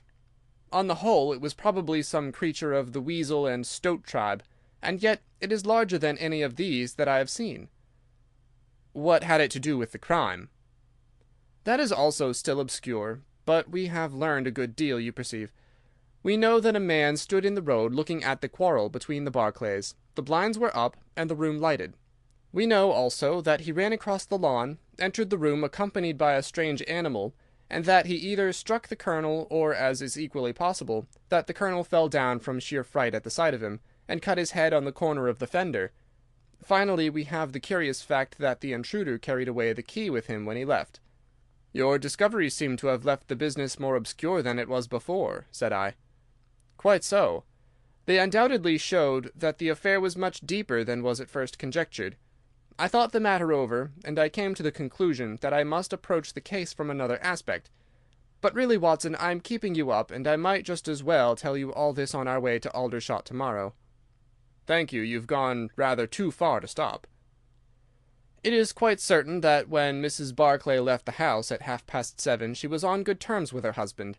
She was never, as I think I have said, ostentatiously affectionate, but she was heard by the coachman chatting with the Colonel in a friendly fashion. Now, it was equally certain that, immediately on her return, she had gone to the room in which she was least likely to see her husband, had flown to tea as an agitated woman will, and finally, on his coming in to her, had broken into violent recriminations. Therefore, something had occurred between 7:30 and 9 o'clock which had completely altered her feelings towards him. But Miss Morrison had been with her during the whole of that hour and a half. It was absolutely certain, therefore, in spite of her denial, that she must know something of the matter. My first conjecture was, that possibly there had been some passages between this young lady and the old soldier, which the former had now confessed to the wife. That would account for the angry return, and also for the girl's denial that anything had occurred. Nor would it be entirely incompatible with most of the words overheard. But there was the reference to David, and there was the known affection of the Colonel for his wife, to weigh against it, to say nothing of the tragic intrusion of this other man, which might, of course, be entirely disconnected with what had gone before. It was not easy to pick one's steps, but on the whole I was inclined to dismiss the idea that there had been anything between the Colonel and Miss Morrison, but more than ever convinced that the young lady held the clue as to what it was which had turned Mrs. Barclay to hatred of her husband. I took the obvious course, therefore, of calling upon Miss M., of explaining to her that I was perfectly certain that she held the facts in her possession, and of assuring her that her friend, Mrs. Barclay, might find herself in the dock upon a capital charge unless the matter were cleared up. Miss Morrison is a little ethereal slip of a girl, with timid eyes and blonde hair, but I found her by no means wanting in shrewdness and common sense. She sat thinking for some time after I had spoken, and then turning to me with a brisk air of resolution, she broke into a remarkable statement which I will condense for your benefit. "I promised my friend that I would say nothing of the matter, and a promise is a promise," said she. "But if I can really help her when so serious a charge is laid against her, and when her own mouth, poor darling, is closed by illness, then I think I am absolved from my promise. I will tell you exactly what happened upon Monday evening. We were returning from the Watt Street Mission about 8:45 o'clock. On our way we had to pass through Hudson Street, which is a very quiet thoroughfare. There is only one lamp in it upon the left-hand side, and as we approached this lamp I saw a man coming towards us with his back very bent and something like a box slung over one of his shoulders. He appeared to be deformed, for he carried his head low and walked with his knees bent. We were passing him when he raised his face to look at us in the circle of light thrown by the lamp, and as he did so he stopped and screamed out in a dreadful voice, 'My God, it's Nancy!' Mrs. Barclay turned as white as death, and would have fallen down had the dreadful-looking creature not caught hold of her. I was going to call for the police, but she, to my surprise, spoke quite civilly to the fellow. 'I thought you had been dead this 30 years, Henry,' she said in a shaking voice. 'So I have,' said he, and it was awful to hear the tones that he said in it. He had a very dark, fearsome face, and the gleam in his eyes that comes back to me in my dreams. His hair and whiskers were shot with grey, and his face was all crinkled and puckered like a withered apple. 'Just walk on a little way, dear,' said Mrs. Barclay. 'I want to have a word with this man. There's nothing to be afraid of.' She tried to speak boldly, but she was still deadly pale, and could hardly get her words out for the trembling of her lips. I did as she asked me, and they talked together for a few minutes. Then she came down the street with her eyes blazing, and I saw the crippled wretch standing by the lamp-post and shaking his clenched fists in the air, as if he were mad with rage. She never said a word until we were at the door here, when she took me by the hand, and begged me to tell no one what had happened. 'It's an old acquaintance of mine, who has come down in the world,' said she. When I promised her I would say nothing, she kissed me, and I've never seen her since. I've told you now the whole truth, and if I withheld it from the police, it is because I did not realize then the danger in which my dear friend stood. I know that it can only be to her advantage that everything should be known." That was her statement, Watson, and to me, as you can imagine, it was like a light on a dark night. Everything which had been disconnected before began at once to assume its true place, and I had a shadowy presentiment of the whole sequence of events. My next step, obviously, was to find the man who had produced such a remarkable impression upon Mrs. Barclay. If he were still in Aldershot, it should not be a very difficult matter. There are not such a very great number of civilians, and a deformed man was sure to have attracted attention. I spent a day in the search, and by evening, this very evening, Watson, I had run him down. The man's name is Henry Wood, and he lives in lodgings in this same street in which the ladies met him. He has only been 5 days in the place. In the character of a registration agent, I had a most interesting gossip with his landlady. The man is by trade a conjurer and performer, going round the canteens after nightfall, and giving a little entertainment at each. He carries some creature about with him in that box, about which the landlady seemed to be in considerable trepidation, for she had never seen an animal like it. He uses it in some tricks according to her account. So much the woman was able to tell me, and also that it was a wonder the man lived, seeing how twisted he was, and that he spoke in a strange tongue sometimes, and that for the last 2 nights she had heard him groaning and weeping in his bedroom. He was all right as far as money went, but in his deposit he had given her what looked like a bad florin. She showed it to me, Watson, and it was an Indian rupee. So now, my dear fellow, you see exactly how we stand and why it is I want you. It is perfectly plain that after the ladies parted from this man, he followed them at a distance, that he saw the quarrel between husband and wife through the window, that he rushed in, and that the creature which he carried in his box got loose. That is all very certain. But he is the only person in this world who can tell us exactly what happened in that room." "And you intend to ask him?" "Most certainly, but in the presence of a witness." "And I am the witness." "If you will be so good.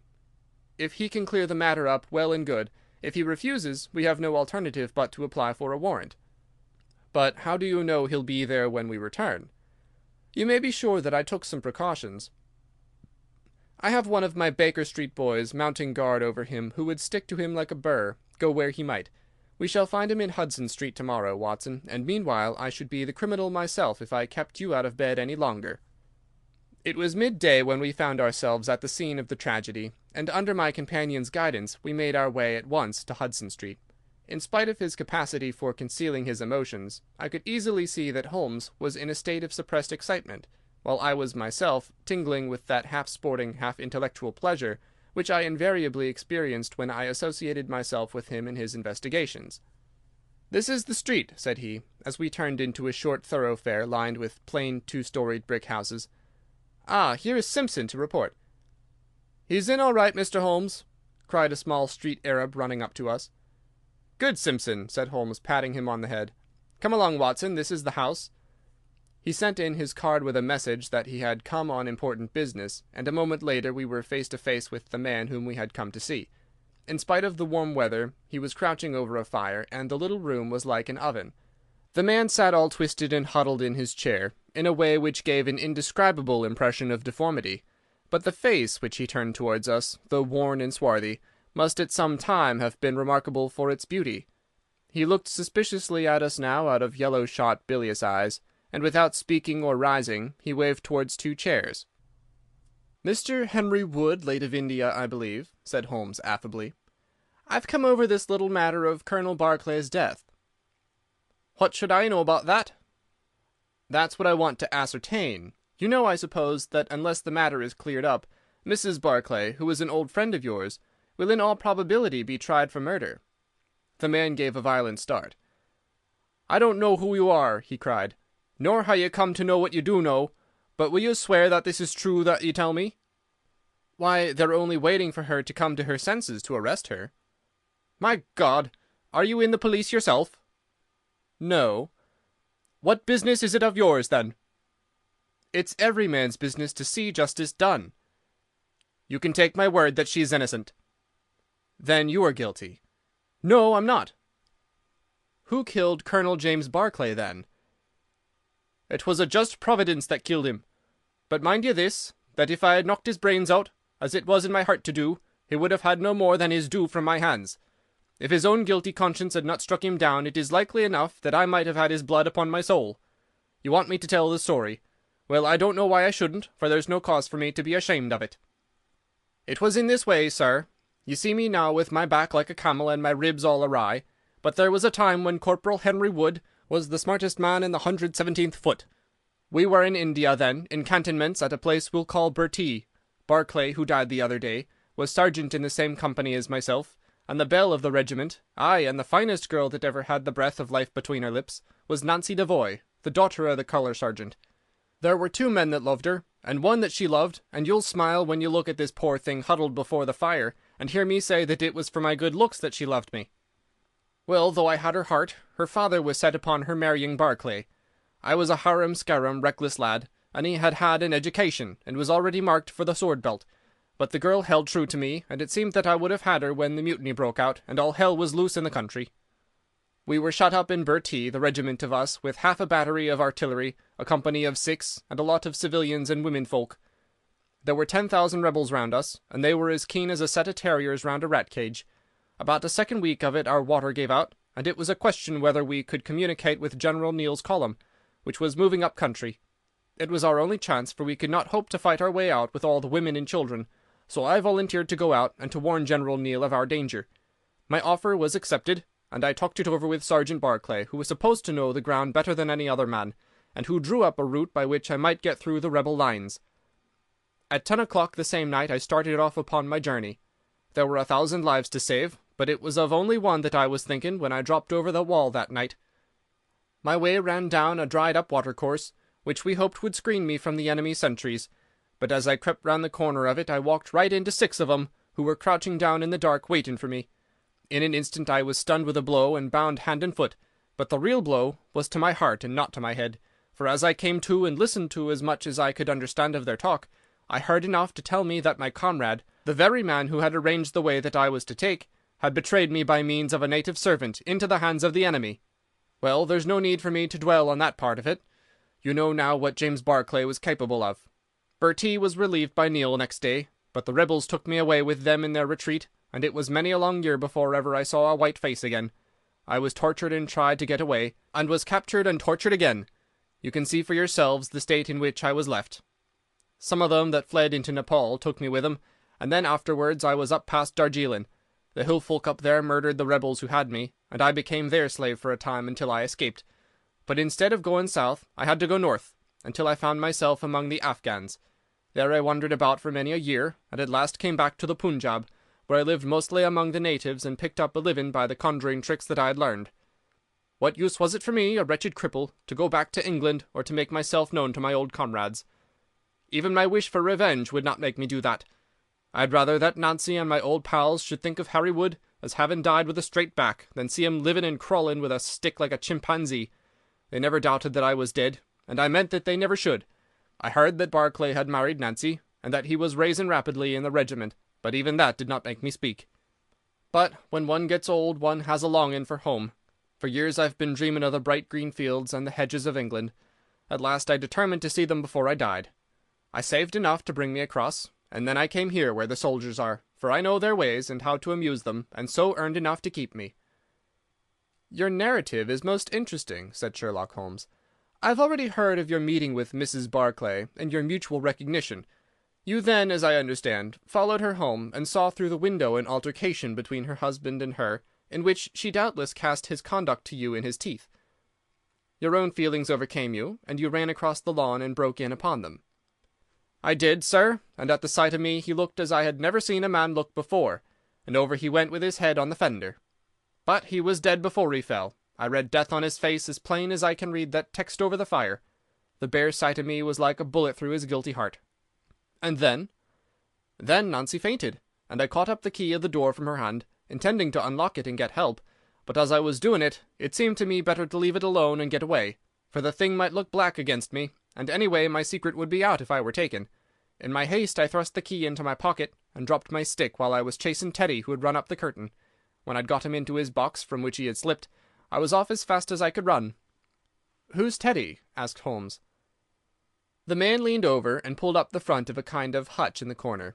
In an instant out there slipped a beautiful reddish-brown creature, thin and lithe, with the legs of a stoat, a long thin nose, and a pair of the finest red eyes that ever I saw in an animal's head. "It's a mongoose!" I cried. "Well, some call them that, and some call them inchnaman," said the man. "Snake-catcher is what I call them, and Teddy is amazing quick on cobras. I've one here without the fangs, and Teddy catches it every night to please the folk in the canteen. Any other points, sir?" "Well, we may have to apply to you again if Mrs. Barclay should prove to be in serious trouble." "In that case, of course, I'd come forward." "But if not, there is no object in raking up this scandal against a dead man, foully as he has acted. You have at least the satisfaction of knowing that for 30 years of his life his conscience bitterly reproached him for this wicked deed. Ah, there goes Major Murphy on the other side of the street. Good-bye, Wood. I want to learn if anything has happened since yesterday." We were in time to overtake the Major before he reached the corner. "Ah, Holmes," he said, "I suppose you have heard that all this fuss has come to nothing." "What then?" "The inquest is just over. The medical evidence showed conclusively that death was due to apoplexy. You see, it was quite a simple case after all." "Oh, remarkably superficial," said Holmes, smiling. "Come, Watson, I don't think we shall be wanted in Aldershot any more." "There's one thing," said I, as we walked down to the station. "If the husband's name was James, and the other was Henry, what was this talk about David?" "That one word, my dear Watson, should have told me the whole story had I been the ideal reasoner which you are so fond of depicting. It was evidently a term of reproach." "Of reproach?" "Yes. David strayed a little occasionally, you know, and on one occasion in the same direction as Sergeant James Barclay.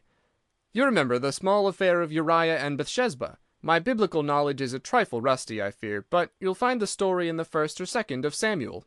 End of Adventure 7. The Crooked Man.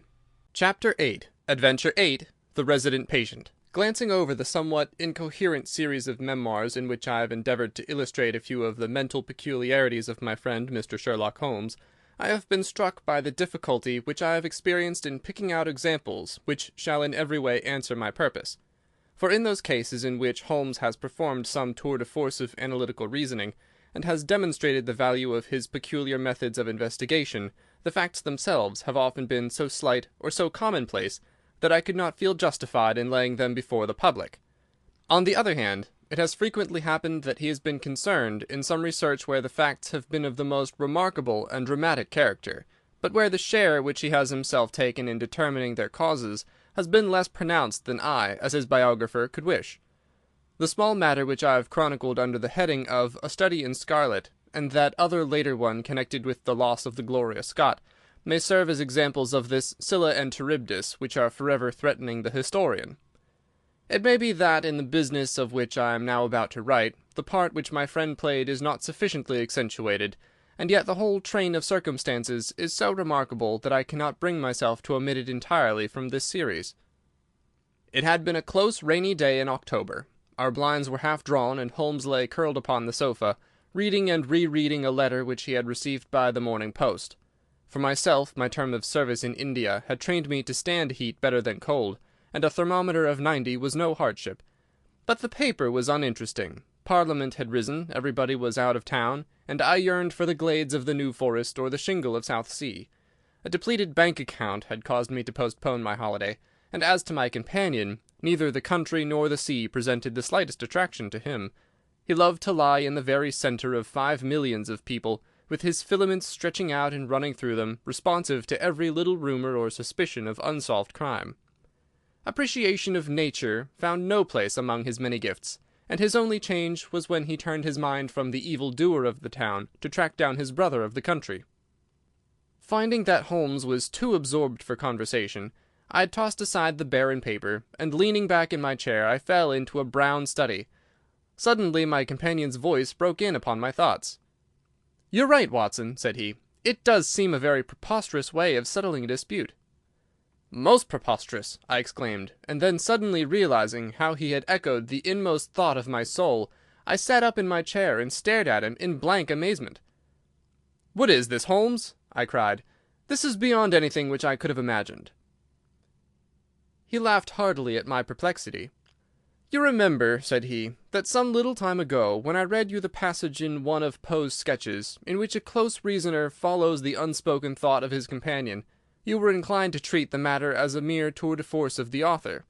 On my remarking that I was constantly in the habit of doing the same thing, you expressed incredulity." "Oh, no." "Perhaps not with your tongue, my dear Watson, but certainly with your eyebrows.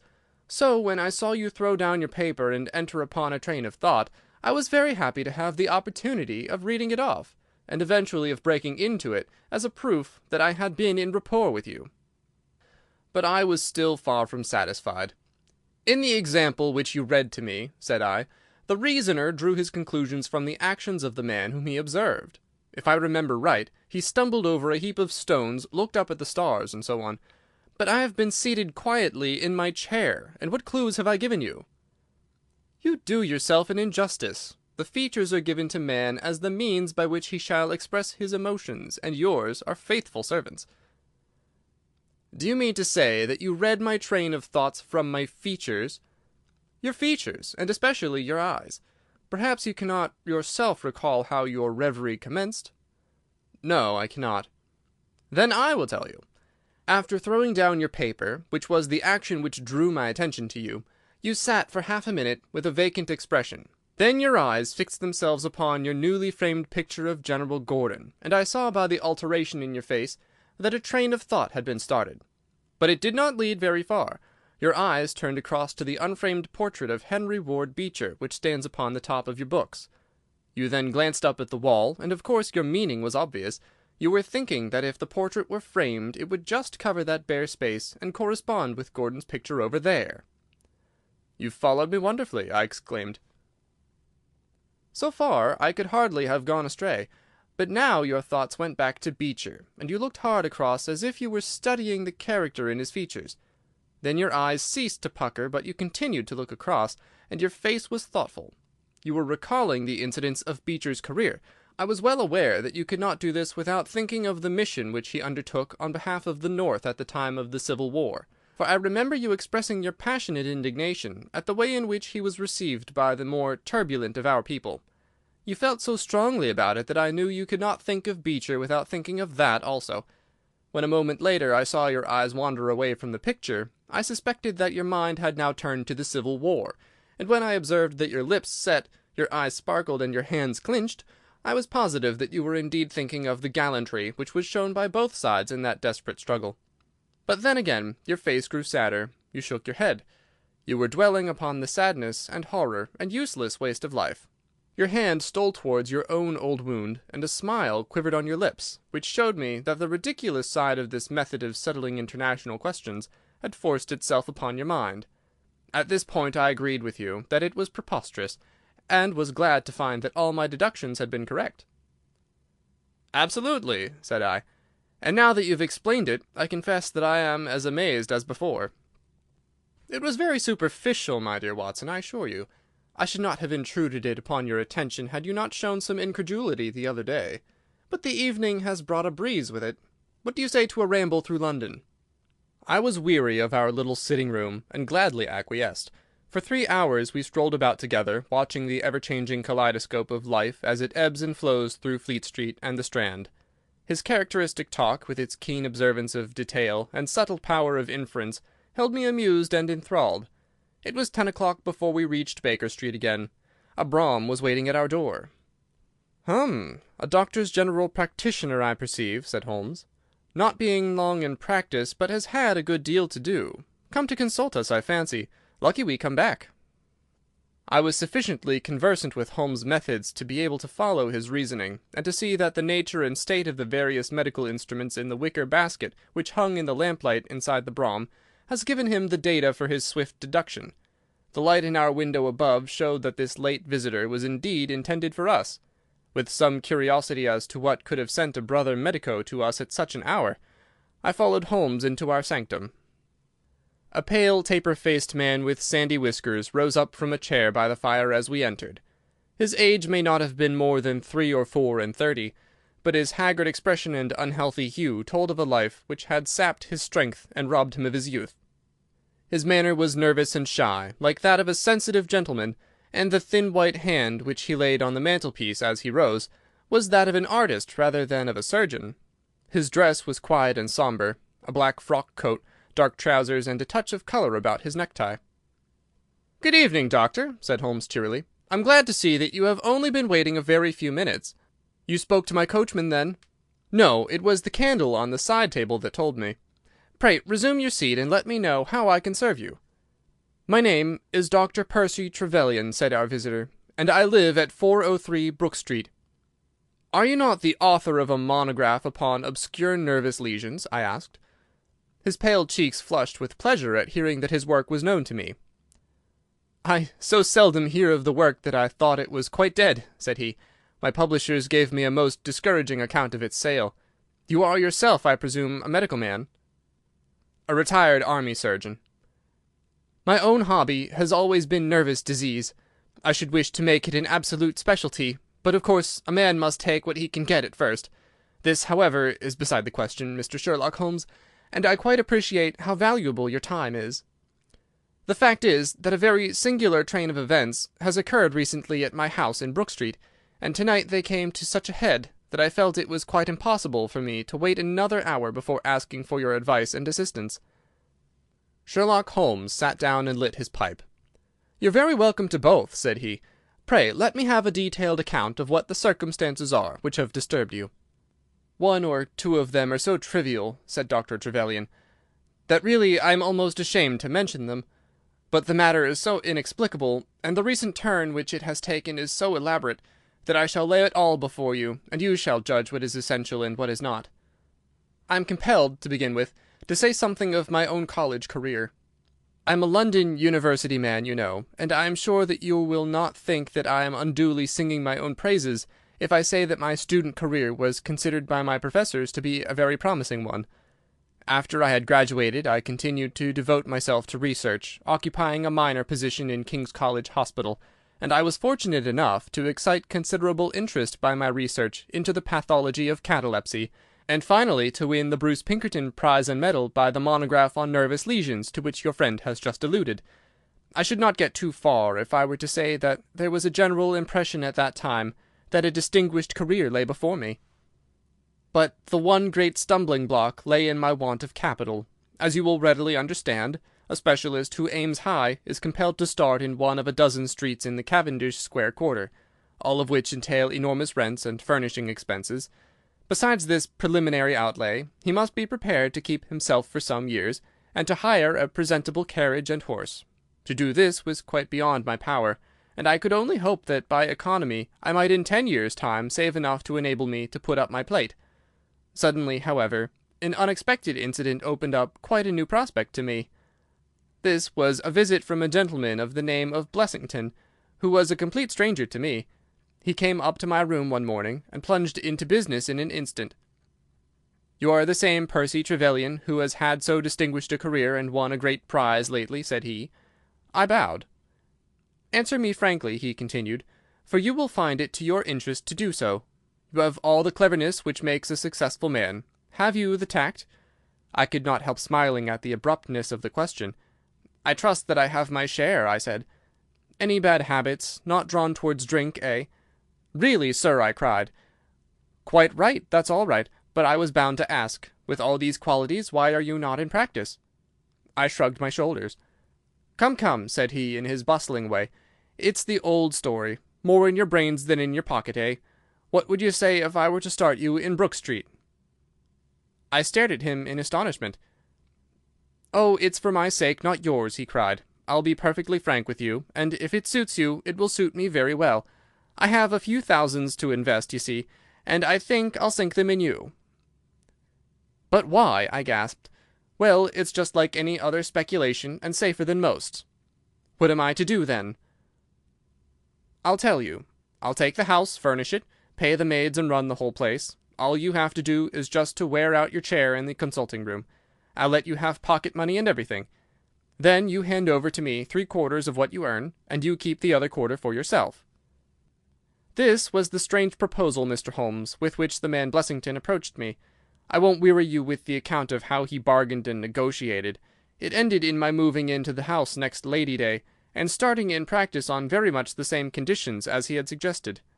He came himself to live with me in the character of a resident patient. His heart was weak, it appears, and he needed constant medical supervision. He turned the 2 best rooms of the first floor into a sitting-room and bedroom for himself. He was a man of singular habits, shunning company and very seldom going out.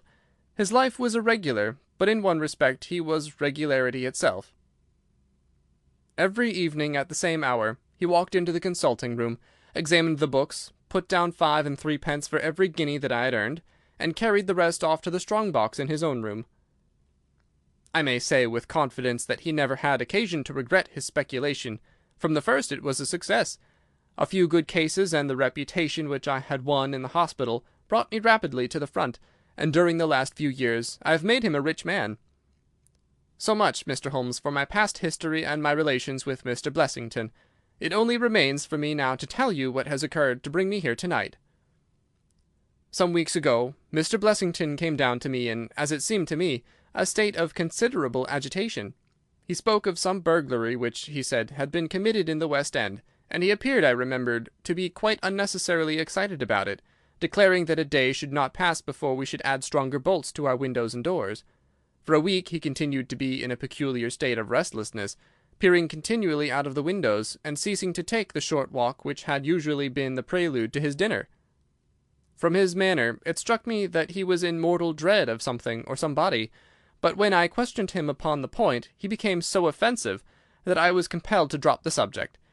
Gradually, as time passed, his fears appeared to die away, and he had renewed his former habits when a fresh event reduced him to the pitiable state of prostration in which he now lies. What happened was this. 2 days ago I received the letter which I now read to you. Neither address nor date is attached to it. A Russian nobleman, who is now resident in England, it runs, would be glad to avail himself of the professional assistance of Dr. Percy Trevelyan. He has been for some years a victim to cataleptic attacks, on which, as is well known, Dr. Trevelyan is an authority. He proposes to call at about 6:15 tomorrow evening, if Dr. Trevelyan will make it convenient to be at home. This letter interested me deeply, because the chief difficulty in the study of catalepsy is the rareness of the disease. You may believe, then, that I was in my consulting-room when, at the appointed hour, the page showed in the patient. He was an elderly man, thin, demure, and commonplace, by no means the conception one forms of a Russian nobleman. I was much more struck by the appearance of his companion. This was a tall young man, surprisingly handsome, with a dark, fierce face, and the limbs and chest of a Hercules. He had his hand under the other's arm as they entered, and helped him to a chair with a tenderness which one would hardly have expected from his appearance. "You will excuse my coming in, doctor," he said to me, speaking English with a slight lisp.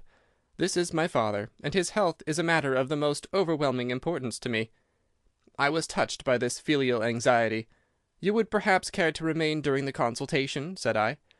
"Not for the world," he cried with a gesture of horror. "It is more painful to me than I can express. If I were to see my father in one of these dreadful seizures, I am convinced that I should never survive it. My own nervous system is an exceptionally sensitive one. With your permission, I will remain in the waiting-room while you go into my father's case."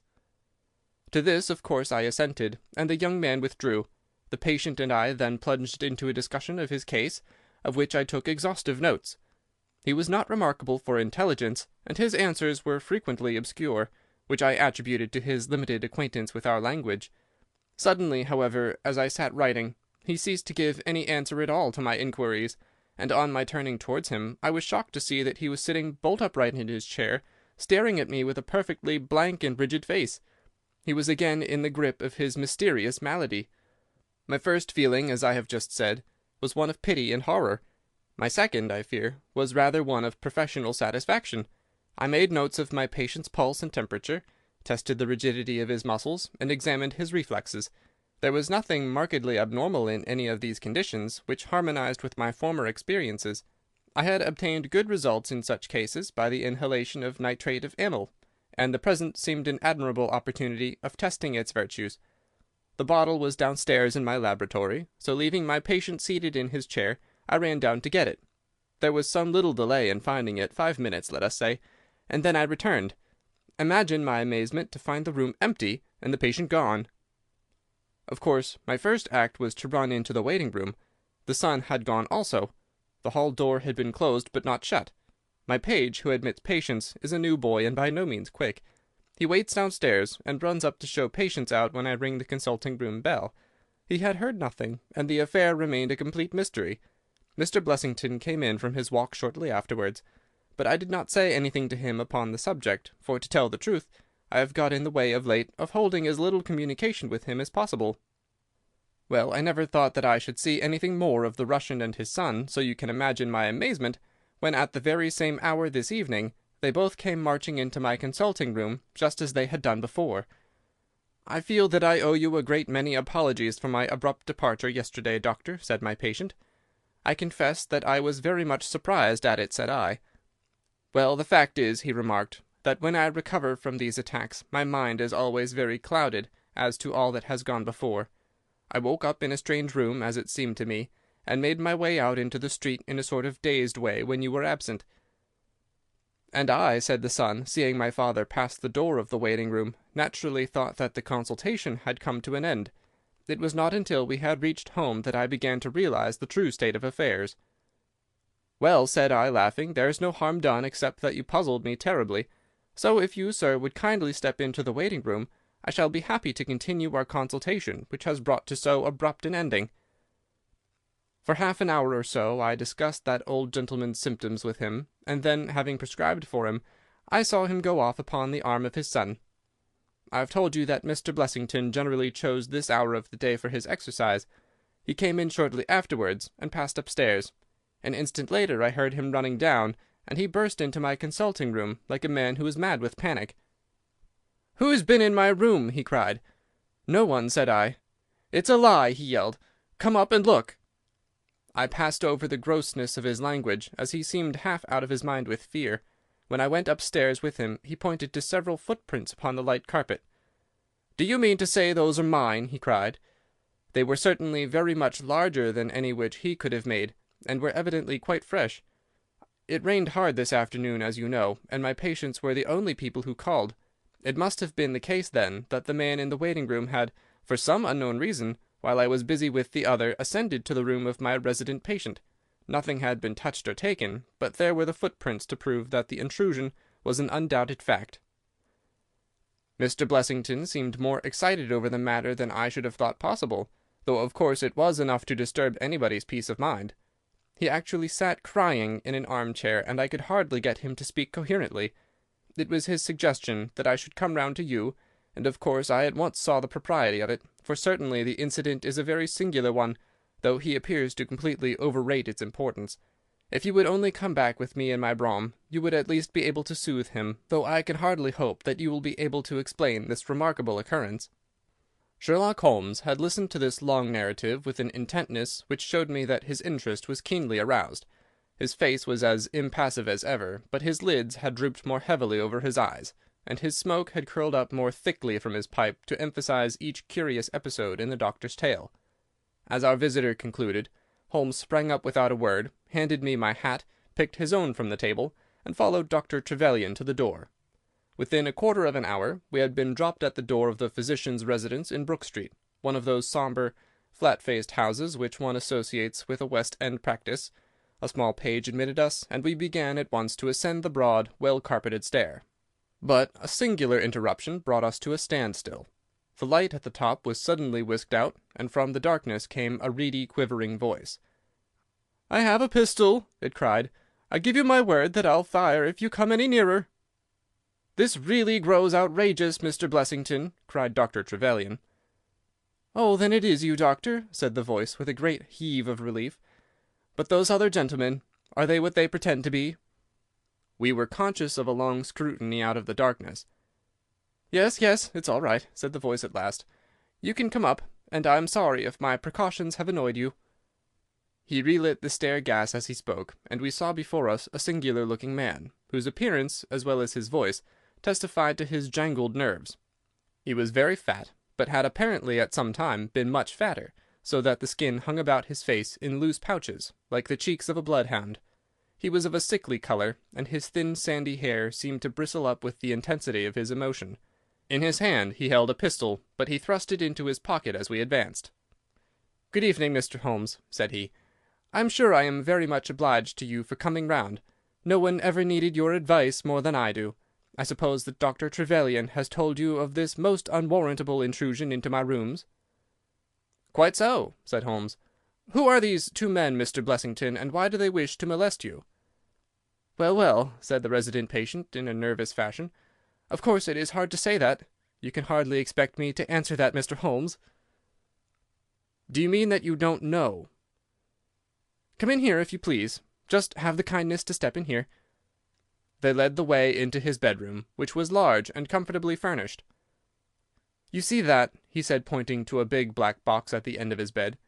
"I have never been a very rich man, Mr. Holmes. Never made but one investment in my life, as Dr. Trevelyan would tell you. But I don't believe in bankers. I would never trust a banker, Mr. Holmes. Between ourselves, what little I have is in that box, so you can understand what it means to me when unknown people force themselves into my rooms." Holmes looked at Blessington in his questioning way, and shook his head. "I cannot possibly advise you if you try to deceive me," said he. "But I have told you everything." Holmes turned on his heel with a gesture of disgust. "Good night, Dr. Trevelyan," said he. "And no advice for me?" cried Mr. Blessington in a breaking voice. "My advice to you, sir, is to speak the truth." A minute later we were in the street and walking for home. We had crossed Oxford Street and were half-way down Harley Street before I could get a word from my companion. "Sorry to bring you out on such a fool's errand, Watson," he said at last. "It is an interesting case, too, at the bottom of it." "I can make little of it," I confessed. "Well, it is quite evident that there are two men, more perhaps, but at least two, who are determined for some reason to get at this fellow Blessington. I've no doubt in my mind that both on the first and on the second occasion that young man penetrated to Blessington's room, while his confederate, by an ingenious device, kept the doctor from interfering." "And the catalepsy?" "A fraudulent imitation, Watson, though I should hardly dare to hint as much to our specialist.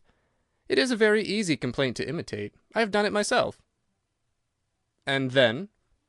"By the purest chance, Blessington was out on each occasion. Their reason for choosing so unusual an hour for a consultation was obviously to ensure that there should be no other patient in the waiting room.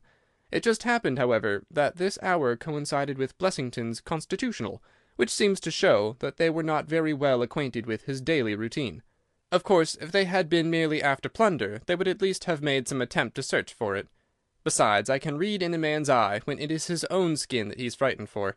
It is inconceivable that this fellow could have made two such vindictive enemies as these appear to be without knowing of it. I hold it, therefore, to be certain that he does know who these men are, and that for reasons of his own he suppresses it. It is just possible that tomorrow may find him in a more communicative mood." "Is there not one alternative?" I suggested.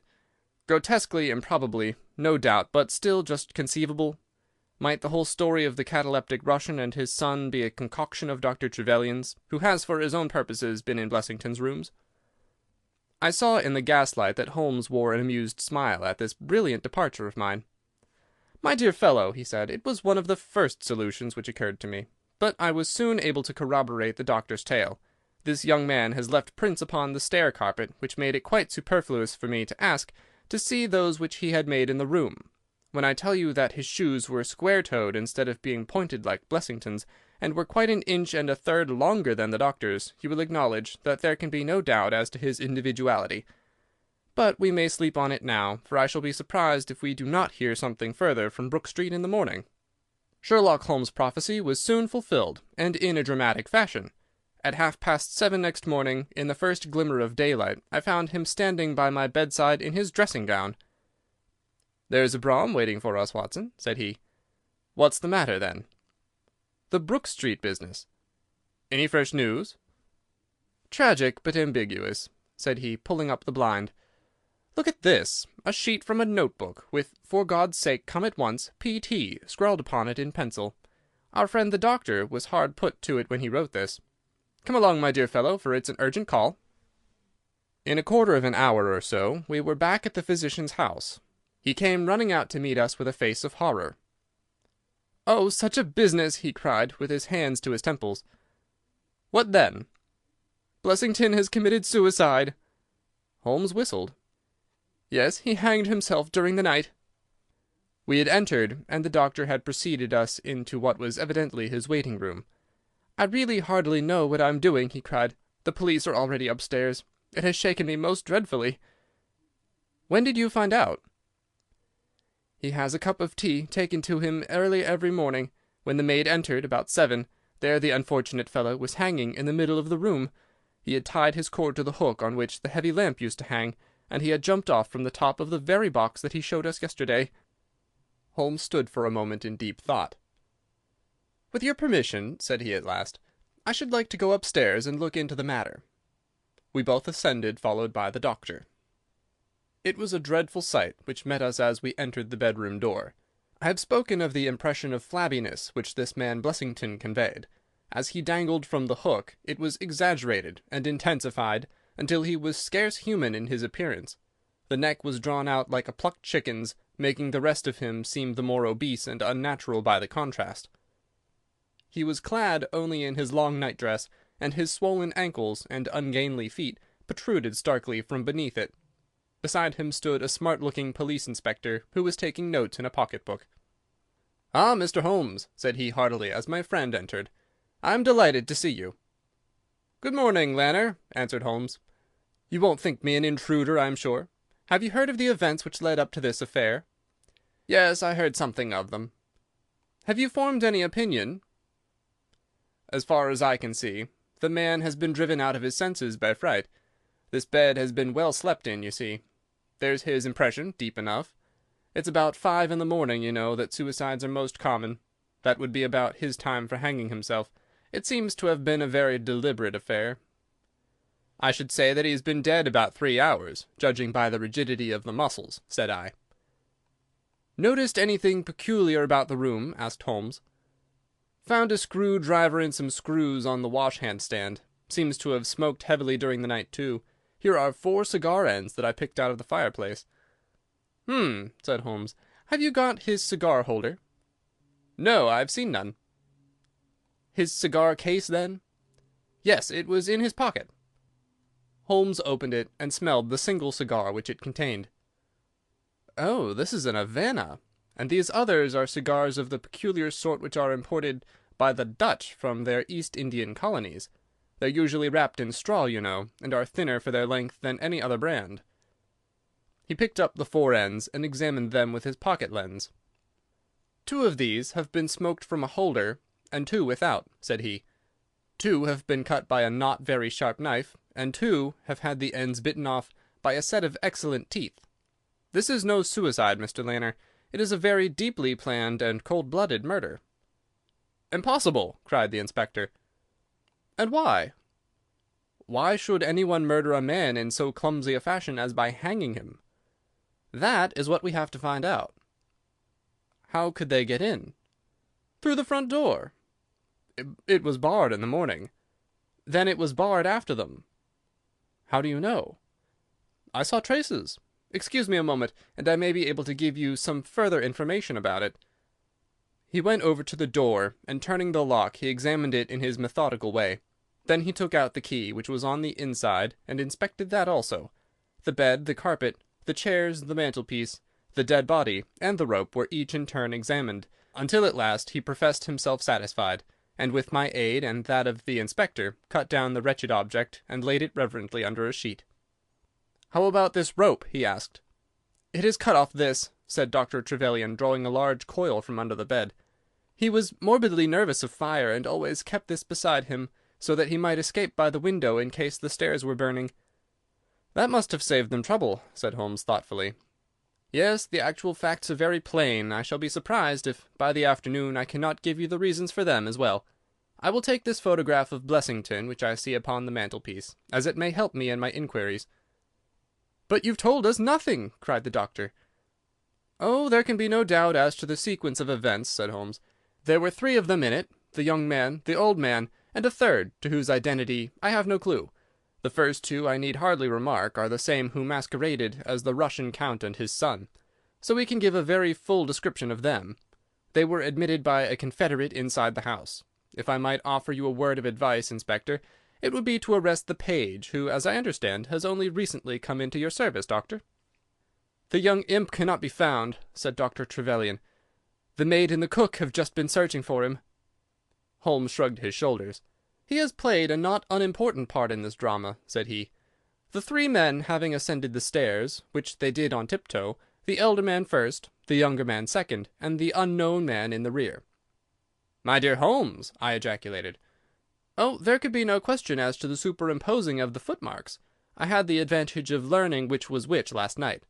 They ascended then to Mr. Blessington's room, the door of which they found to be locked. With the help of a wire, however, they forced round the key, even without the lens, you will perceive by the scratches on this ward, where the pressure was applied.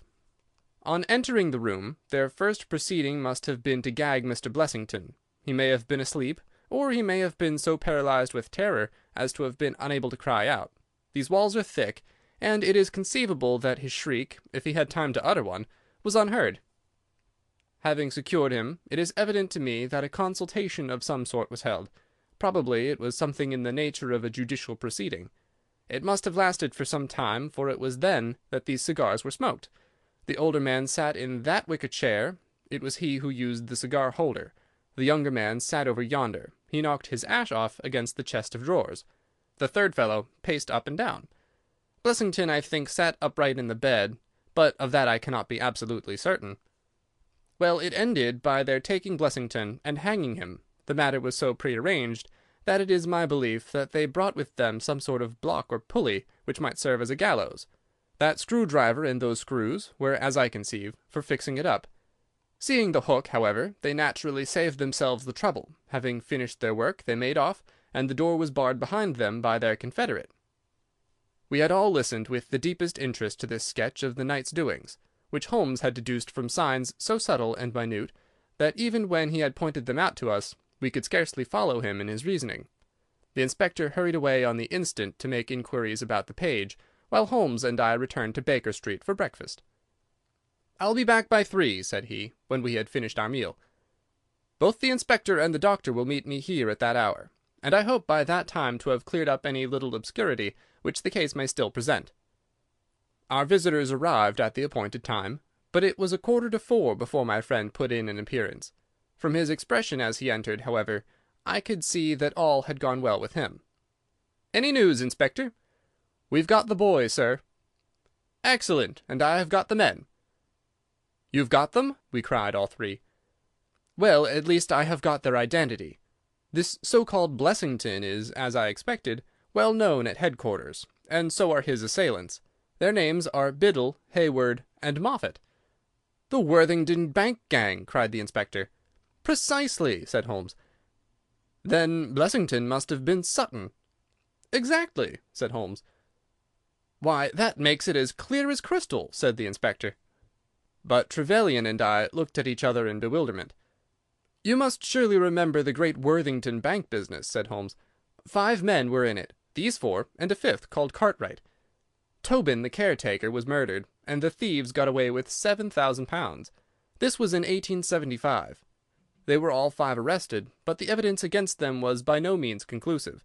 This Blessington, or Sutton, who was the worst of the gang, turned informer. On his evidence Cartwright was hanged, and the other 3 got 15 years apiece. When they got out the other day, which was some years before their full term, they set themselves, as you perceive, to hunt down the traitor, and to avenge the death of their comrade upon him. Twice they tried to get at him and failed. A third time, you see, it came off. Is there anything further which I can explain, Dr. Trevelyan?" "I think you have made it all remarkably clear," said the doctor. "No doubt the day on which he was perturbed was the day when he had seen of their release in the newspapers." "Quite so. His talk about a burglary was the merest blind." "But why could he not tell you this?" "Well, my dear sir, knowing the vindictive character of his old associates, he was trying to hide his own identity from everybody as long as he could. His secret was a shameful one, and he could not bring himself to divulge it. However, wretch as he was still living under the shield of British law, and I have no doubt, Inspector, that you will see that, though that shield may fail to guard, the sword of justice is still there to avenge." Such were the singular circumstances in connection with the resident patient and the Brook Street doctor.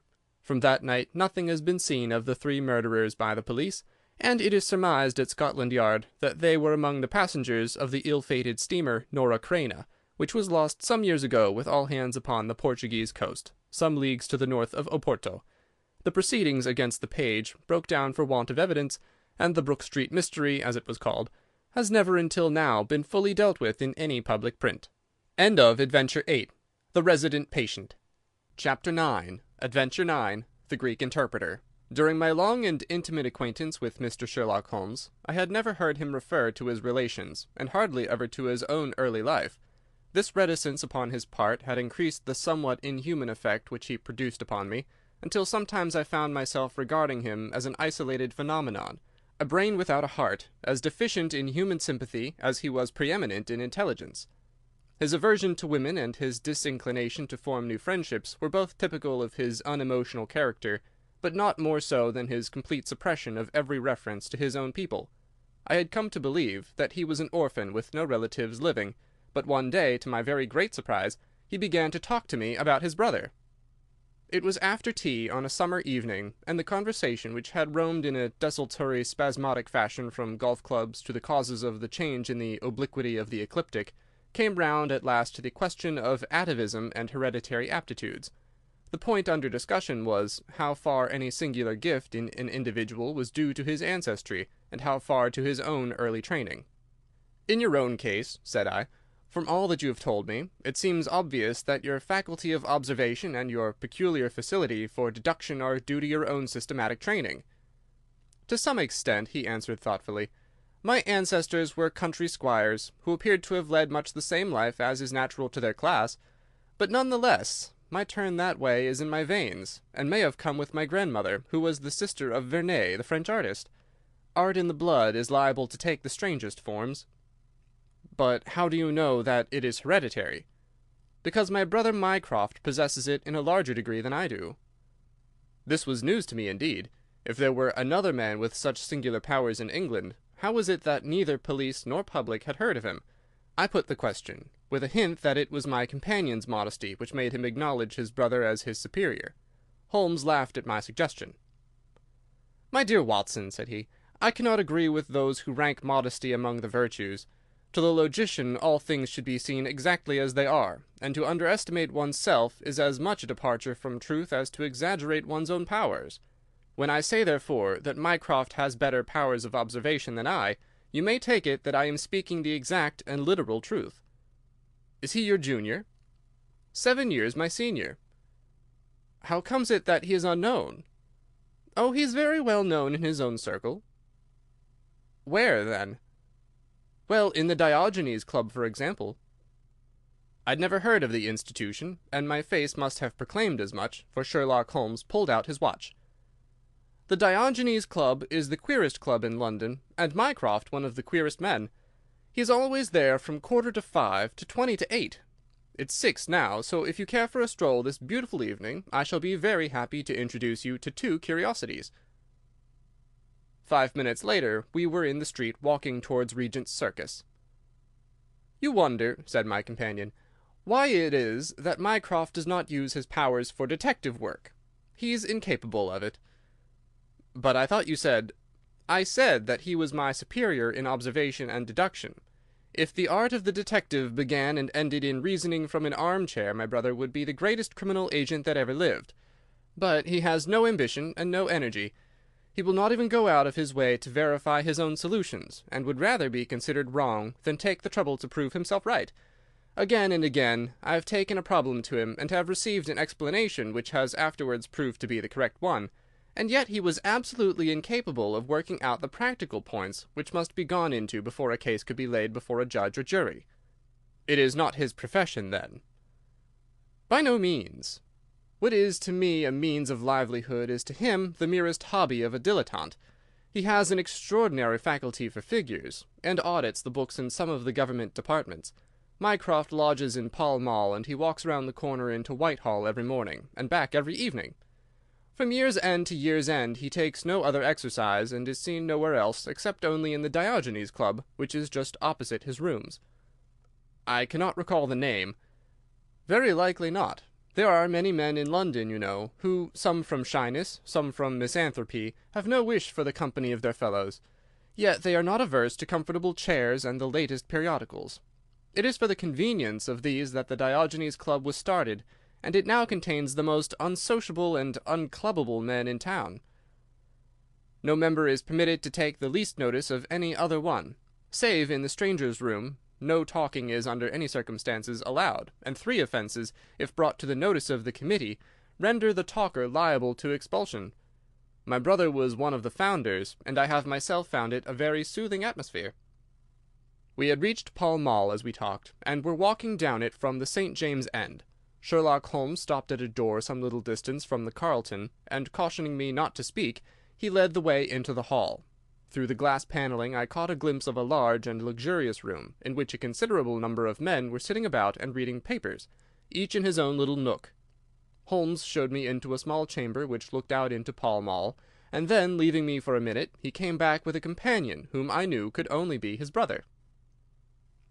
Mycroft Holmes was a much larger and stouter man than Sherlock. His body was absolutely corpulent, but his face, though massive, had preserved something of the sharpness of expression which was so remarkable in that of his brother. His eyes, which were of a peculiarly light, watery grey, seemed to always retain that far-away, introspective look, which I had only observed in Sherlock's, when he was exerting his full powers. "I'm glad to meet you, sir," said he, putting out a broad, fat hand like the flipper of a seal. "I hear of Sherlock everywhere since you became his chronicler. By the way, Sherlock, I expected to see you round last week to consult me over that Manor House case. I thought you might be a little out of your depth." "No, I solved it," said my friend, smiling. "It was Adams, of course?" "Yes, it was Adams." "I was sure of it from the first." The two sat down together in the bow window of the club. "To anyone who wishes to study mankind, this is the spot," said Mycroft. "Look at the magnificent types. Look at these 2 men who are coming toward us, for example." "The billiard marker and the other?" "Precisely. What do you make of the other?" The 2 men had stopped opposite the window. Some chalk marks over the waistcoat pocket were the only signs of billiards which I could see in one of them. The other was a very small, dark fellow, with his hat pushed back and several packages under his arm. "An old soldier, I perceive," said Sherlock. "And very recently discharged," remarked the brother. "Served in India, I see." "And a non-commissioned officer." "Royal Artillery, I fancy," said Sherlock. "And a widower." "But with a child." "Children, my dear boy, children." "Come," said I, laughing, "this is a little too much." "Surely," answered Holmes, "it is not hard to say that a man with that bearing, expression of authority, and sun-baked skin, is a soldier, is more than a private, and is not long from India. That he has not left the service long is shown by his still wearing his ammunition boots, as they are called," observed Mycroft. "He had not the cavalry stride, yet he wore his hat on one side, as is shown by the lighter skin of that side of his brow. His weight is against his being a sapper. He is in the artillery. Then, of course, his complete mourning shows that he has lost someone very dear. The fact that he is doing his own shopping looks as though it were his wife. He has been buying things for children, you perceive. There is a rattle, which shows that one of them is very young. The wife probably died in childbed. The fact that he has a picture book under his arm shows that there is another child to be thought of." I began to understand what my friend meant when he said that his brother possessed even keener faculties than he did himself. He glanced across at me and smiled. Mycroft took snuff from a tortoise-shell box and brushed away the wandering grains from his coat front with a large red silk handkerchief. "By the way, Sherlock," said he, "I have had something quite after your own heart, a most singular problem, submitted to my judgment. I really had not the energy to follow it up save in a very incomplete fashion, but it gave me a basis for some pleasing speculation, if you would care to hear the facts." "My dear Mycroft, I should be delighted." The brother scribbled a note upon a leaf of his pocket-book, and ringing the bell, he handed it to the waiter. "I've asked Mr. Melas to step across," said he. "He lodges on the floor above me, and I have some slight acquaintance with him, which led him to come to me in his perplexity. Mr. Melas is a Greek by extraction, as I understand, and he is a remarkable linguist. He earns his living partly as interpreter in the law courts and partly by acting as guide to any wealthy Orientals who may visit the Northumberland Avenue hotels.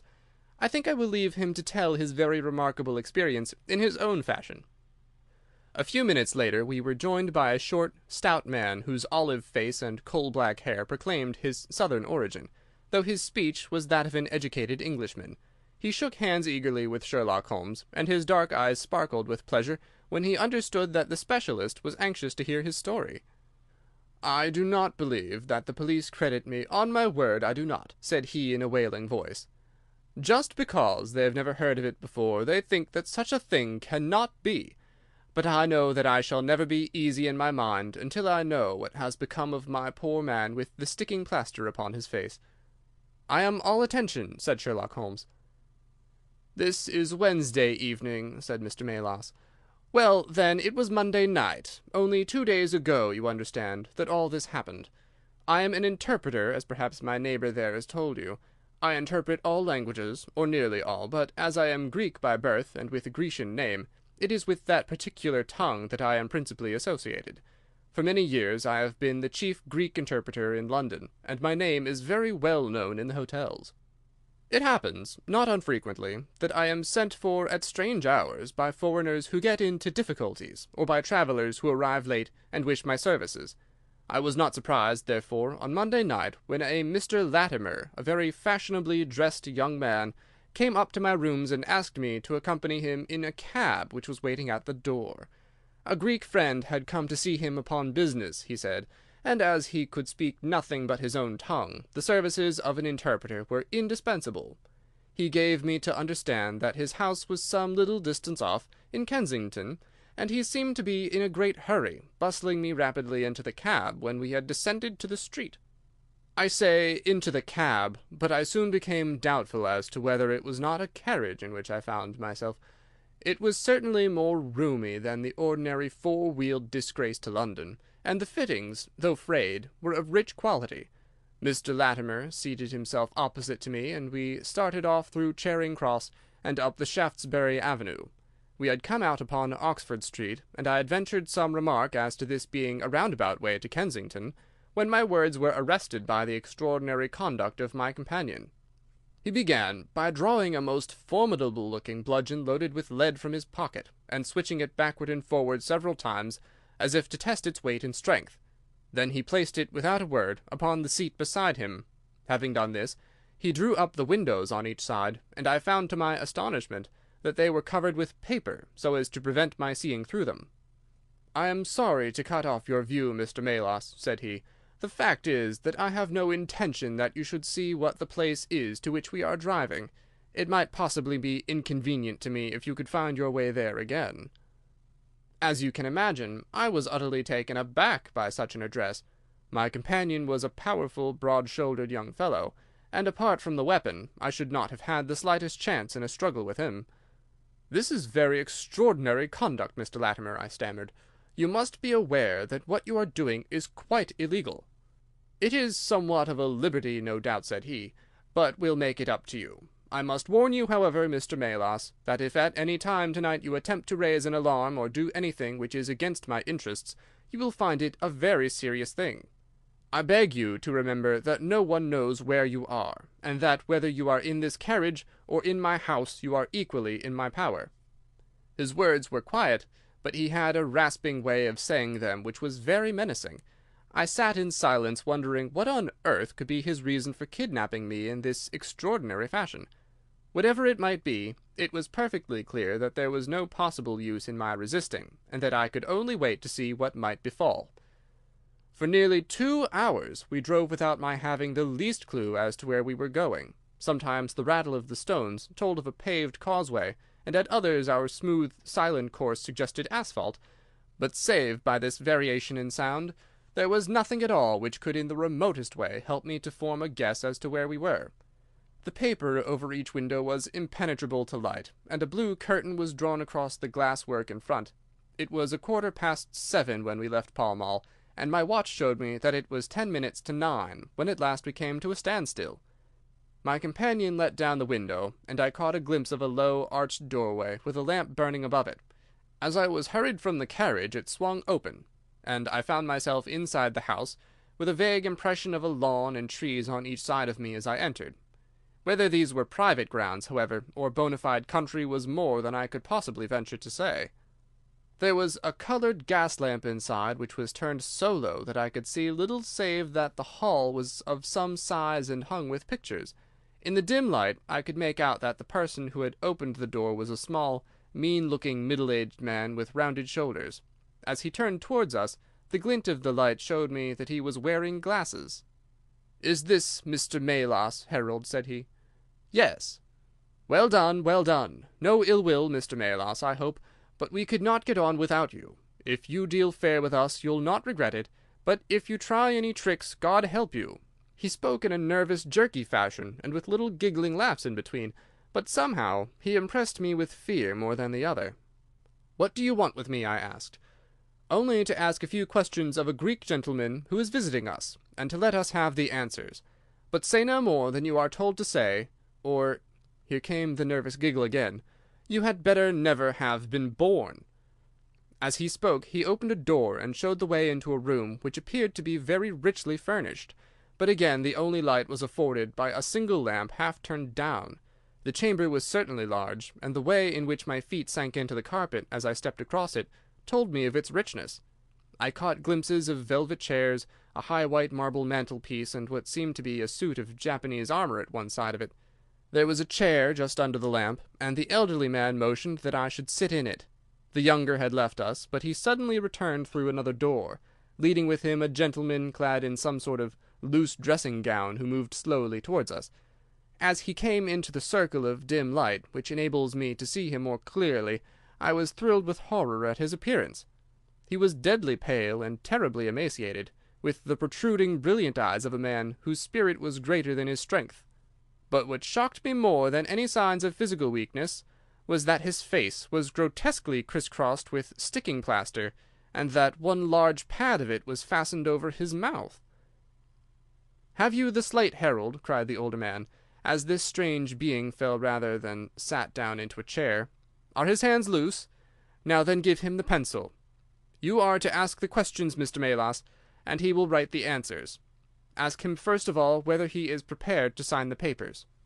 The man's eyes flashed fire. "Never," he wrote in Greek upon the slate. "On no condition?" I asked, at the bidding of our tyrant.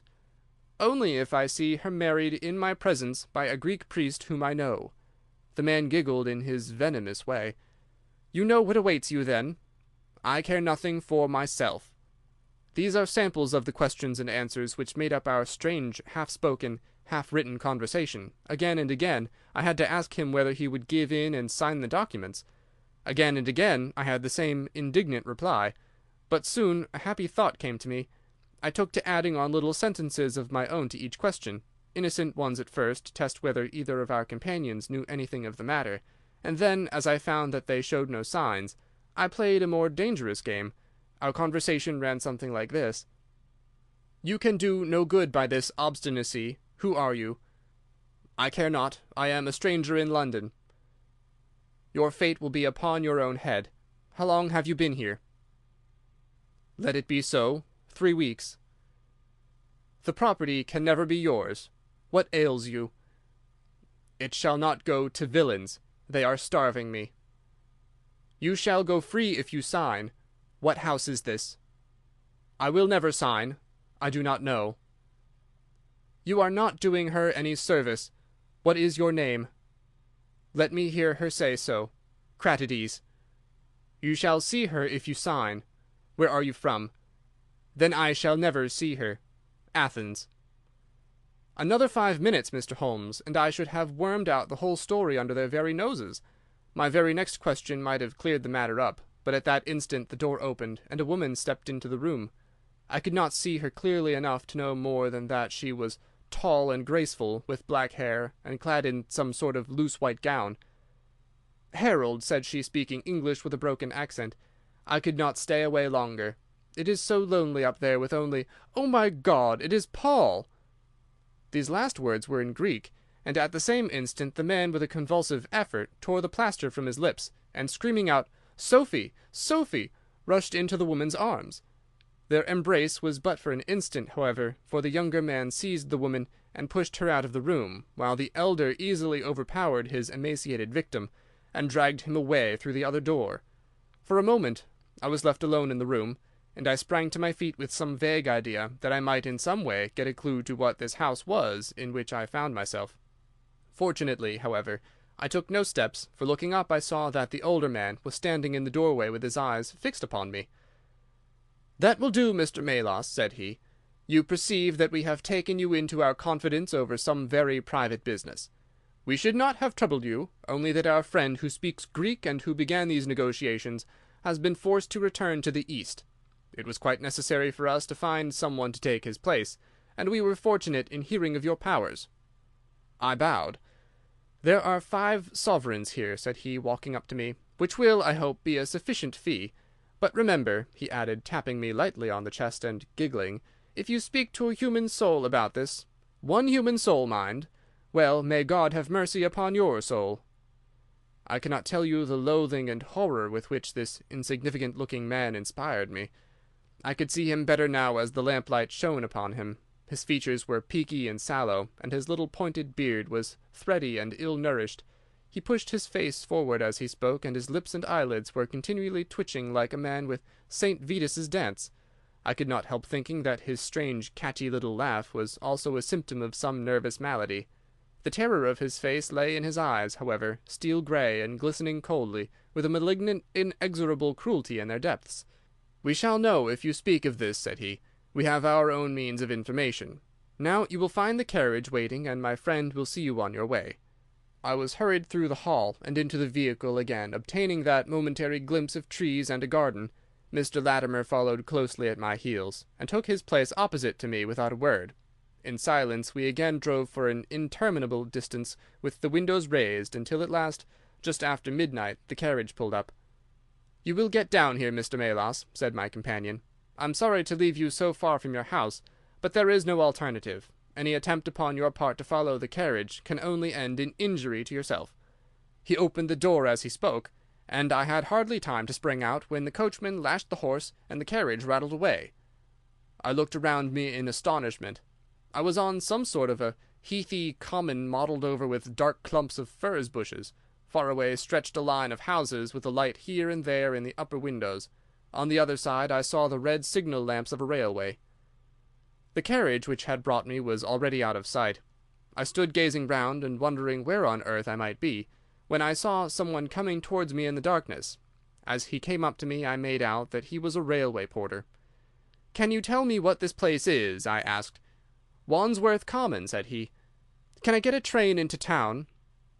"If you walk on a mile or so to Clapham Junction," said he, "you'll just be in time for the last to Victoria."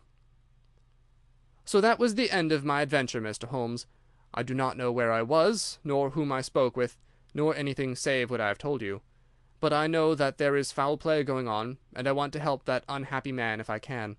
I told the whole story to Mr. Mycroft Holmes next morning, and subsequently to the police. We all sat in a silence for some little time after listening to this extraordinary narrative. Then Sherlock looked across at his brother. "Any steps?" he asked. Mycroft picked up the Daily News, which was lying on the side table. "Anybody supplying any information to the whereabouts of a Greek gentleman named Paul Cratides from Athens, who is unable to speak English, will be rewarded. A similar reward paid to anyone giving information about a Greek lady whose first name is Sophie, X2473. That was in all the dailies. No answer. "How about the Greek legation?" "I have inquired. They know nothing." "A wire to the head of the Athens police, then?" "Sherlock has all the energy of the family," said Mycroft, turning to me. "Well, you take the case up by all means, and let me know if you do any good." "Certainly," answered my friend, rising from his chair. "I'll let you know, and Mr. Melas also. In the meantime, Mr. Melas, I should certainly be on my guard if I were you, for of course they must know through these advertisements that you have betrayed them." As we walked home together, Holmes stopped at a telegraph office and sent off several wires. "You see, Watson," he remarked, "our evening has been by no means wasted. Some of my most interesting cases have come to me in this way through Mycroft. The problem which we have just listened to, although it can admit of but one explanation, has still some distinguishing features. You have hopes of solving it? Well, knowing as much as we do, it will be singular indeed if we fail to discover the rest. You must yourself have formed some theory which will explain the facts to which we have listened? In a vague way, yes. What was your idea, then? It seemed to me to be obvious that this Greek girl had been carried off by the young Englishman named Harold Latimer. Carried off from where? Athens, perhaps? Sherlock Holmes shook his head. This young man could not talk a word of Greek. The lady could talk English fairly well. Inference that she had been in England some little time, but he had not been in Greece. Well, then, we will presume that she had come on a visit to England, and that this Harold had persuaded her to fly with him. That is more probable. Then the brother, for that I fancy must be the relationship, comes over from Greece to interfere. He imprudently puts himself into the power of the young man and his older associate. They seize him and use violence towards him in order to make him sign some papers to make over the girl's fortune, of which he may be trustee to them. This he refuses to do. In order to negotiate with him they have to get an interpreter, and they pitch upon this Mr. Melas, having used some other one before. The girl is not told of the arrival of her brother, and finds it out by the merest accident. "Excellent, Watson," cried Holmes. "I really fancy that you are not far from the truth. You see that we hold all the cards, and we have only to fear some sudden act of violence on their part. If they give us time, we must have them." "But how can we find where this house lies?" "Well, if our conjecture is correct, and the girl's name is, or was, Sophie Cratides, we should have no difficulty in tracing her. That must be our main hope, for the brother is, of course, a complete stranger. It is clear that some time has elapsed since this Harold established these relations with the girl, some weeks at any rate, since the brother in Greece has had time to hear of it and come across. If they have been living in the same place during this time, it is probable that we shall have some answer to Mycroft's advertisement." We had reached our house in Baker Street while we had been talking. Holmes ascended the stair first, and as he opened the door of our room he gave a start of surprise. Looking over his shoulder, I was equally astonished. His brother Mycroft was sitting, smoking in the armchair. "Come in, Sherlock, come in, sir," said he blandly, smiling at our surprised faces. "You don't expect such energy from me, do you, Sherlock? But somehow this case attracts me." "How did you get here?" "I passed you in a hansom." "There has been some new development?" "I had an answer to my advertisement." "Ah!" "Yes, it came within a few minutes of your leaving." "And to what effect?" Mycroft Holmes took out a sheet of paper. "Here it is," said he, "written with a J pen on royal cream paper by a middle-aged man with a weak constitution.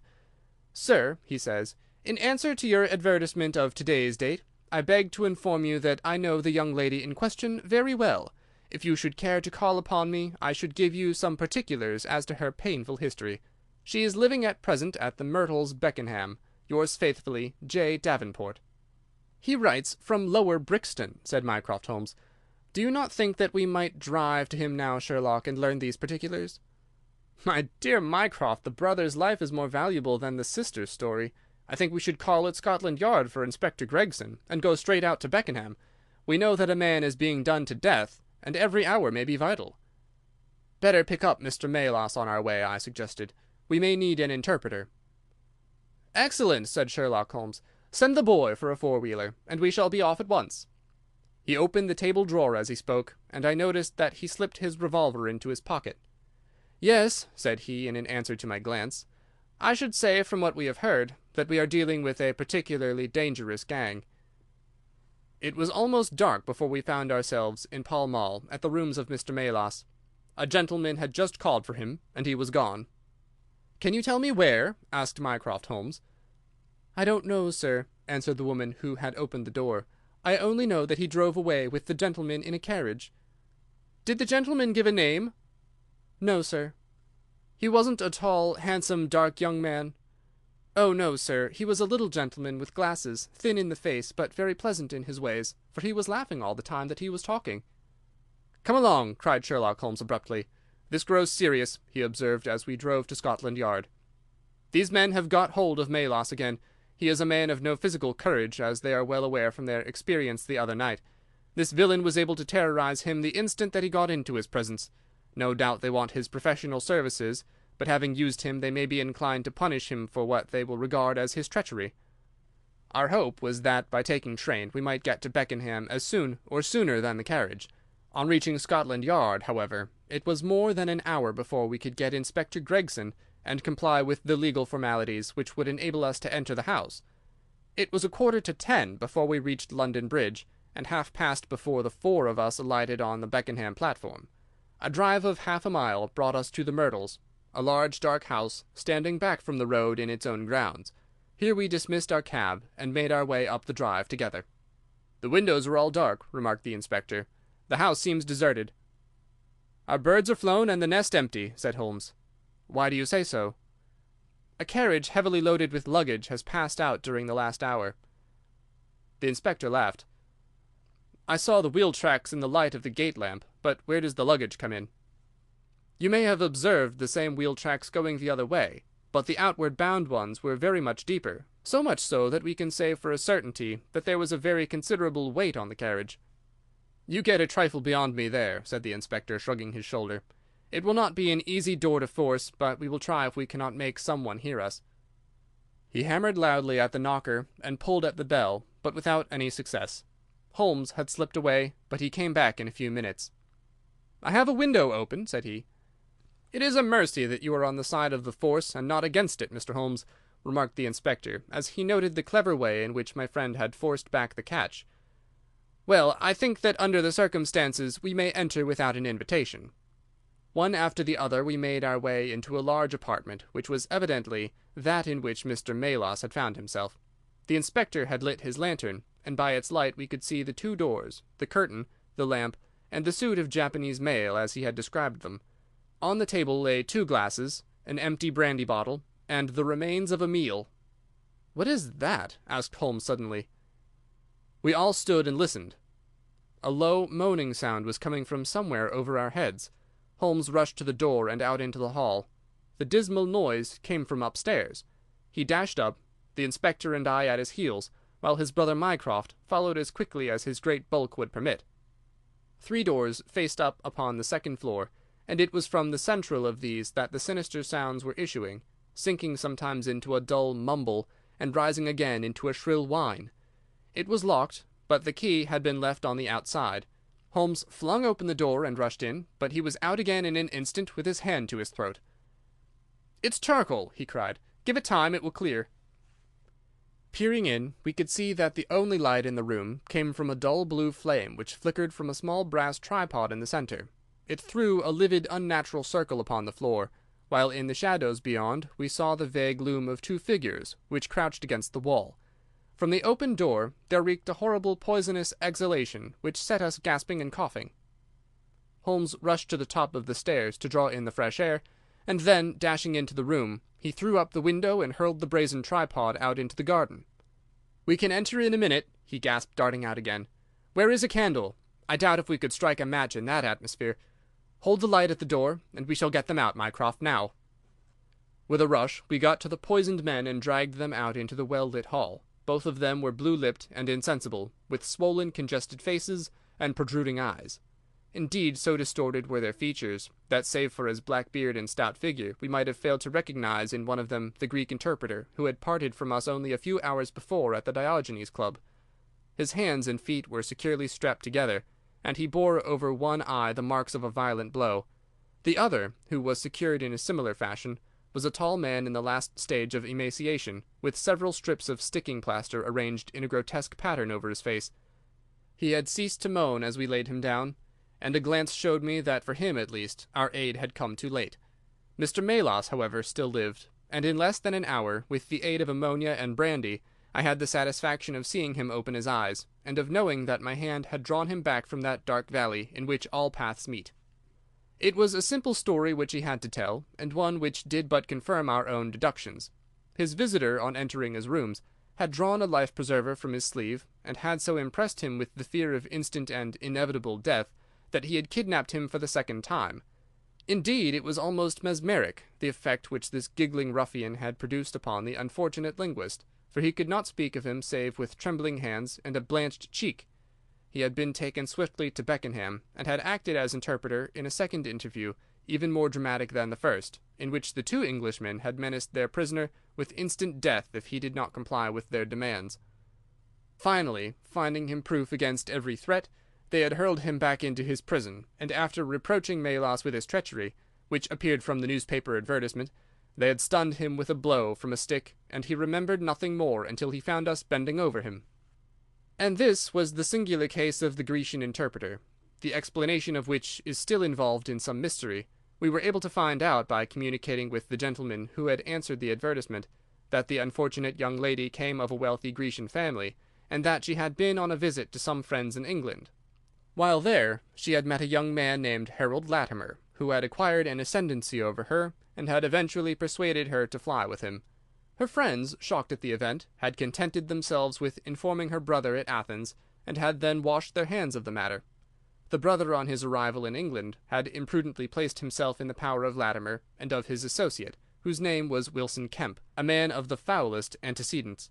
These two, finding that through his ignorance of the language he was helpless in their hands, had kept him a prisoner, and had endeavoured by cruelty and starvation to make him sign away his own and his sister's property.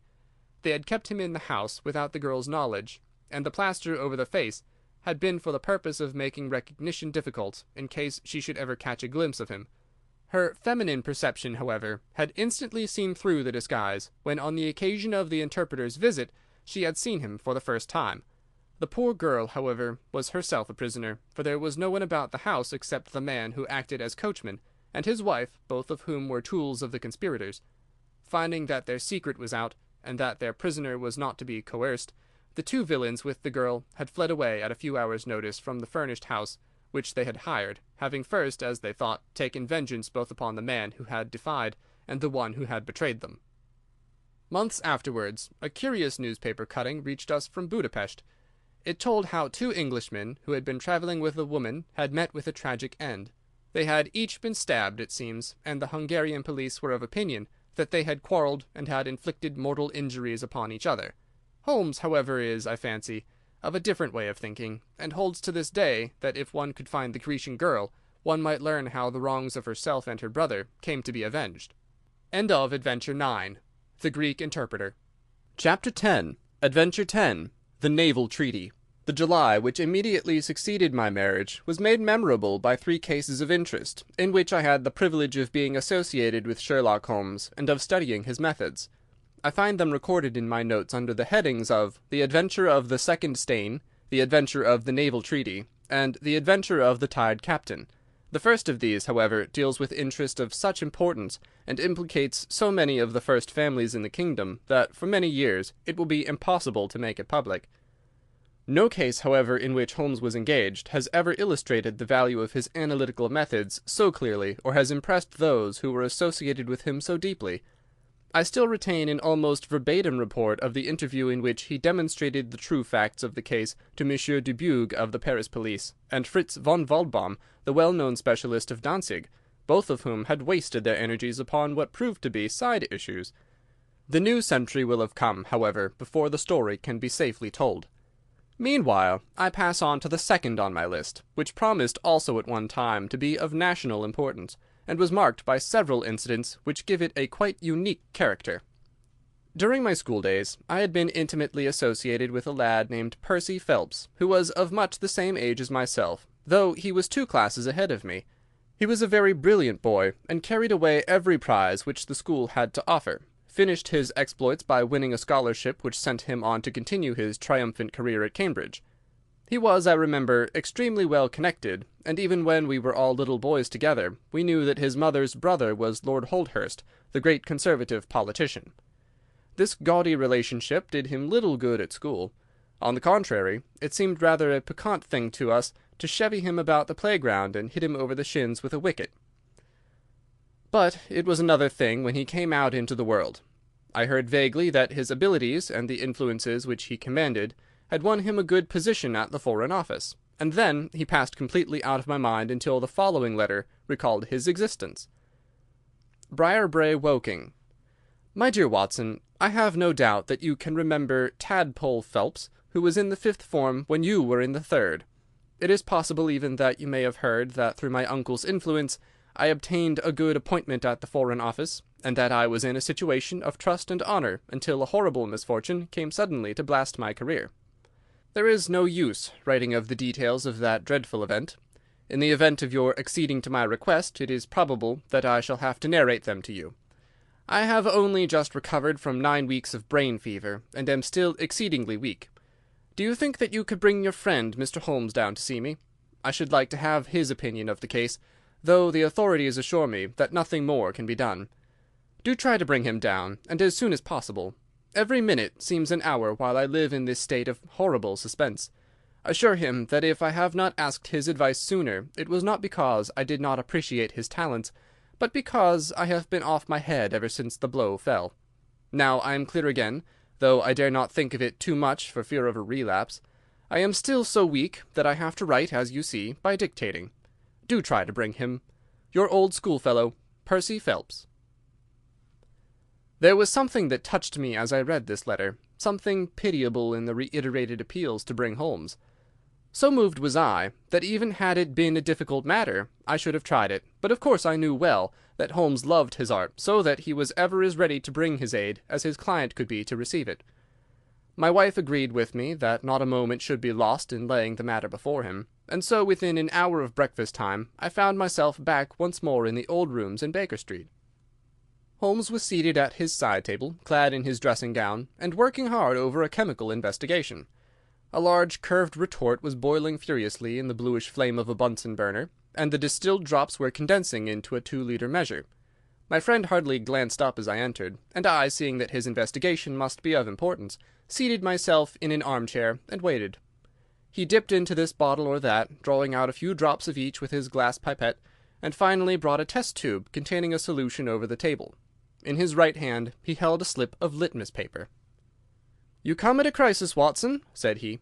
"If this paper remains blue, all is well. If it turns red, it means a man's life." He dipped it into the test tube, and it flushed at once into a dull, dirty crimson. I thought as much," he cried. "I'll be at your service in an instant, Watson. You'll find tobacco in the Persian slipper." He turned to his desk and scribbled off several telegrams, which were handed over to the page boy. Then he threw himself down into the chair opposite, and drew up his knees until his fingers clasped round his long, thin shins. "A very commonplace murder," said he. "You've got something better, I fancy. You are the stormy petrel of crime, Watson. What is it?" I handed him the letter, which he read with the most concentrated attention. "It does not tell us very much, does it?" he remarked as he handed it back to me. "Hardly anything. And yet the writing is of interest." "But the writing is not his own." "Precisely, it is a woman's." "A man's, surely," I cried. "No, a woman's, and a woman of rare character.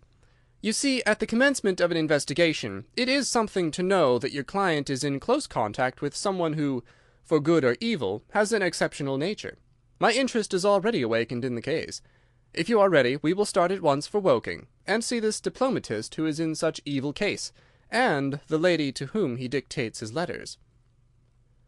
We were fortunate enough to catch an early train at Waterloo, and in a little under an hour we found ourselves among the fir woods and the heather of Woking. Briar-Brae proved to be a large detached house standing in extensive grounds, within a few minutes' walk of the station. On sending in our cards, we were shown into an elegantly appointed drawing-room, where we were joined in a few minutes by his rather stout man, who received us with much hospitality. His age may have been nearer 40 than 30, but his cheeks were so ruddy and his eyes so merry that he still conveyed the impression of a plump and mischievous boy. "I'm so glad that you've come," said he, shaking our hands with effusion. "Percy has been inquiring for you all morning. Ah, poor old chap, he clings to any straw. His father and his mother asked me to see you, for the mere mention of the subject is very painful to them." "We have no details yet," observed Holmes. "I perceive that you are not yourself a member of the family."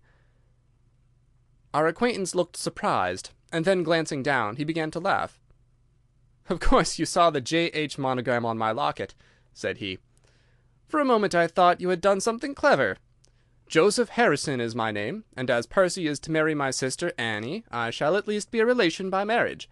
You'll find my sister in his room, for she has nursed him hand and foot this 2 months back, Perhaps we'd better go in at once, for I know how impatient he is." The chamber in which we were shown was on the same floor as the drawing-room. It was furnished partly as a sitting and partly as a bedroom, with flowers arranged daintily in every nook and corner. A young man, very pale and worn, was lying upon a sofa near the open window, through which came the rich scent of the garden and the balmy summer air. A woman was sitting beside him, who rose as we entered. "Shall I leave, Percy?" she asked. He clutched her hand to detain her. "How are you, Watson?" he said cordially. "I should never have known you under that moustache, and I dare say you would not be prepared to swear to me. This, I presume, is your celebrated friend, Mr. Sherlock Holmes." I introduced him in a few words, and we both sat down. The stout young man had left us, but his sister still remained with her hand in that of the invalid. She was a striking-looking woman, a little short and thick for symmetry, but with a beautiful olive complexion, large dark Italian eyes, and a wealth of deep black hair. Her rich tints made the white face of her companion the more worn and haggard by the contrast. "I won't waste your time," said he, raising himself upon the sofa. "I'll plunge into the matter without further preamble. I was a happy and successful man, Mr. Holmes, and on the eve of being married, when a sudden and dreadful misfortune wrecked all my prospects in life. I was, as Watson may have told you, in the Foreign Office, and through the influences of my uncle, Lord Holdhurst, I rose rapidly to a responsible position. When my uncle became Foreign Minister in this administration, he gave me several missions of trust, and as I always brought them to a successful conclusion, he came at last to have the utmost confidence in my ability and tact. Nearly 10 weeks ago, to be more accurate, on the 23rd of May, he called me into his private room, and after complimenting me on the good work which I had done, he informed me that he had a new commission of trust for me to execute. "This," said he, taking a grey roll of paper from his bureau, "is the original of that secret treaty between England and Italy of which, I regret to say, some rumours have already got into the public press. It is of enormous importance that nothing further should leak out. The French or the Russian embassy would pay an immense sum to learn the contents of these papers. They should not leave my bureau, were it not that it is absolutely necessary to have them copied. You have a desk in your office?" "Yes, sir." "Then take the treaty and lock it up there. I shall give directions that you may remain behind when the others go, so that you may copy it at your leisure without fear of being overlooked. When you have finished, relock both the original and the draft in the desk, and hand them over to me personally tomorrow morning." I took the papers, and— "Excuse me an instant," said Holmes. "Were you alone during this conversation?" "Absolutely." "In a large room?" 30 feet each way." "In the centre?" "Yes, about it." "And speaking low?" "My uncle's voice is always remarkably low. I hardly spoke at all." "Thank you," said Holmes, shutting his eyes. "Pray go on." I did exactly what he indicated, and waited until the other clerks had departed. One of them in my room, Charles Garrot, had some arrears of work to make up, so I left him there and went out to dine. When I returned he was gone. I was anxious to hurry my work, for I knew that Joseph, the Mr. Harrison whom you saw just now, was in town, and that he would travel down to Woking by the 11 o'clock train, and I wanted, if possible, to catch it. When I came to examine the treaty, I saw at once that it was of such importance that my uncle had been guilty of no exaggeration in what he had said. Without going into details, I may say that it defined the position of Great Britain towards the Triple Alliance, and foreshadowed the policy which this country would pursue in the event of the French fleet gaining a complete ascendancy over that of Italy in the Mediterranean. The questions treated in it were purely naval. At the end were the signatures of the high dignitaries who had signed it. I glanced my eyes over it, and then settled down to my task of copying. It was a long document, written in the French language, and containing 26 separate articles. I copied as quickly as I could, but at 9 o'clock I had only done 9 articles, and it seemed hopeless for me to attempt to catch my train. I was feeling drowsy and stupid, partly from my dinner, and also from the effects of a long day's work. A cup of coffee would clear my brain. A commissionaire remains all night in a little lodge at the foot of the stairs, and is in the habit of making coffee at his spirit lamp for any of the officials who may be working overtime. I rang the bell, therefore, to summon him. To my surprise, it was a woman who answered the summons, a large, coarse-faced, elderly woman in an apron.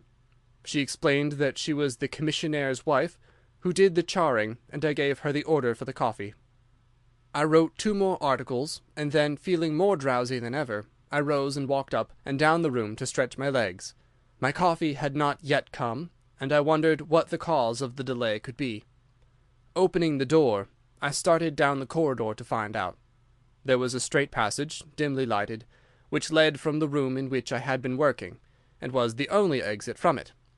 It ended in a curving staircase, with the commissionnaire's lodge in the passage at the bottom. Halfway down this staircase is a small landing, with another passage running into it at right angles.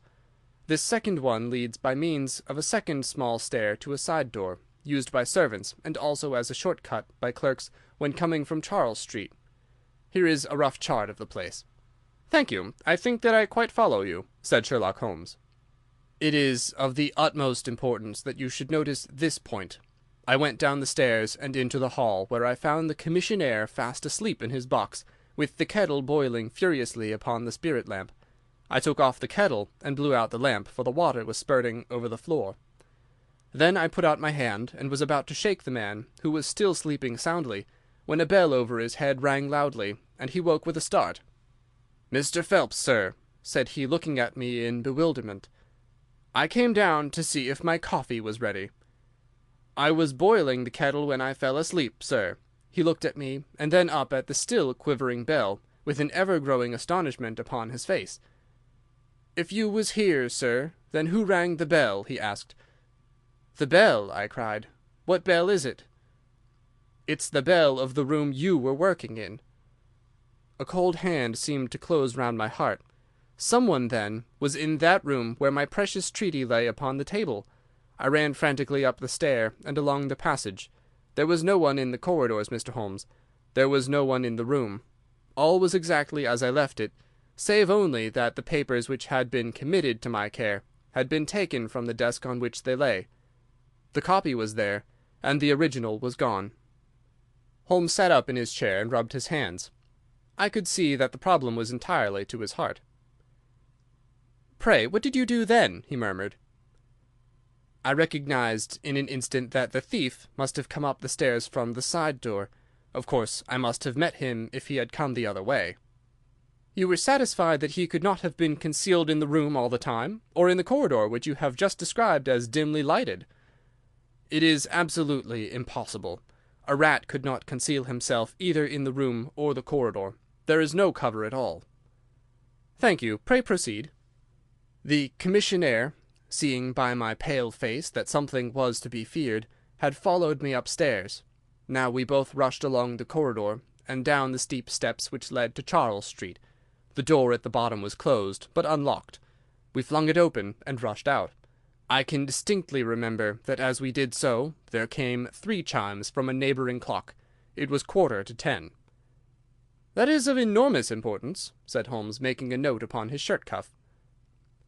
The night was very dark, and a thin, warm rain was falling. There was no one in Charles Street, but a great traffic was going on as usual in Whitehall, at the extremity. We rushed along the pavement, bareheaded as we were, and at the far corner we found a policeman standing. "A robbery has been committed," I gasped. "A document of immense value has been stolen from the Foreign Office. Has any one passed this way?" "I have been standing here for a quarter of an hour, sir," said he. "Only one person has passed me during that time, a woman, tall and elderly, with a Paisley shawl." "Ah, that is only my wife," cried the commissionaire. "Has no one else passed?" "No one." "Then it must be the other way that the thief took," cried the fellow, tugging at my sleeve. But I was not satisfied, and the attempts which he made to draw me away increased my suspicions. "Which way did the woman go?" I cried. "I don't know, sir. I noticed her pass, but I had no special reason for watching her. She seemed to be in a hurry." "How long ago was it?" "Oh, not very many minutes." "Within the last 5?" "Well, it could not be more than 5." "You're only wasting your time, sir, and every minute now is of importance," cried the commissionaire. "Take my word for it that my old woman has nothing to do with it, and come down to the other end of the street.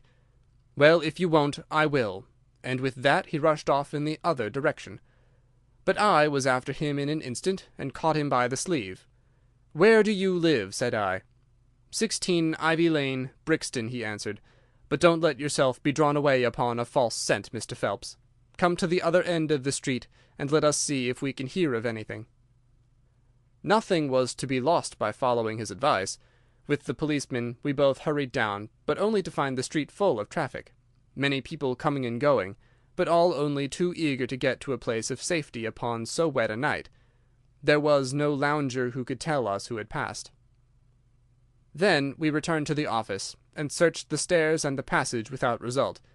The corridor which led to the room was laid down with a kind of creamy linoleum which shows an impression very easily. We examined it very carefully, but found no outline of any footmark. "Had it been raining all evening?" "Since about 7. "How is it, then, that the woman who came into the room about 9 left no traces with her muddy boots?" "I am glad you raised the point. It occurred to me at this time. The chairwomen are in the habit of taking off their boots at the commissionnaire's office, and putting on list slippers." "That is very clear. There were no marks, then, though the night was a wet one. The chain of events is certainly one of extraordinary interest. What did you do next?" "We examined the room also. There is no possibility of a secret door, and the windows are quite 30 feet from the ground. Both of them were fastened on the inside.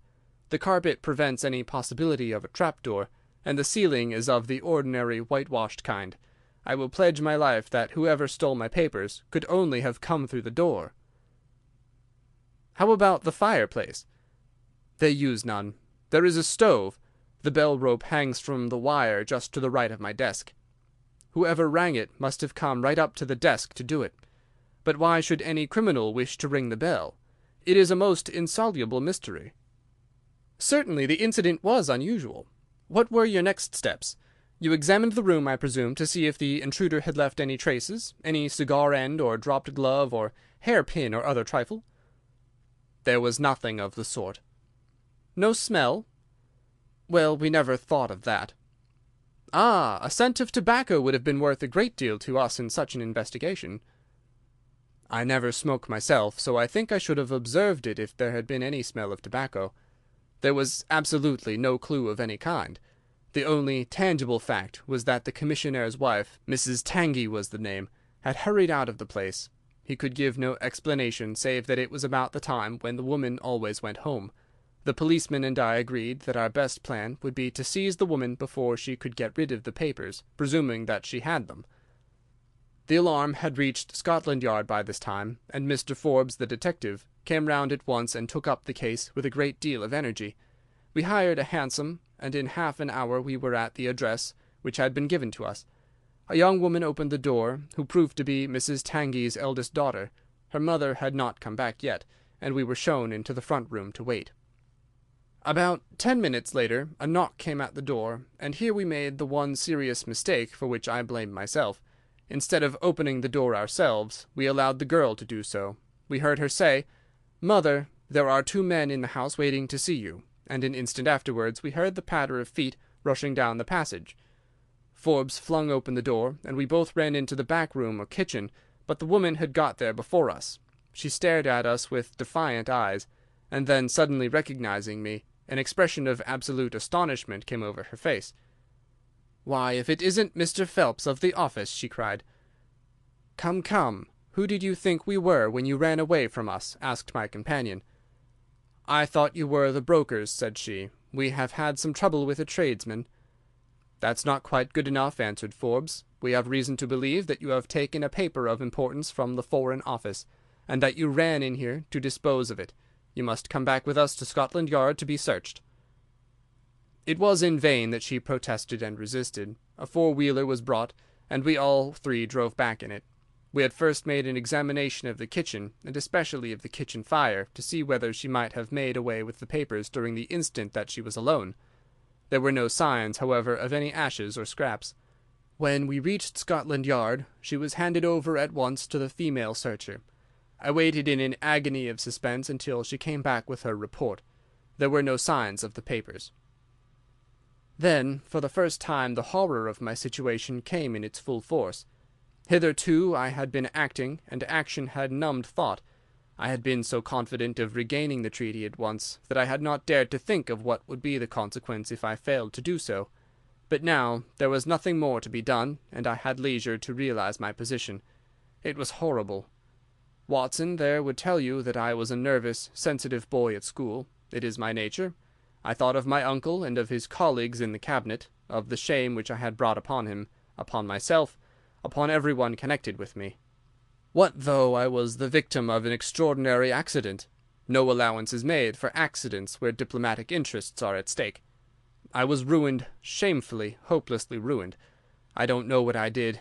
I fancy I must have made a scene. I have a dim recollection of a group of officials who crowded round me, endeavouring to soothe me. One of them drove down with me to Waterloo, and saw me into the Woking train.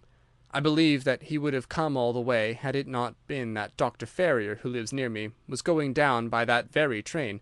The doctor most kindly took charge of me, and it was well that he did so, for I had a fit in the station, and before we reached home I was practically a raving maniac.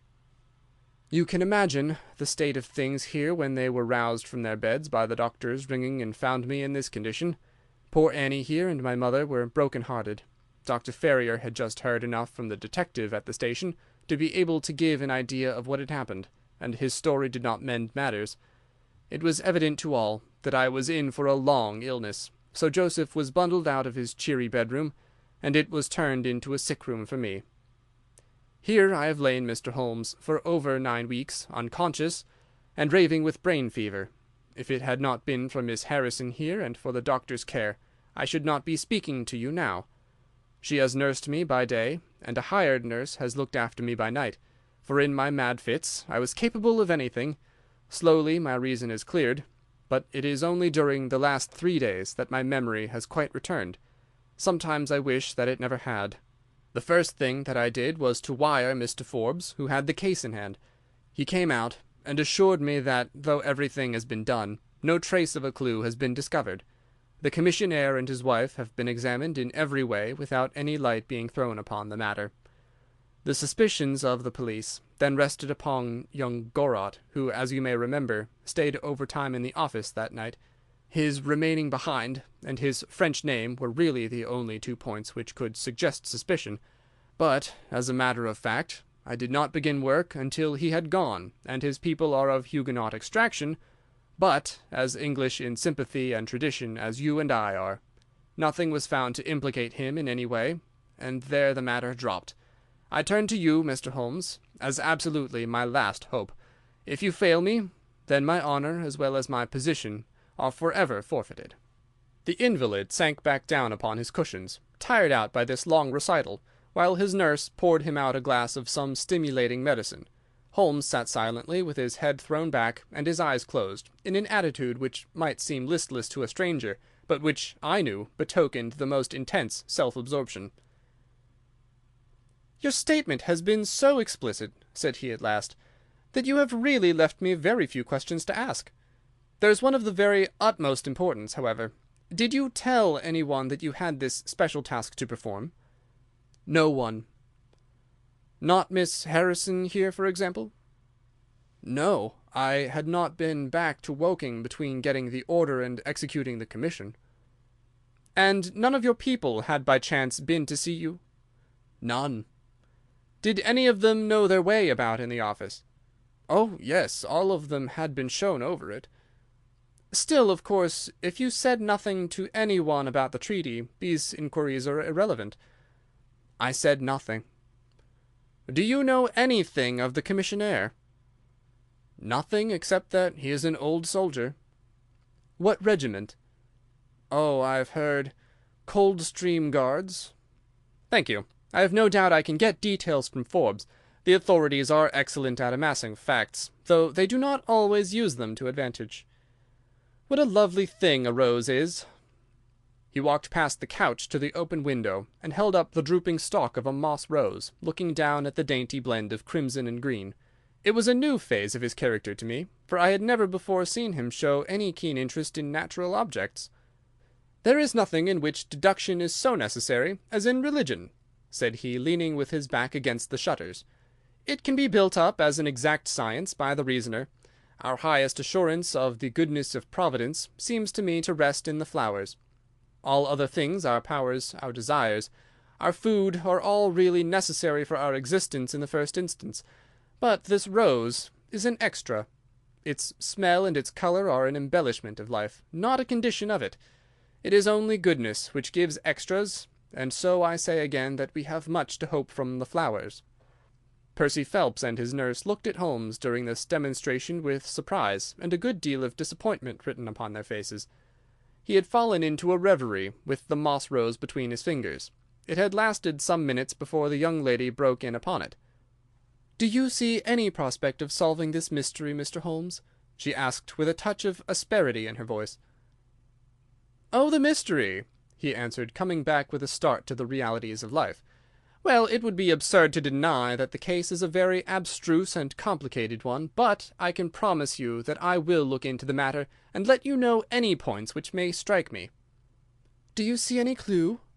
"You have furnished me with 7, but, of course, I must test them before I can pronounce upon their value." "You suspect someone?" "I suspect myself." "What?" "Of coming to conclusions too rapidly." "Then go to London and test your conclusions." "Your advice is very excellent, Miss Harrison," said Holmes, rising.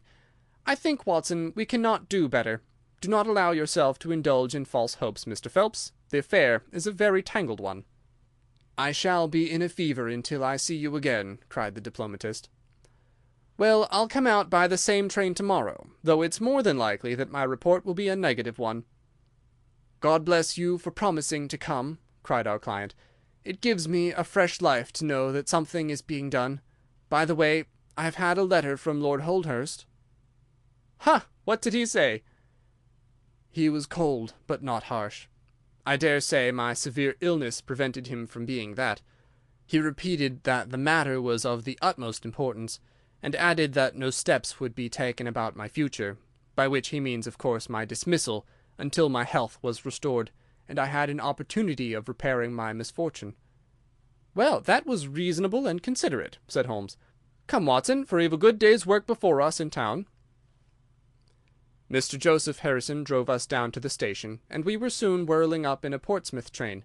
Holmes was sunk in profound thought, and hardly opened his mouth until we had passed Clapham Junction. "It's a very cheery thing to come into London by any of these lines which run high and allow you to look down upon the houses like this." I thought he was joking, for the view was sordid enough, but he soon explained himself. "Look at those big isolated clumps of building rising up above the slates, like brick islands in a lead-coloured sea. The board schools. Lighthouses, my boy, beacons of the future, capsules with hundreds of bright little seeds in each, out of which will spring the wiser, better England of the future. I suppose that man Phelps does not drink?" "I should not think so."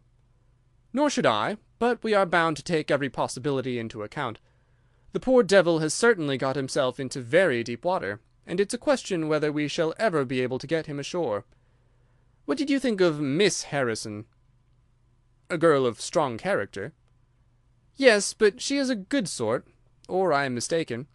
She and her brother are the only children of an ironmaster somewhere up Northumberland way.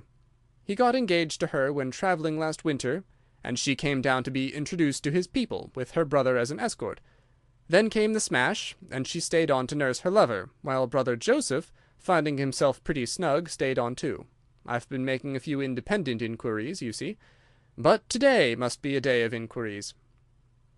"My practice—" I began. "Oh, if you find your own cases more interesting than mine," said Holmes with some asperity. "I was going to say that my practice could get along very well for a day or two, since it is the slackest time in the year." "Excellent," said he, recovering his good humour. "Then we'll look into this matter together. I think that we should begin by seeing Forbes. He can probably tell us all the details we want until we know from what side the case is to be approached." "You said you had a clue." "Well, we have several, but we can only test their value by further inquiry. The most difficult crime to track is the one which is purposeless. Now, this is not purposeless. Who is it who profits by it? There is the French ambassador, there is the Russian, there is whoever might sell it to either of these, and there is Lord Holdhurst. Lord Holdhurst? Well, it is just conceivable that a statesman might find himself in a position where he was not sorry to have such a document accidentally destroyed. Not a statesman with the honourable record of Lord Holdhurst. It is a possibility, and we cannot afford to disregard it. We shall see the noble lord to-day, and find out if he can tell us anything. Meanwhile, I have already set inquiries on foot. Already? Yes, I sent wires from Woking Station to every evening paper in London. This advertisement will appear in each of them. He handed over a sheet torn from a notebook. On it was scribbled in pencil, £10 reward, the number of the cab which dropped a fare at or about the door of the Foreign Office in Charles Street at 10:15 in the evening of May 23rd. Apply 221B Baker Street. You are confident that the thief came in a cab? If not, there is no harm done. But if Mr. Phelps is correct in stating that there is no hiding place either in the room or the corridors, then the person must have come from outside.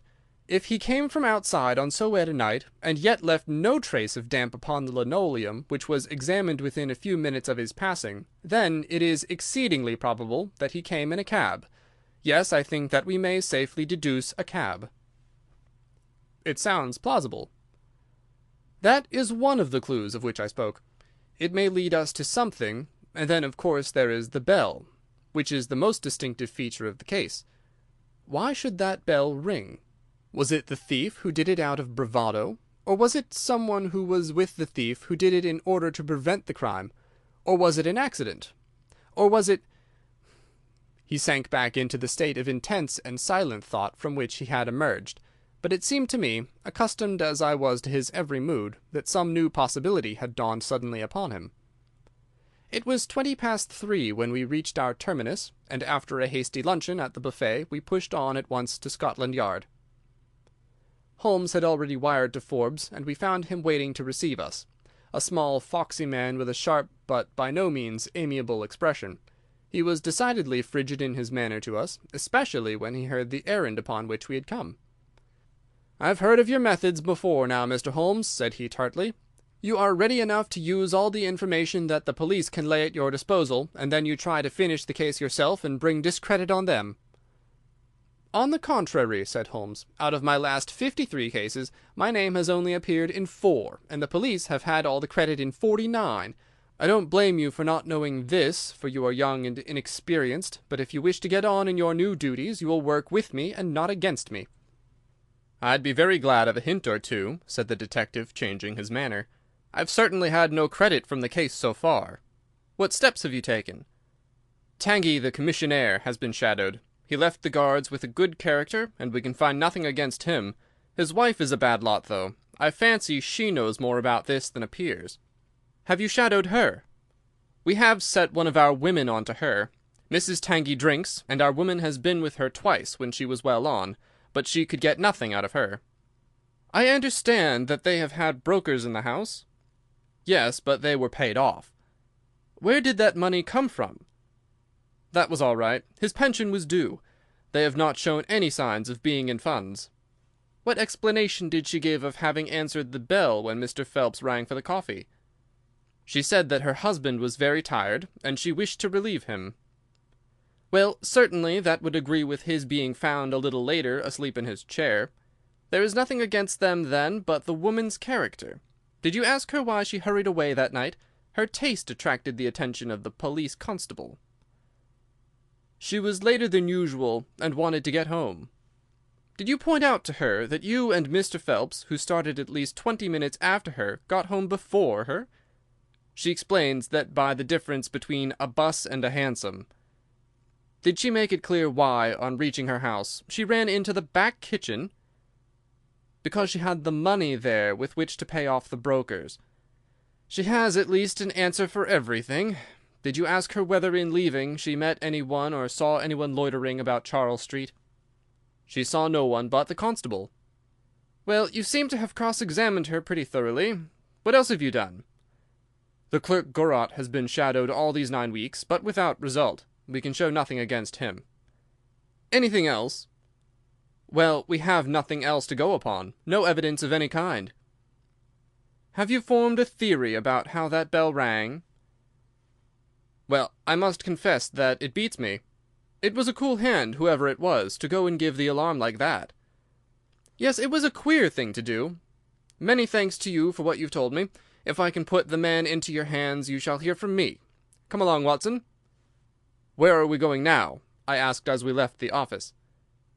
"We are now going to interview Lord Holdhurst, the Cabinet Minister and future Premier of England." We were fortunate in finding that Lord Holdhurst was still in his chambers in Downing Street, and on Holmes sending in his card, we were instantly shown up.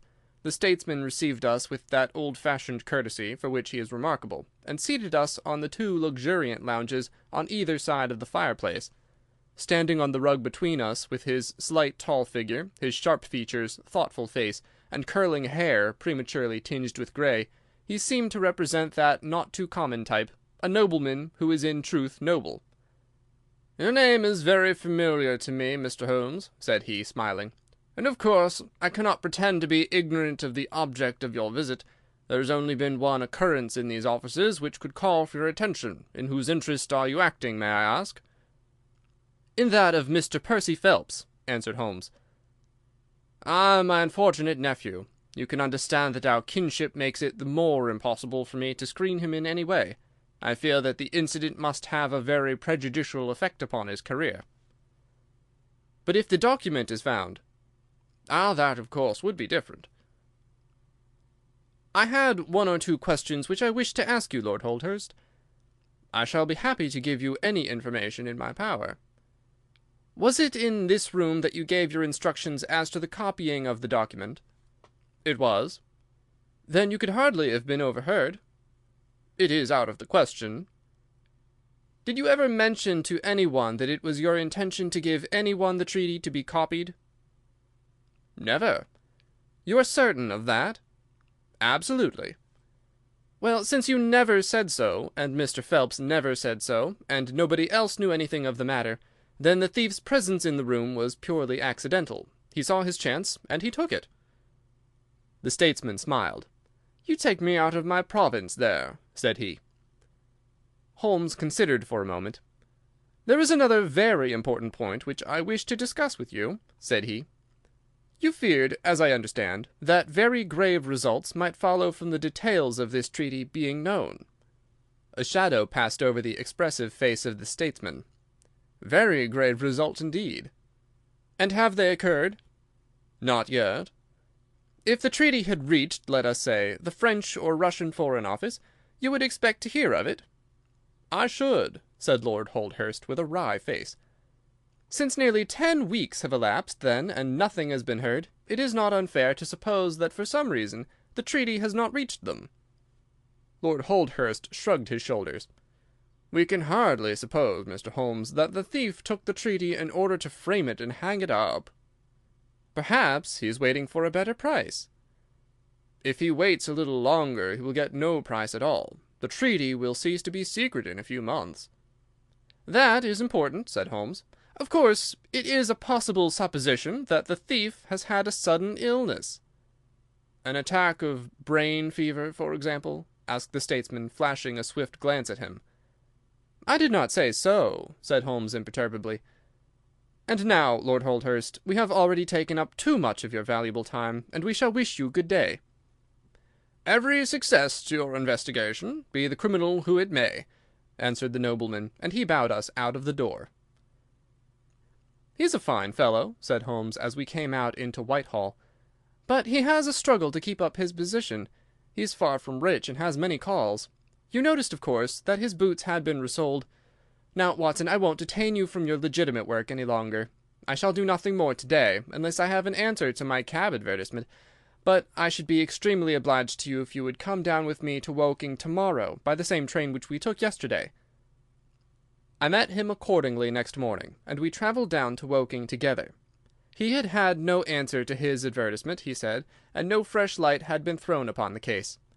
He had, when he so willed it, the utter immobility of countenance of a Red Indian, and I could not gather from his appearance whether he was satisfied or not with the position of the case. His conversation, I remember, was about the Bertillon system of measurements, and he expressed his enthusiastic admiration of the French savant. We found our client still under the charge of his devoted nurse, but looking considerably better than before. He rose from the sofa and greeted us without difficulty when we entered. "Any news?" he asked eagerly. "My report, as I expected, is a negative one," said Holmes. "I have seen Forbes, and I have seen your uncle, and I have set one or two trains of inquiry upon foot which may lead to something." "You have not lost heart, then?" "By no means." "God bless you for saying that," cried Miss Harrison. "If we keep our courage and our patience, the truth must come out." "We have more to tell you than you have for us," said Phelps, reseating himself upon the couch. "I hoped you might have something." "Yes, we've had an adventure during the night, and one which might have proved to be a serious one." His expression grew very grave as he spoke, and a look of something akin to fear sprang up in his eyes.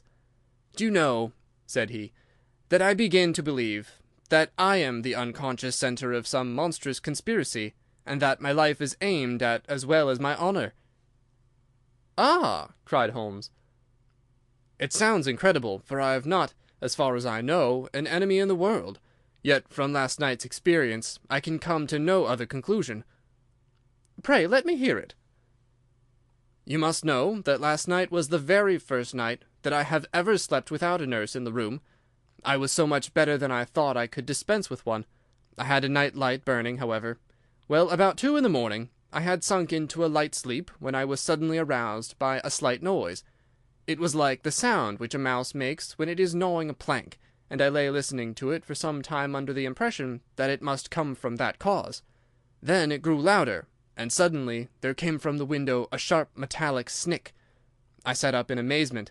There could be no doubt what the sounds were now. The first ones had been caused by someone forcing an instrument through the slit between the sashes, and the second by the catch being pressed back. There was a pause then for about 10 minutes, as if the person were waiting to see whether the noise had awakened me. Then I heard a gentle creaking as the window was very slowly opened. I could stand it no longer, for my nerves are not what they used to be. I sprang out of bed and flung open the shutters. A man was crouching at the window. I could see little of him, for he was gone like a flash. He was wrapped in some sort of cloak which came across the lower part of his face. One thing only I am sure of, and that is that he had some weapon in his hand. It looked to me like a long knife. I distinctly saw the gleam of it as he turned to run. "This is most interesting," said Holmes. "Pray, what did you do then?" "I should have followed him through the open window if I had been stronger. As it was, I rang the bell and roused the house. It took me some little time, for the bell rings in the kitchen and the servants all sleep upstairs. I shouted, however, and that brought Joseph down, and he roused the others. Joseph and the groom found marks on the bed outside the window, but the weather has been so dry lately that they found it hopeless to follow the trail across the grass. There's a place, however, on the wooden fence which skirts the road which shows signs, they tell me, as if someone had got over, and had snapped the top of the rail in doing so. I have said nothing to the local police yet, for I thought I had best have your opinion first." This tale of our client's appeared to have an extraordinary effect upon Sherlock Holmes. He rose from his chair and paced about the room in uncontrollable excitement. "Misfortunes never come single," said Phelps, smiling, though it was evident that his adventure had somewhat shaken him. "You have certainly had your share," said Holmes. "Do you think you could walk around the house with me?" "Oh, yes, I should like a little sunshine. Joseph will come too." "And I also," said Miss Harrison. "I'm afraid not," said Holmes, shaking his head. "I think I must ask you to remain sitting exactly where you are." The young lady resumed her seat with an air of displeasure. Her brother, however, had joined us, and we set off all four together. We passed round the lawn to the outside of the young diplomatist's window. There were, as he had said, marks upon the bed, but they were hopelessly blurred and vague. Holmes stopped over them for an instant, and then rose, shrugging his shoulders. "I don't think anyone could make much of this," said he. "Let us go round the house and see why this particular room was chosen by the burglar. I should have thought those larger windows of the drawing-room and dining-room would have had more attractions for him." "They are more visible from the road," suggested Mr. Joseph Harrison. "Ah, yes, of course. There is a door here which he might have attempted. What is it for?" "It is the side entrance for tradespeople. Of course it is locked at night." "Have you ever had an alarm like this before?" "Never," said our client. "Do you keep plate in the house, or anything to attract burglars?" "Nothing of value." Holmes strolled round the house with his hands in his pockets and a negligent air which was unusual with him. "By the way," said he to Joseph Harrison, "you found some place, I understand, where the fellow scaled the fence. Let us have a look at that." The plump young man led us to a spot where the top of one of the wooden rails had been cracked. A small fragment of the wood was hanging down. Holmes pulled it off and examined it critically. "Do you think that was done last night? It looks rather old, does it not?" "Well, possibly so." "There are no marks of any one jumping down upon the other side. No, I fancy we shall get no help here. Let us go back to the bedroom and talk the matter over." Percy Phelps was walking very slowly, leaning upon the arm of his future brother-in-law. Holmes walked swiftly across the lawn, and we were at the open window of the bedroom long before the others came up. "Miss Harrison," said Holmes, speaking with the utmost intensity of manner, "you must stay where you are all day. Let nothing prevent you from staying where you are all day. It is of the utmost importance." "Certainly, if you wish it, Mr. Holmes," said the girl in astonishment. "When you go to bed, lock the door of this room on the outside and keep the key. Promise to do this." "But Percy?" "He will come to London with us." "And am I to remain here?" "It is for his sake. You can serve him. Quick. Promise." She gave a quick nod of assent just as the other two came up. "Why do you sit moping here, Annie?" cried her brother. "Come out into the sunshine." "No, thank you, Joseph. I have a slight headache, and this room is deliciously cool and soothing." "What do you propose now, Mr. Holmes?" asked our client. "Well, in investigating this minor affair, we must not lose sight of our main inquiry. It would be a very great help to me if you would come up to London with us." "At once?" "Well, as soon as you conveniently can. Say in an hour." "I feel quite strong enough, if I can really be of any help." "The greatest possible." "Perhaps you would like me to stay there tonight?" "I was just going to propose it." "Then, if my friend of the night comes to revisit me, he will find the bird flown. We are all in your hands, Mr. Holmes, and you must tell us exactly what you would like done. Perhaps you would prefer that Joseph came with us so as to look after me?" "Oh, no, my friend Watson is a medical man, you know, and he'll look after you. We'll have our lunch here, if you will permit us, and then we shall all three set off for town together." It was arranged as he suggested, though Miss Harrison excused herself from leaving the bedroom in accordance with Holmes' suggestion. What the object of my friend's manoeuvres was, I could not conceive unless it were to keep the lady away from Phelps, who, rejoiced by his returning health and by the prospect of action, lunched with us in the dining-room. Holmes had a still more startling surprise for us, however, for after accompanying us down to the station and seeing us into our carriage, he calmly announced that he had no intention of leaving Woking. "There are one or two small points which I should desire to clear up before I go," said he. "Your absence, Mr. Phelps, will in some ways rather assist me. Watson, when you reach London, you would oblige me by driving at once to Baker Street with our friend here, and remaining with him until I see you again. It is fortunate that you are old schoolfellows, as you must have much to talk over. Mr. Phelps can have the spare bedroom tonight, and I will be with you in time for breakfast, for there is a train which will take me into Waterloo at 8. "But how about our investigation in London?" asked Phelps ruefully. "We can do that tomorrow. I think that just at present I can be of more immediate use here." "You might tell them at Briarbrae that I hope to be back tomorrow night," cried Phelps as we began to move from the platform. "I hardly expect to go back to Briarbrae," answered Holmes, and waved his hand to us cheerily as we shot out from the station. Phelps and I talked it over on our journey, but neither of us could devise a satisfactory reason for this new development. "I suppose he wants to find out some clue as to the burglary last night, if a burglar it was," For myself, I don't believe it was an ordinary thief." "What is your own idea, then?"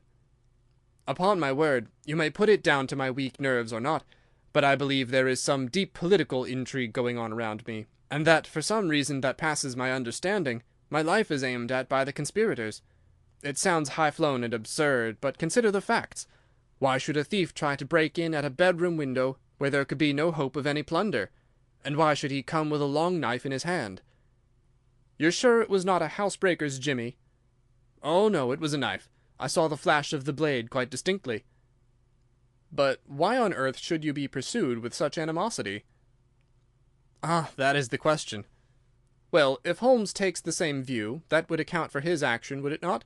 Presuming that your theory is correct, if he can lay his hands upon the man who threatened you last night, he will have gone a long way towards finding who took the naval treaty. It is absurd to suppose that you have two enemies, one of whom robs you, while the other threatens your life." "But Holmes said that he was not going to Briarbrae." "I've known him for some time," said I, "but I never knew him to do anything yet without a very good reason." And with that our conversation drifted off on to other topics. But it was a weary day for me. Phelps was still weak after his long illness, and his misfortune made him querulous and nervous. In vain I endeavoured to interest him in Afghanistan, in India, in social questions, in anything which might take his mind out of the groove. He would always come back to his lost treaty, wondering, guessing, speculating as to what Holmes was doing, what steps Lord Holdhurst was taking, what news we should have in the morning. As the evening wore on, his excitement became quite painful. "You have implicit faith in Holmes?" he asked. "I have seen him do some remarkable things." "But he never brought light into anything quite so dark as this." "Oh, yes. I have known him to solve questions which presented fewer clues than yours." "But not where such large interests are at stake?" "I don't know that. To my certain knowledge, he's acted on behalf of 3 of the reigning houses of Europe in very vital matters." "But you know him well, Watson. He's such an inscrutable fellow that I never quite know what to make of him. Do you think he is hopeful? Do you think he expects to make a success of it?" "He's said nothing." "That is a bad sign." "On the contrary, I've noticed that when he is off the trail he generally says so. It is when he is on a scent, and is not quite absolutely sure yet that it is the right one, that he is most taciturn. Now, my dear fellow, we can't help matters by making ourselves nervous about them, so let me implore you to go to bed, and so be fresh for whatever may await us tomorrow." I was able at last to persuade my companion to take my advice, though I knew from his excited manner that there was not much hope of sleep for him.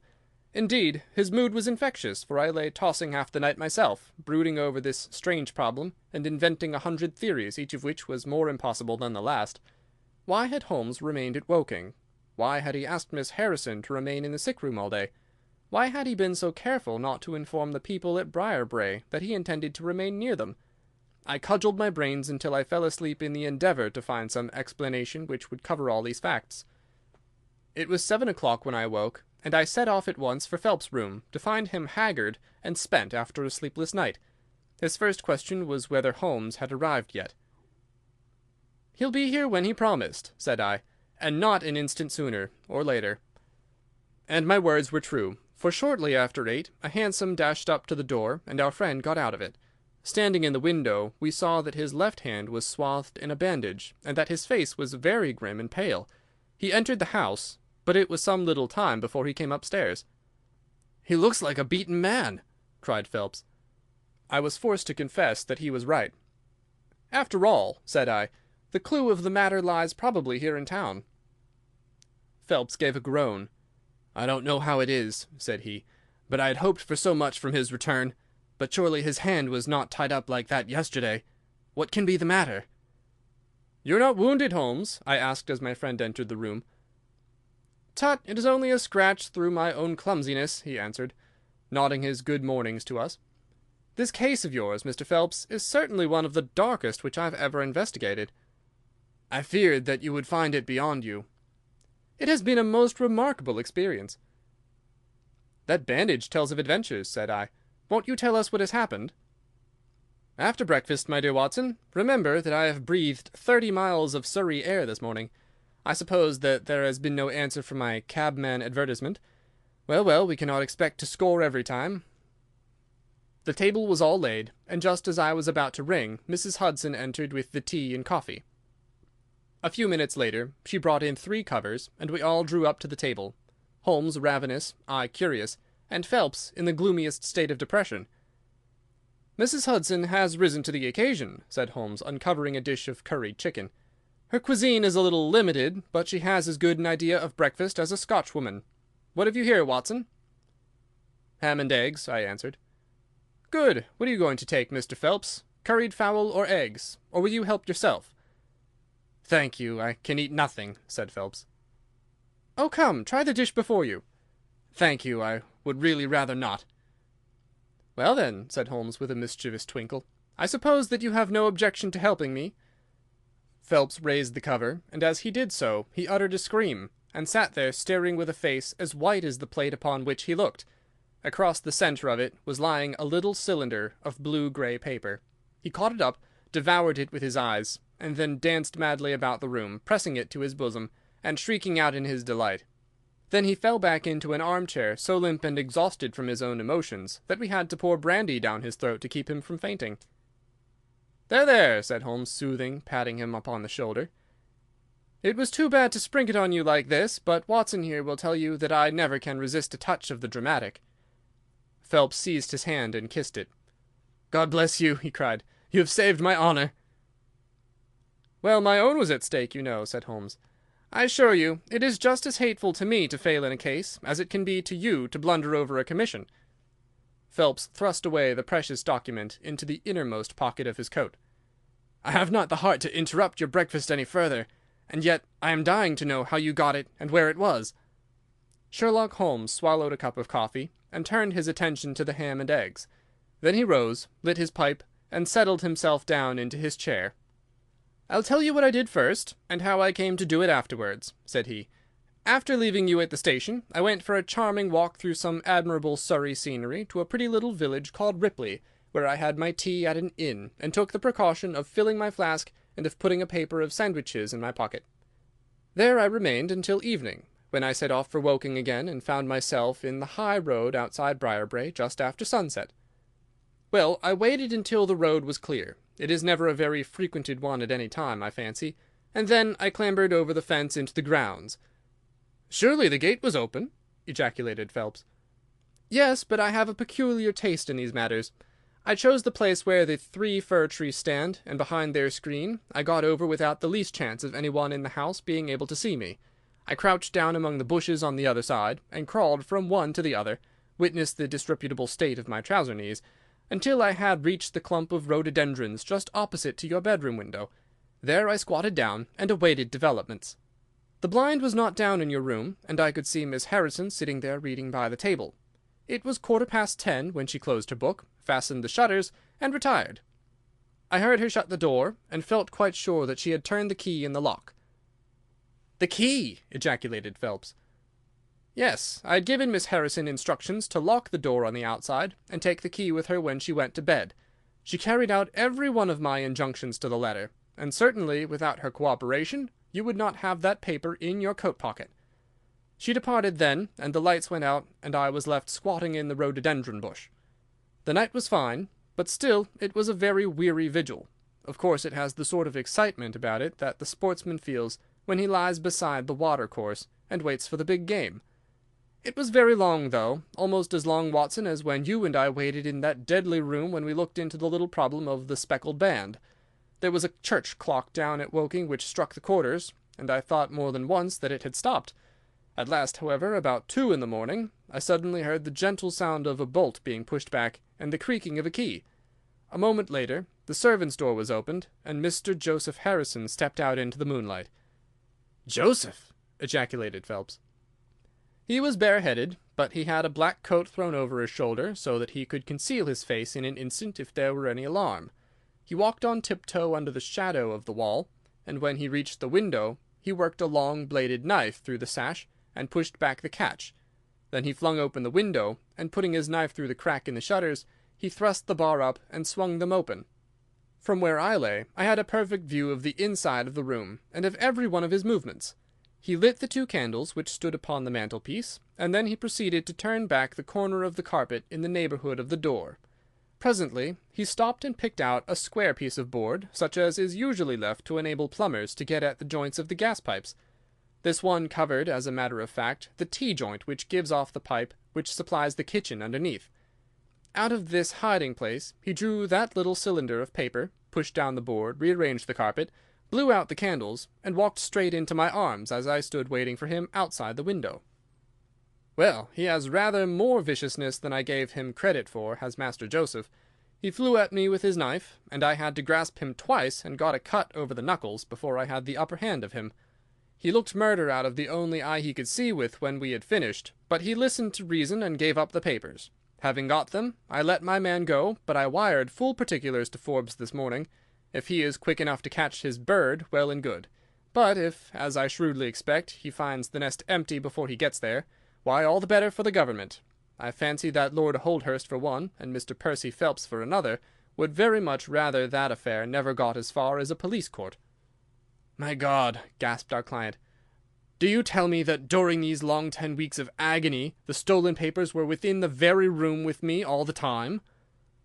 "So it was." "And Joseph, a villain and a thief!" I'm afraid Joseph's character is a rather deeper and more dangerous one than one might judge from his appearance. From what I have heard from him this morning, I gather that he has lost heavily in dabbling with stocks, and that he is ready to do anything on earth to better his fortunes.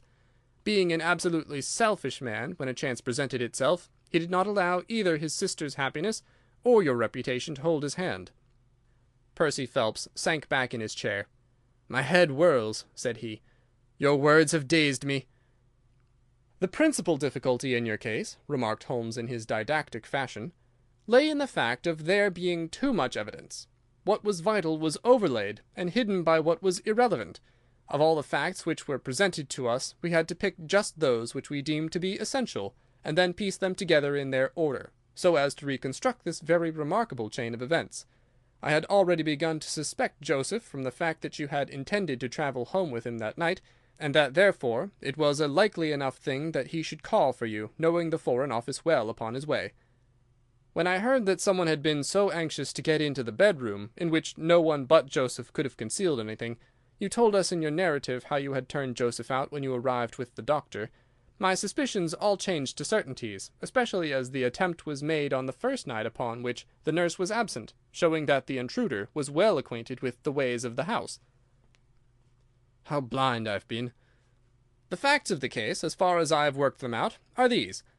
This Joseph Harrison entered the office through the Charles Street door, and, knowing his way, he walked straight into your room the instant after you left it.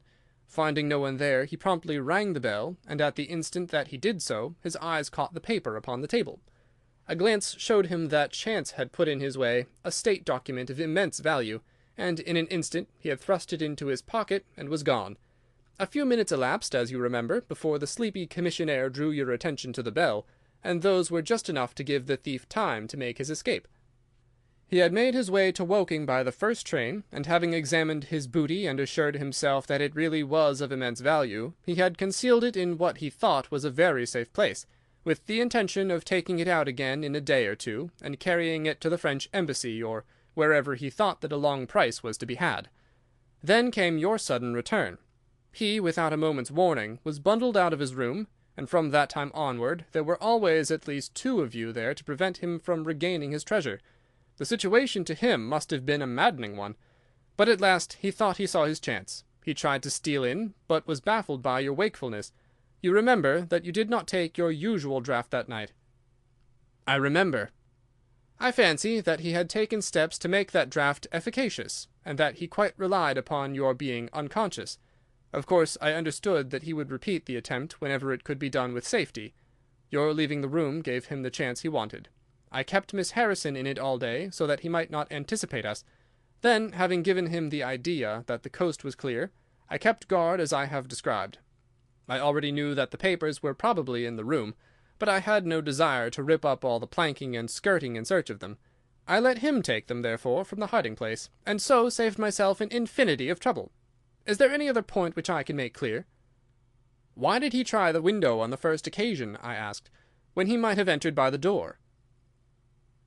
In reaching the door, he would have to pass 7 bedrooms. On the other hand, he could get out on the lawn with ease. Anything else?" "Do you not think," asked Phelps, "that he had any murderous intention? The knife was only meant as a tool." "It may be so," answered Holmes, shrugging his shoulders. "I can only say for certain that Mr. Joseph Harrison is a gentleman to whose mercy I should be extremely unwilling to trust." End of Adventure 10. The Naval Treaty. Chapter 11. Adventure 11. The Final Problem. It is with a heavy heart that I take up my pen to write these last words in which I shall ever record the singular gifts by which my friend Mr. Sherlock Holmes was distinguished. In an incoherent, and, as I deeply feel, an entirely inadequate fashion, I have endeavoured to give some account of my strange experiences in his company from the chance which first brought us together at the period of The Study in Scarlet, up to the time of his interference in the matter of the naval treaty, an interference which had the unquestionable effect of preventing a serious international complication. It was my intention to have stopped there, and to have said nothing of the event which has created a void in my life which the lapse of 2 years has done little to fill. My hand has been forced, however, by the recent letters in which Colonel James Moriarty defends the memory of his brother, and I have no choice but to lay the facts before the public exactly as they occurred. I alone know the absolute truth of the matter, and I am satisfied that the time has come when no good purpose is to be served by its suppression. As far as I know, there have been only 3 accounts in the public press, that in the Journal de Genève on May 6th, 1891, the Reuter's dispatch in the English papers on May 7th, and finally the recent letter to which I have alluded. Of these, the first and second were extremely condensed, while the last is, as I shall now show, an absolute perversion of the facts. It lies with me to tell for the first time what really took place between Professor Moriarty and Mr. Sherlock Holmes. It may be remembered that after my marriage and my subsequent start in private practice, the very intimate relations which had existed between Holmes and myself became to some extent modified.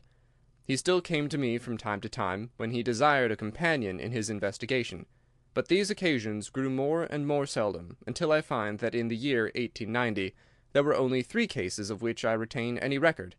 During the winter of that year and the early spring of 1891, I saw in the papers that he had been engaged by the French government upon a matter of supreme importance, and I received 2 notes from Holmes, dated from Narbonne and from Nîmes, from which I gathered that his stay in France was likely to be a long one. It was with some surprise, therefore, that I saw him walk into my consulting room upon the evening of April 24th. It struck me that he was looking even paler and thinner than usual. "Yes, I've been using up myself rather too freely," he remarked in answer to my look rather than to my words.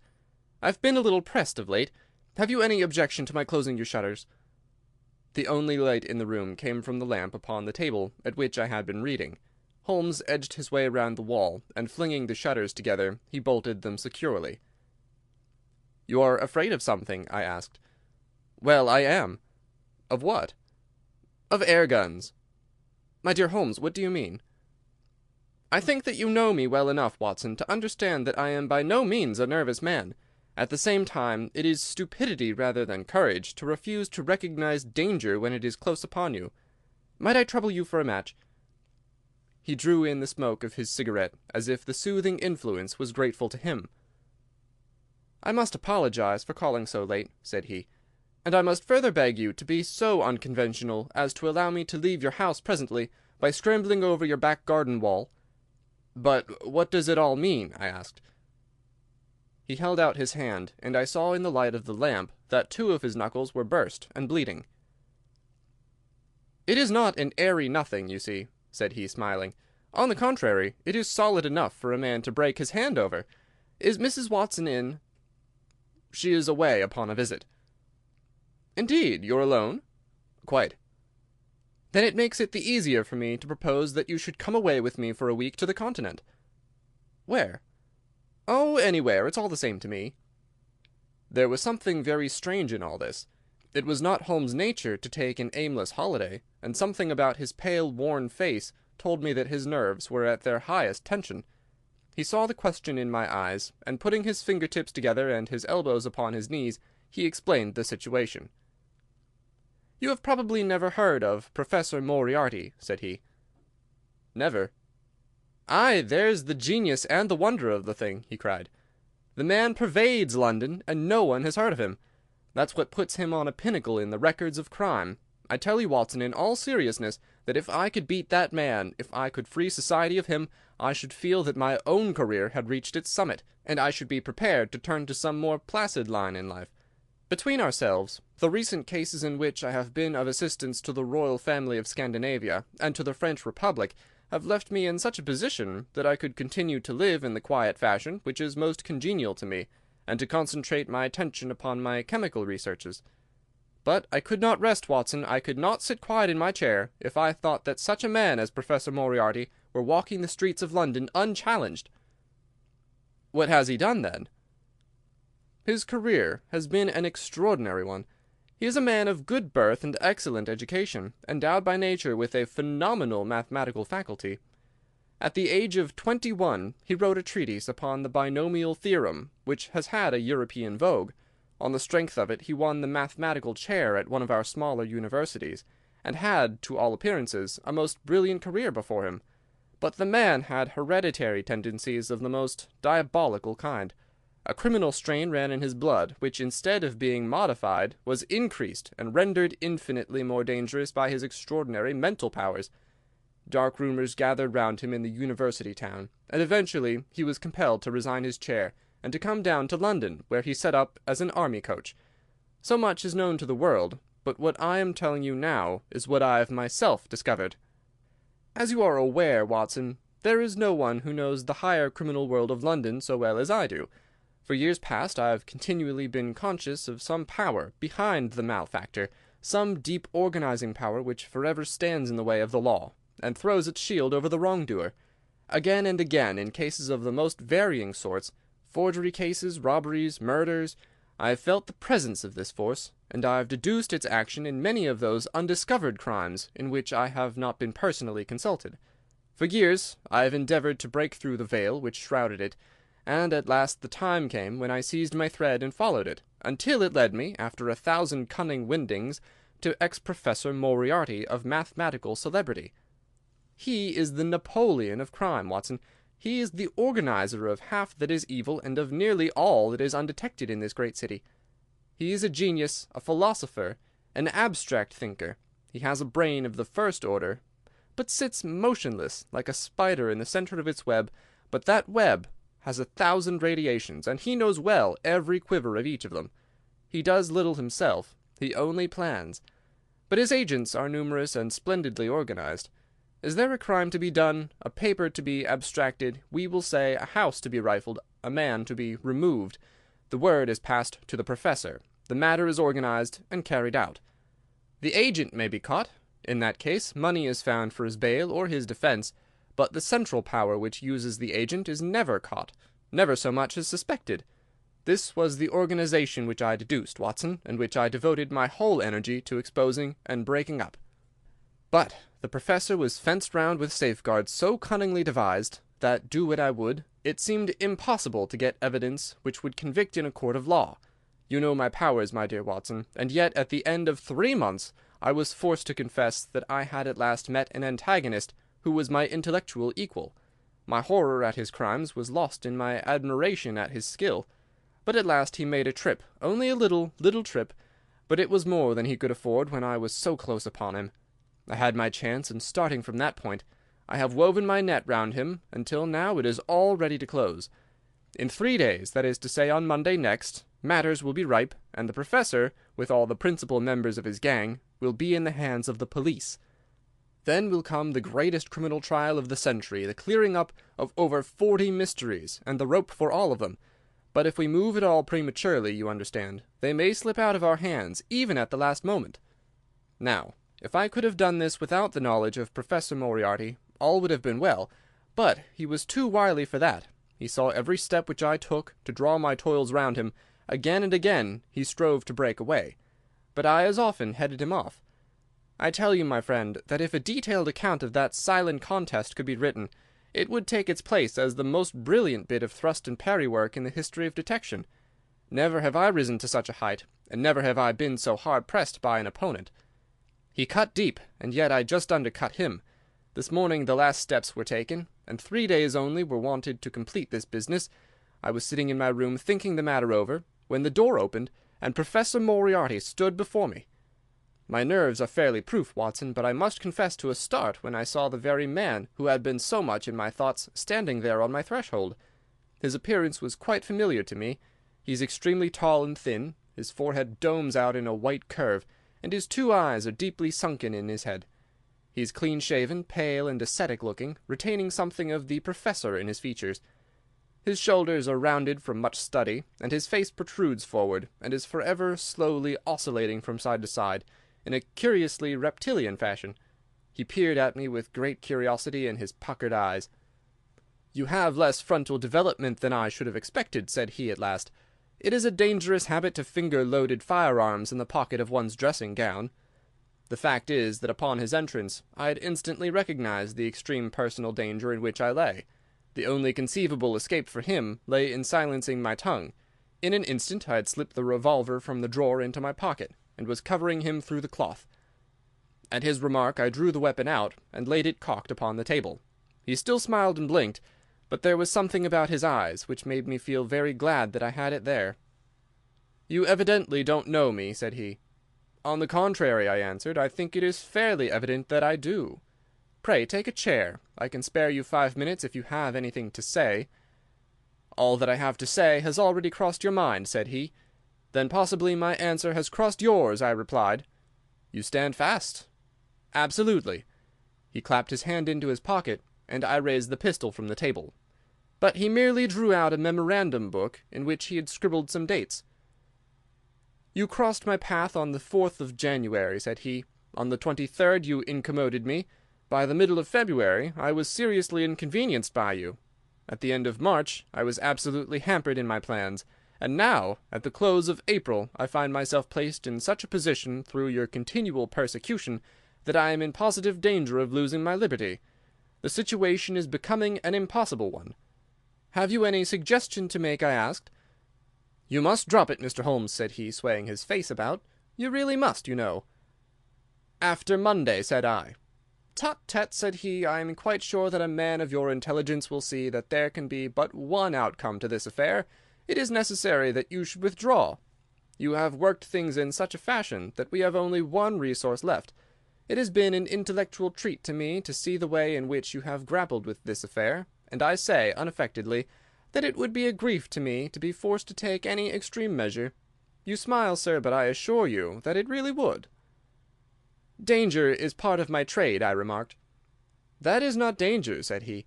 "It is inevitable destruction. You stand in the way not merely of an individual, but of a mighty organization, the full extent of which you, with all your cleverness, have been unable to realize. You must stand clear, Mr. Holmes, or be trodden under foot." "I am afraid," said I, rising, "that in the pleasure of this conversation I am neglecting business of importance which awaits me elsewhere." He rose also, and looked at me in silence, shaking his head sadly. "Well, well," said he at last, "it seems a pity, but I have done what I could. I know every move of your game. You can do nothing before Monday. It has been a duel between you and me, Mr. Holmes. You hope to place me in the dock. I tell you that I will never stand in the dock. You hope to beat me. I tell you that you will never beat me. If you are clever enough to bring destruction upon me, rest assured that I shall do as much to you." "You have paid me several compliments, Mr. Moriarty," said I. "Let me pay you one in return, when I say that if I were assured of the former eventuality I would, in the interests of the public, cheerfully accept the latter." "I can promise you the one, but not the other," he snarled, and so turned his rounded back upon me, and went peering and blinking out of the room. That was my singular interview with Professor Moriarty. I confess that it left an unpleasant effect upon my mind. His soft, precise fashion of speech leaves a conviction of sincerity which a mere bully could not produce. Of course, you will say, why not take police precautions against him? The reason is that I am well convinced that it is from his agents the blow will fall. I have the best proofs that it would be so. "You've already been assaulted?" "My dear Watson, Professor Moriarty is not a man who lets the grass grow under his feet. I went out about midday to transact some business in Oxford Street. As I passed the corner which leads from Bentinck Street on to the Welbeck Street crossing, A 2-horse van, furiously driven, whizzed round and was on me like a flash. I sprang for the footpath and saved myself by the fraction of a second. The van dashed round by Marylebone Lane and was gone in an instant.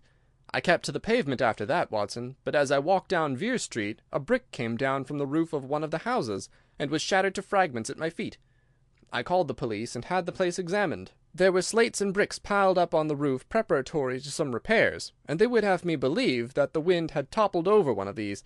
Of course I knew better, but I could prove nothing. I took a cab after that and reached my brother's rooms in Pall Mall, where I spent the day. Now I've come round to you, and on my way I was attacked by a rough with a bludgeon. I knocked him down, and the police have him in custody, but I can tell you with the most absolute confidence that no possible connection will ever be traced between the gentleman upon whose front teeth I've barked my knuckles and the retiring mathematical coach who is, I dare say, working out problems upon a blackboard 10 miles away. You will not wonder, Watson, that my first act on entering your rooms was to close your shutters, and that I have been compelled to ask your permission to leave the house by some less conspicuous exit than the front door.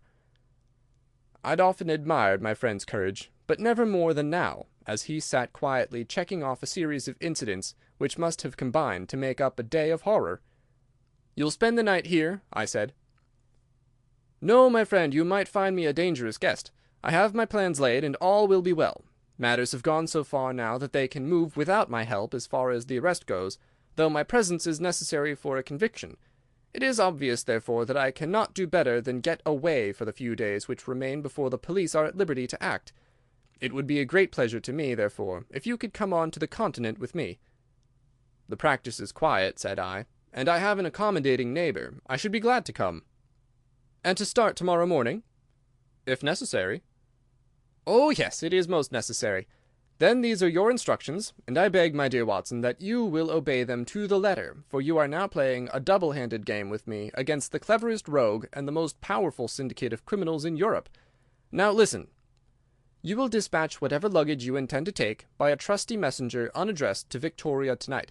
In the morning you will send for a hansom, desiring your man to take neither the first nor the second which may present itself. Into this hansom you will jump, and you will drive to the Strand end of the Lowther Arcade, handing the address to the cabman upon a slip of paper, with a request that he will not throw it away.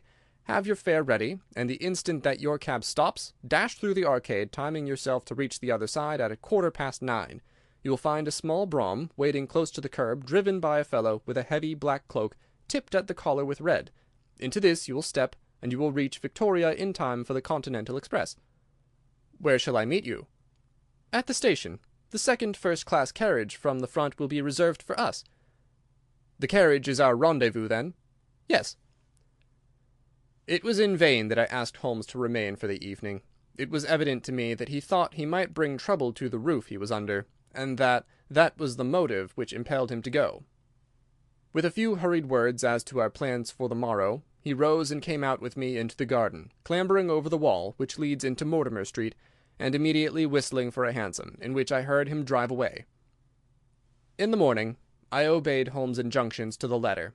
A hansom was procured with such precaution as would prevent its being one which was placed ready for us, and I drove immediately after breakfast to the Lowther Arcade, through which I hurried at the top of my speed. A brougham was waiting, with a very massive driver wrapped in a dark cloak, who, the instant that I had stepped in, whipped up the horse and rattled off to Victoria Station. On my alighting there, he turned the carriage and dashed away again without so much as a look in my direction. So far, all had gone admirably. My luggage was waiting for me, and I had no difficulty in finding the carriage which Holmes had indicated, the less so as it was the only one in the train which was marked engaged. My only source of anxiety now was the non-appearance of Holmes. The station clock marked only 7 minutes from the time when we were due to start. In vain I searched among the groups of travellers and leave-takers for the lithe figure of my friend.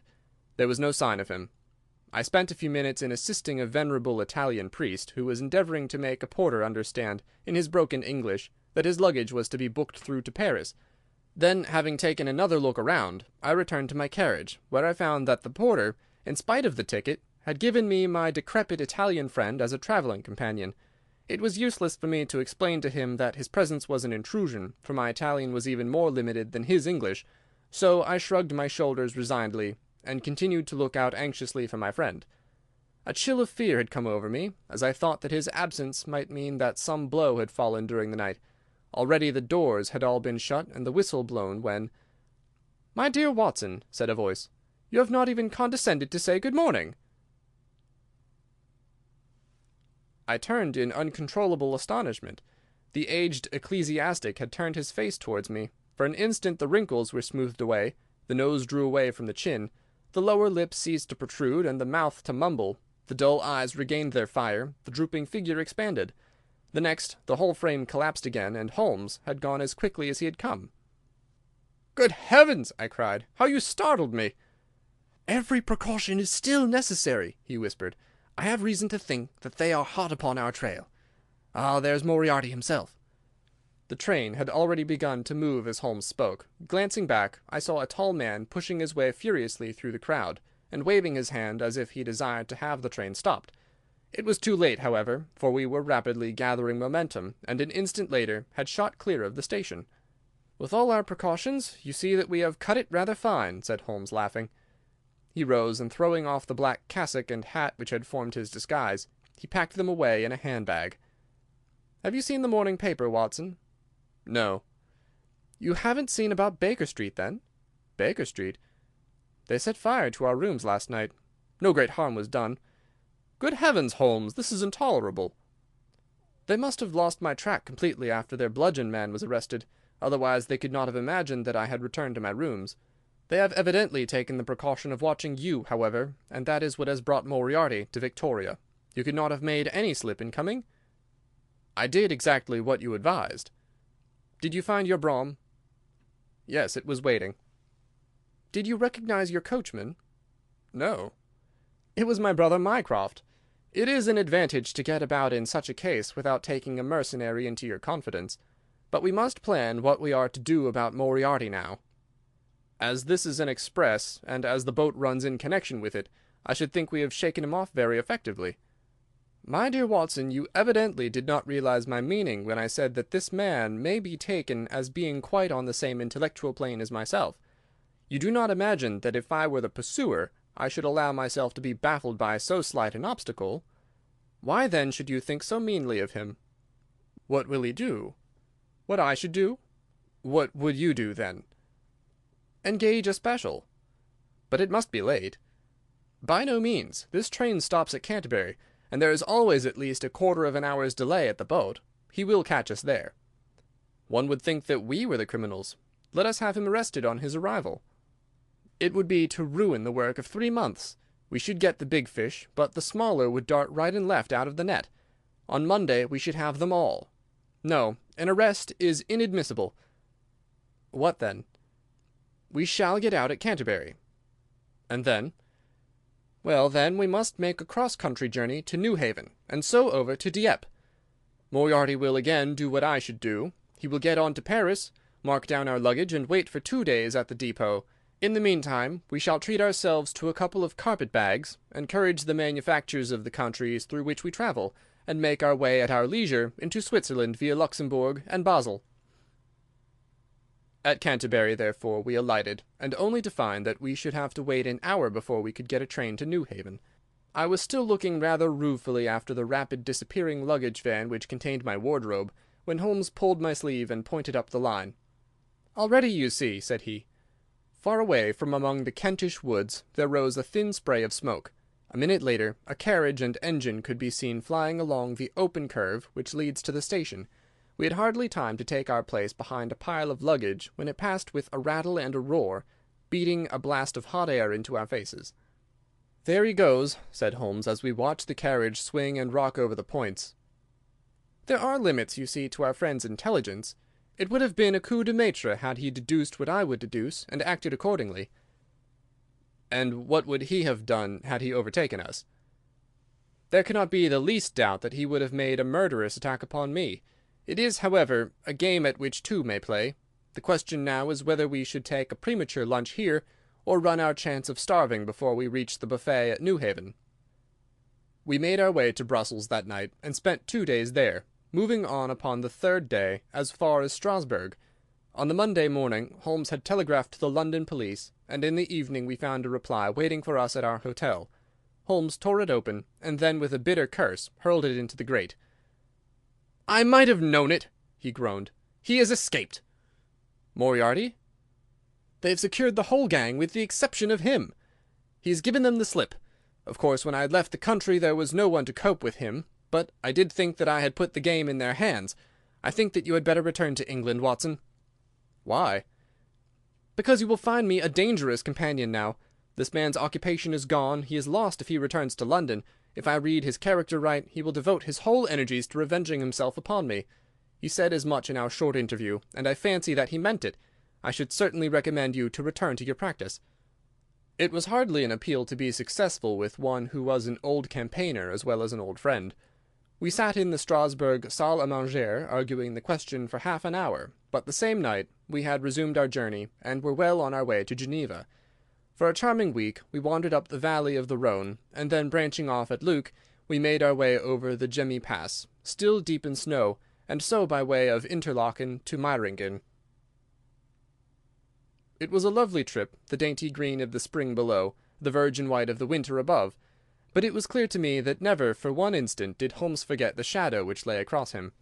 In the homely Alpine villages, or in the lonely mountain passes, I could tell by his quick glancing eyes and his sharp scrutiny of every face that passed us, that he was well convinced that, walk where we would, we could not walk ourselves clear of the danger which was dogging our footsteps. Once, I remember, as we passed over the Gemmi, and walked along the border of the melancholy Daubensee, a large rock which had been dislodged from the ridge upon our right clattered down and roared into the lake behind us. In an instant Holmes had raced up onto the bridge, and standing upon a lofty pinnacle, craned his neck in every direction. It was in vain that our guide assured him that a fall of stones was a common chance in the springtime at that spot. He said nothing, but he smiled at me with the air of a man who sees the fulfilment of that which he had expected. And yet, for all his watchfulness, he was never depressed. On the contrary, I can never recollect having seen him in such exuberant spirits. Again and again he recurred to the fact that if he could be assured that society was freed from Professor Moriarty, he would cheerfully bring his own career to a conclusion. "I think that I may go so far as to say, Watson, that I have not lived wholly in vain," he remarked. "If my record were closed tonight, I could still survey it with equanimity. The air of London is the sweeter for my presence. In over 1,000 cases I am not aware that I have ever used my powers upon the wrong side. Of late I have been tempted to look into the problems furnished by nature rather than those more superficial ones for which our artificial state of society is responsible. Your memoirs will draw to an end, Watson, upon the day that I crown my career by the capture or extinction of the most dangerous and capable criminal in Europe. I shall be brief, and yet exact, in the little which remains for me to tell. It is not a subject on which I would willingly dwell, and yet I am conscious that a duty devolves upon me to omit no detail.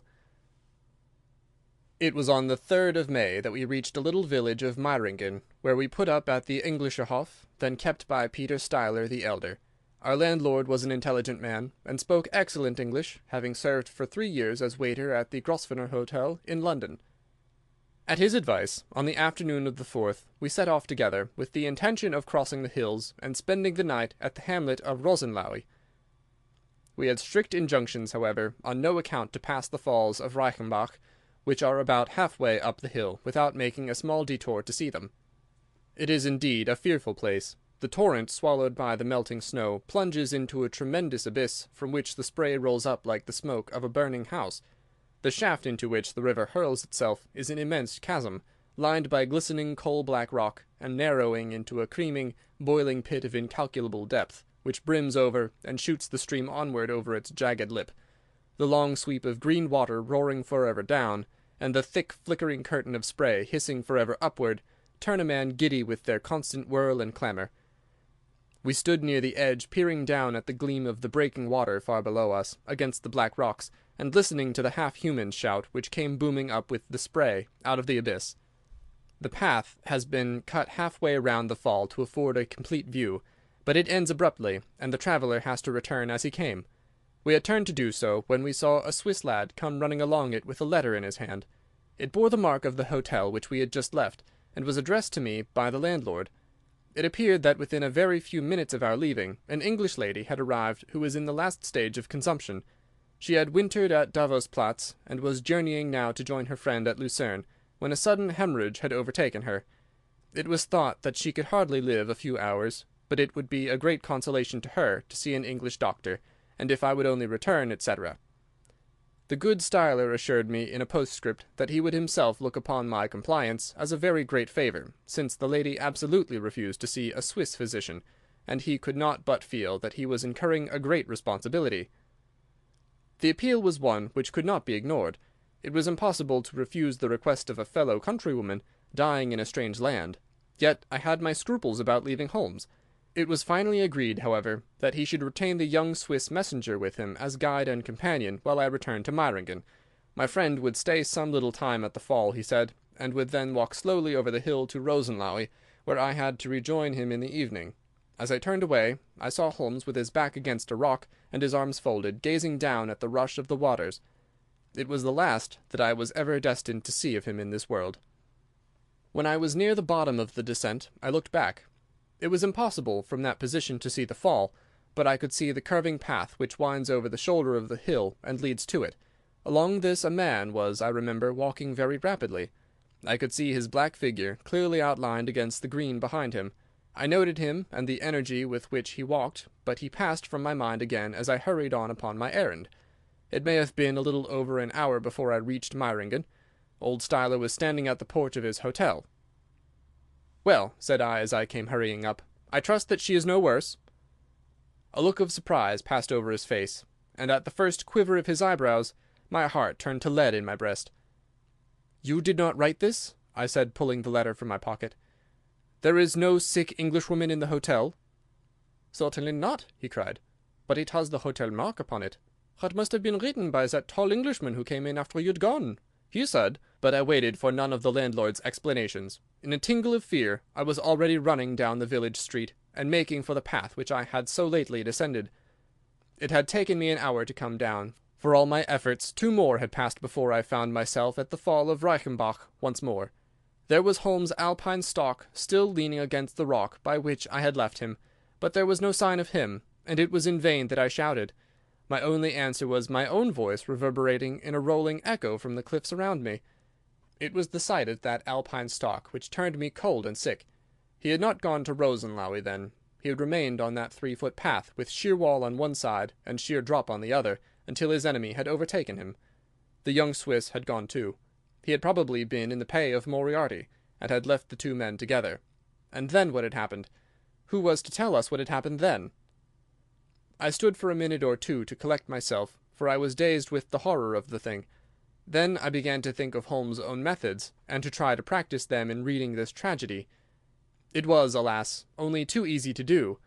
During our conversation we had not gone to the end of the path, and the alpine stalk marked the place where we had stood. The blackish soil is kept forever soft by the incessant drift of spray, and a bird would leave its tread upon it. 2 lines of footmarks were clearly marked along the farther end of the path, both leading away from me. There were none returning. A few yards from the end, the soil was all ploughed up into a patch of mud, and the branches and ferns which fringed the chasm were torn and bedraggled.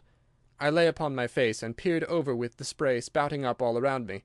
It had darkened since I left, and now I could only see here and there the glistening of moisture upon the black walls, and far away down at the end of the shaft the gleam of the broken water. I shouted, but only the same half-human cry of the fall was borne back to my ears. But it was destined that I should after all have a last word of greeting from my friend and comrade. I have said that his alpine stock had been left leaning against a rock which jutted on to the path. From the top of this boulder the gleam of something bright caught my eye, and raising my hand I found that it came from the silver cigarette-case which he used to carry. As I took it up, a small square of paper upon which it had been lain fluttered down onto the ground. Unfolding it, I found that it consisted of 3 pages torn from his notebook and addressed to me. It was characteristic of the man that the direction was as precise and the writing as firm and clear as though it had been written in his study.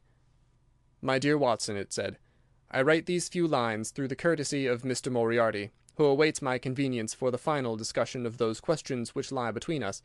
He has been giving me a sketch of the methods by which he avoided the English police and kept himself informed of our movements. They certainly confirm the very high opinion which I had formed of his abilities. I am pleased to think that I shall be able to free society from any further effects of his presence, though I fear that it is at a cost which will give pain to my friends, and especially, my dear Watson, to you. I have already explained to you, however, that my career had in any case reached its crisis, and that no possible conclusion to it could be more congenial to me than this. Indeed, if I may make a full confession to you, I was quite convinced that the letter from Meiringen was a hoax, and I allowed you to depart on that errand under the persuasion that some development of this sort would follow. Tell Inspector Patterson that the papers which he needs to convict the gang are in pigeonhole M, done up in a blue envelope, and inscribed Moriarty. I made every disposition of my property before leaving England, and handed it to my brother Mycroft. Pray give my greetings to Mrs. Watson, and believe me to be, my dear fellow, very sincerely yours, Sherlock Holmes. A few words may suffice to tell the little that remains. An examination by experts leaves little doubt that a personal contest between the two men ended, as it could hardly fail to end in such a situation, in their reeling over, locked in each other's arms. Any attempt at recovering the bodies was absolutely hopeless, and there, deep down in that dreadful cauldron of swirling water and seething foam, will lie for all time the most dangerous criminal and the foremost champion of the law of their generation.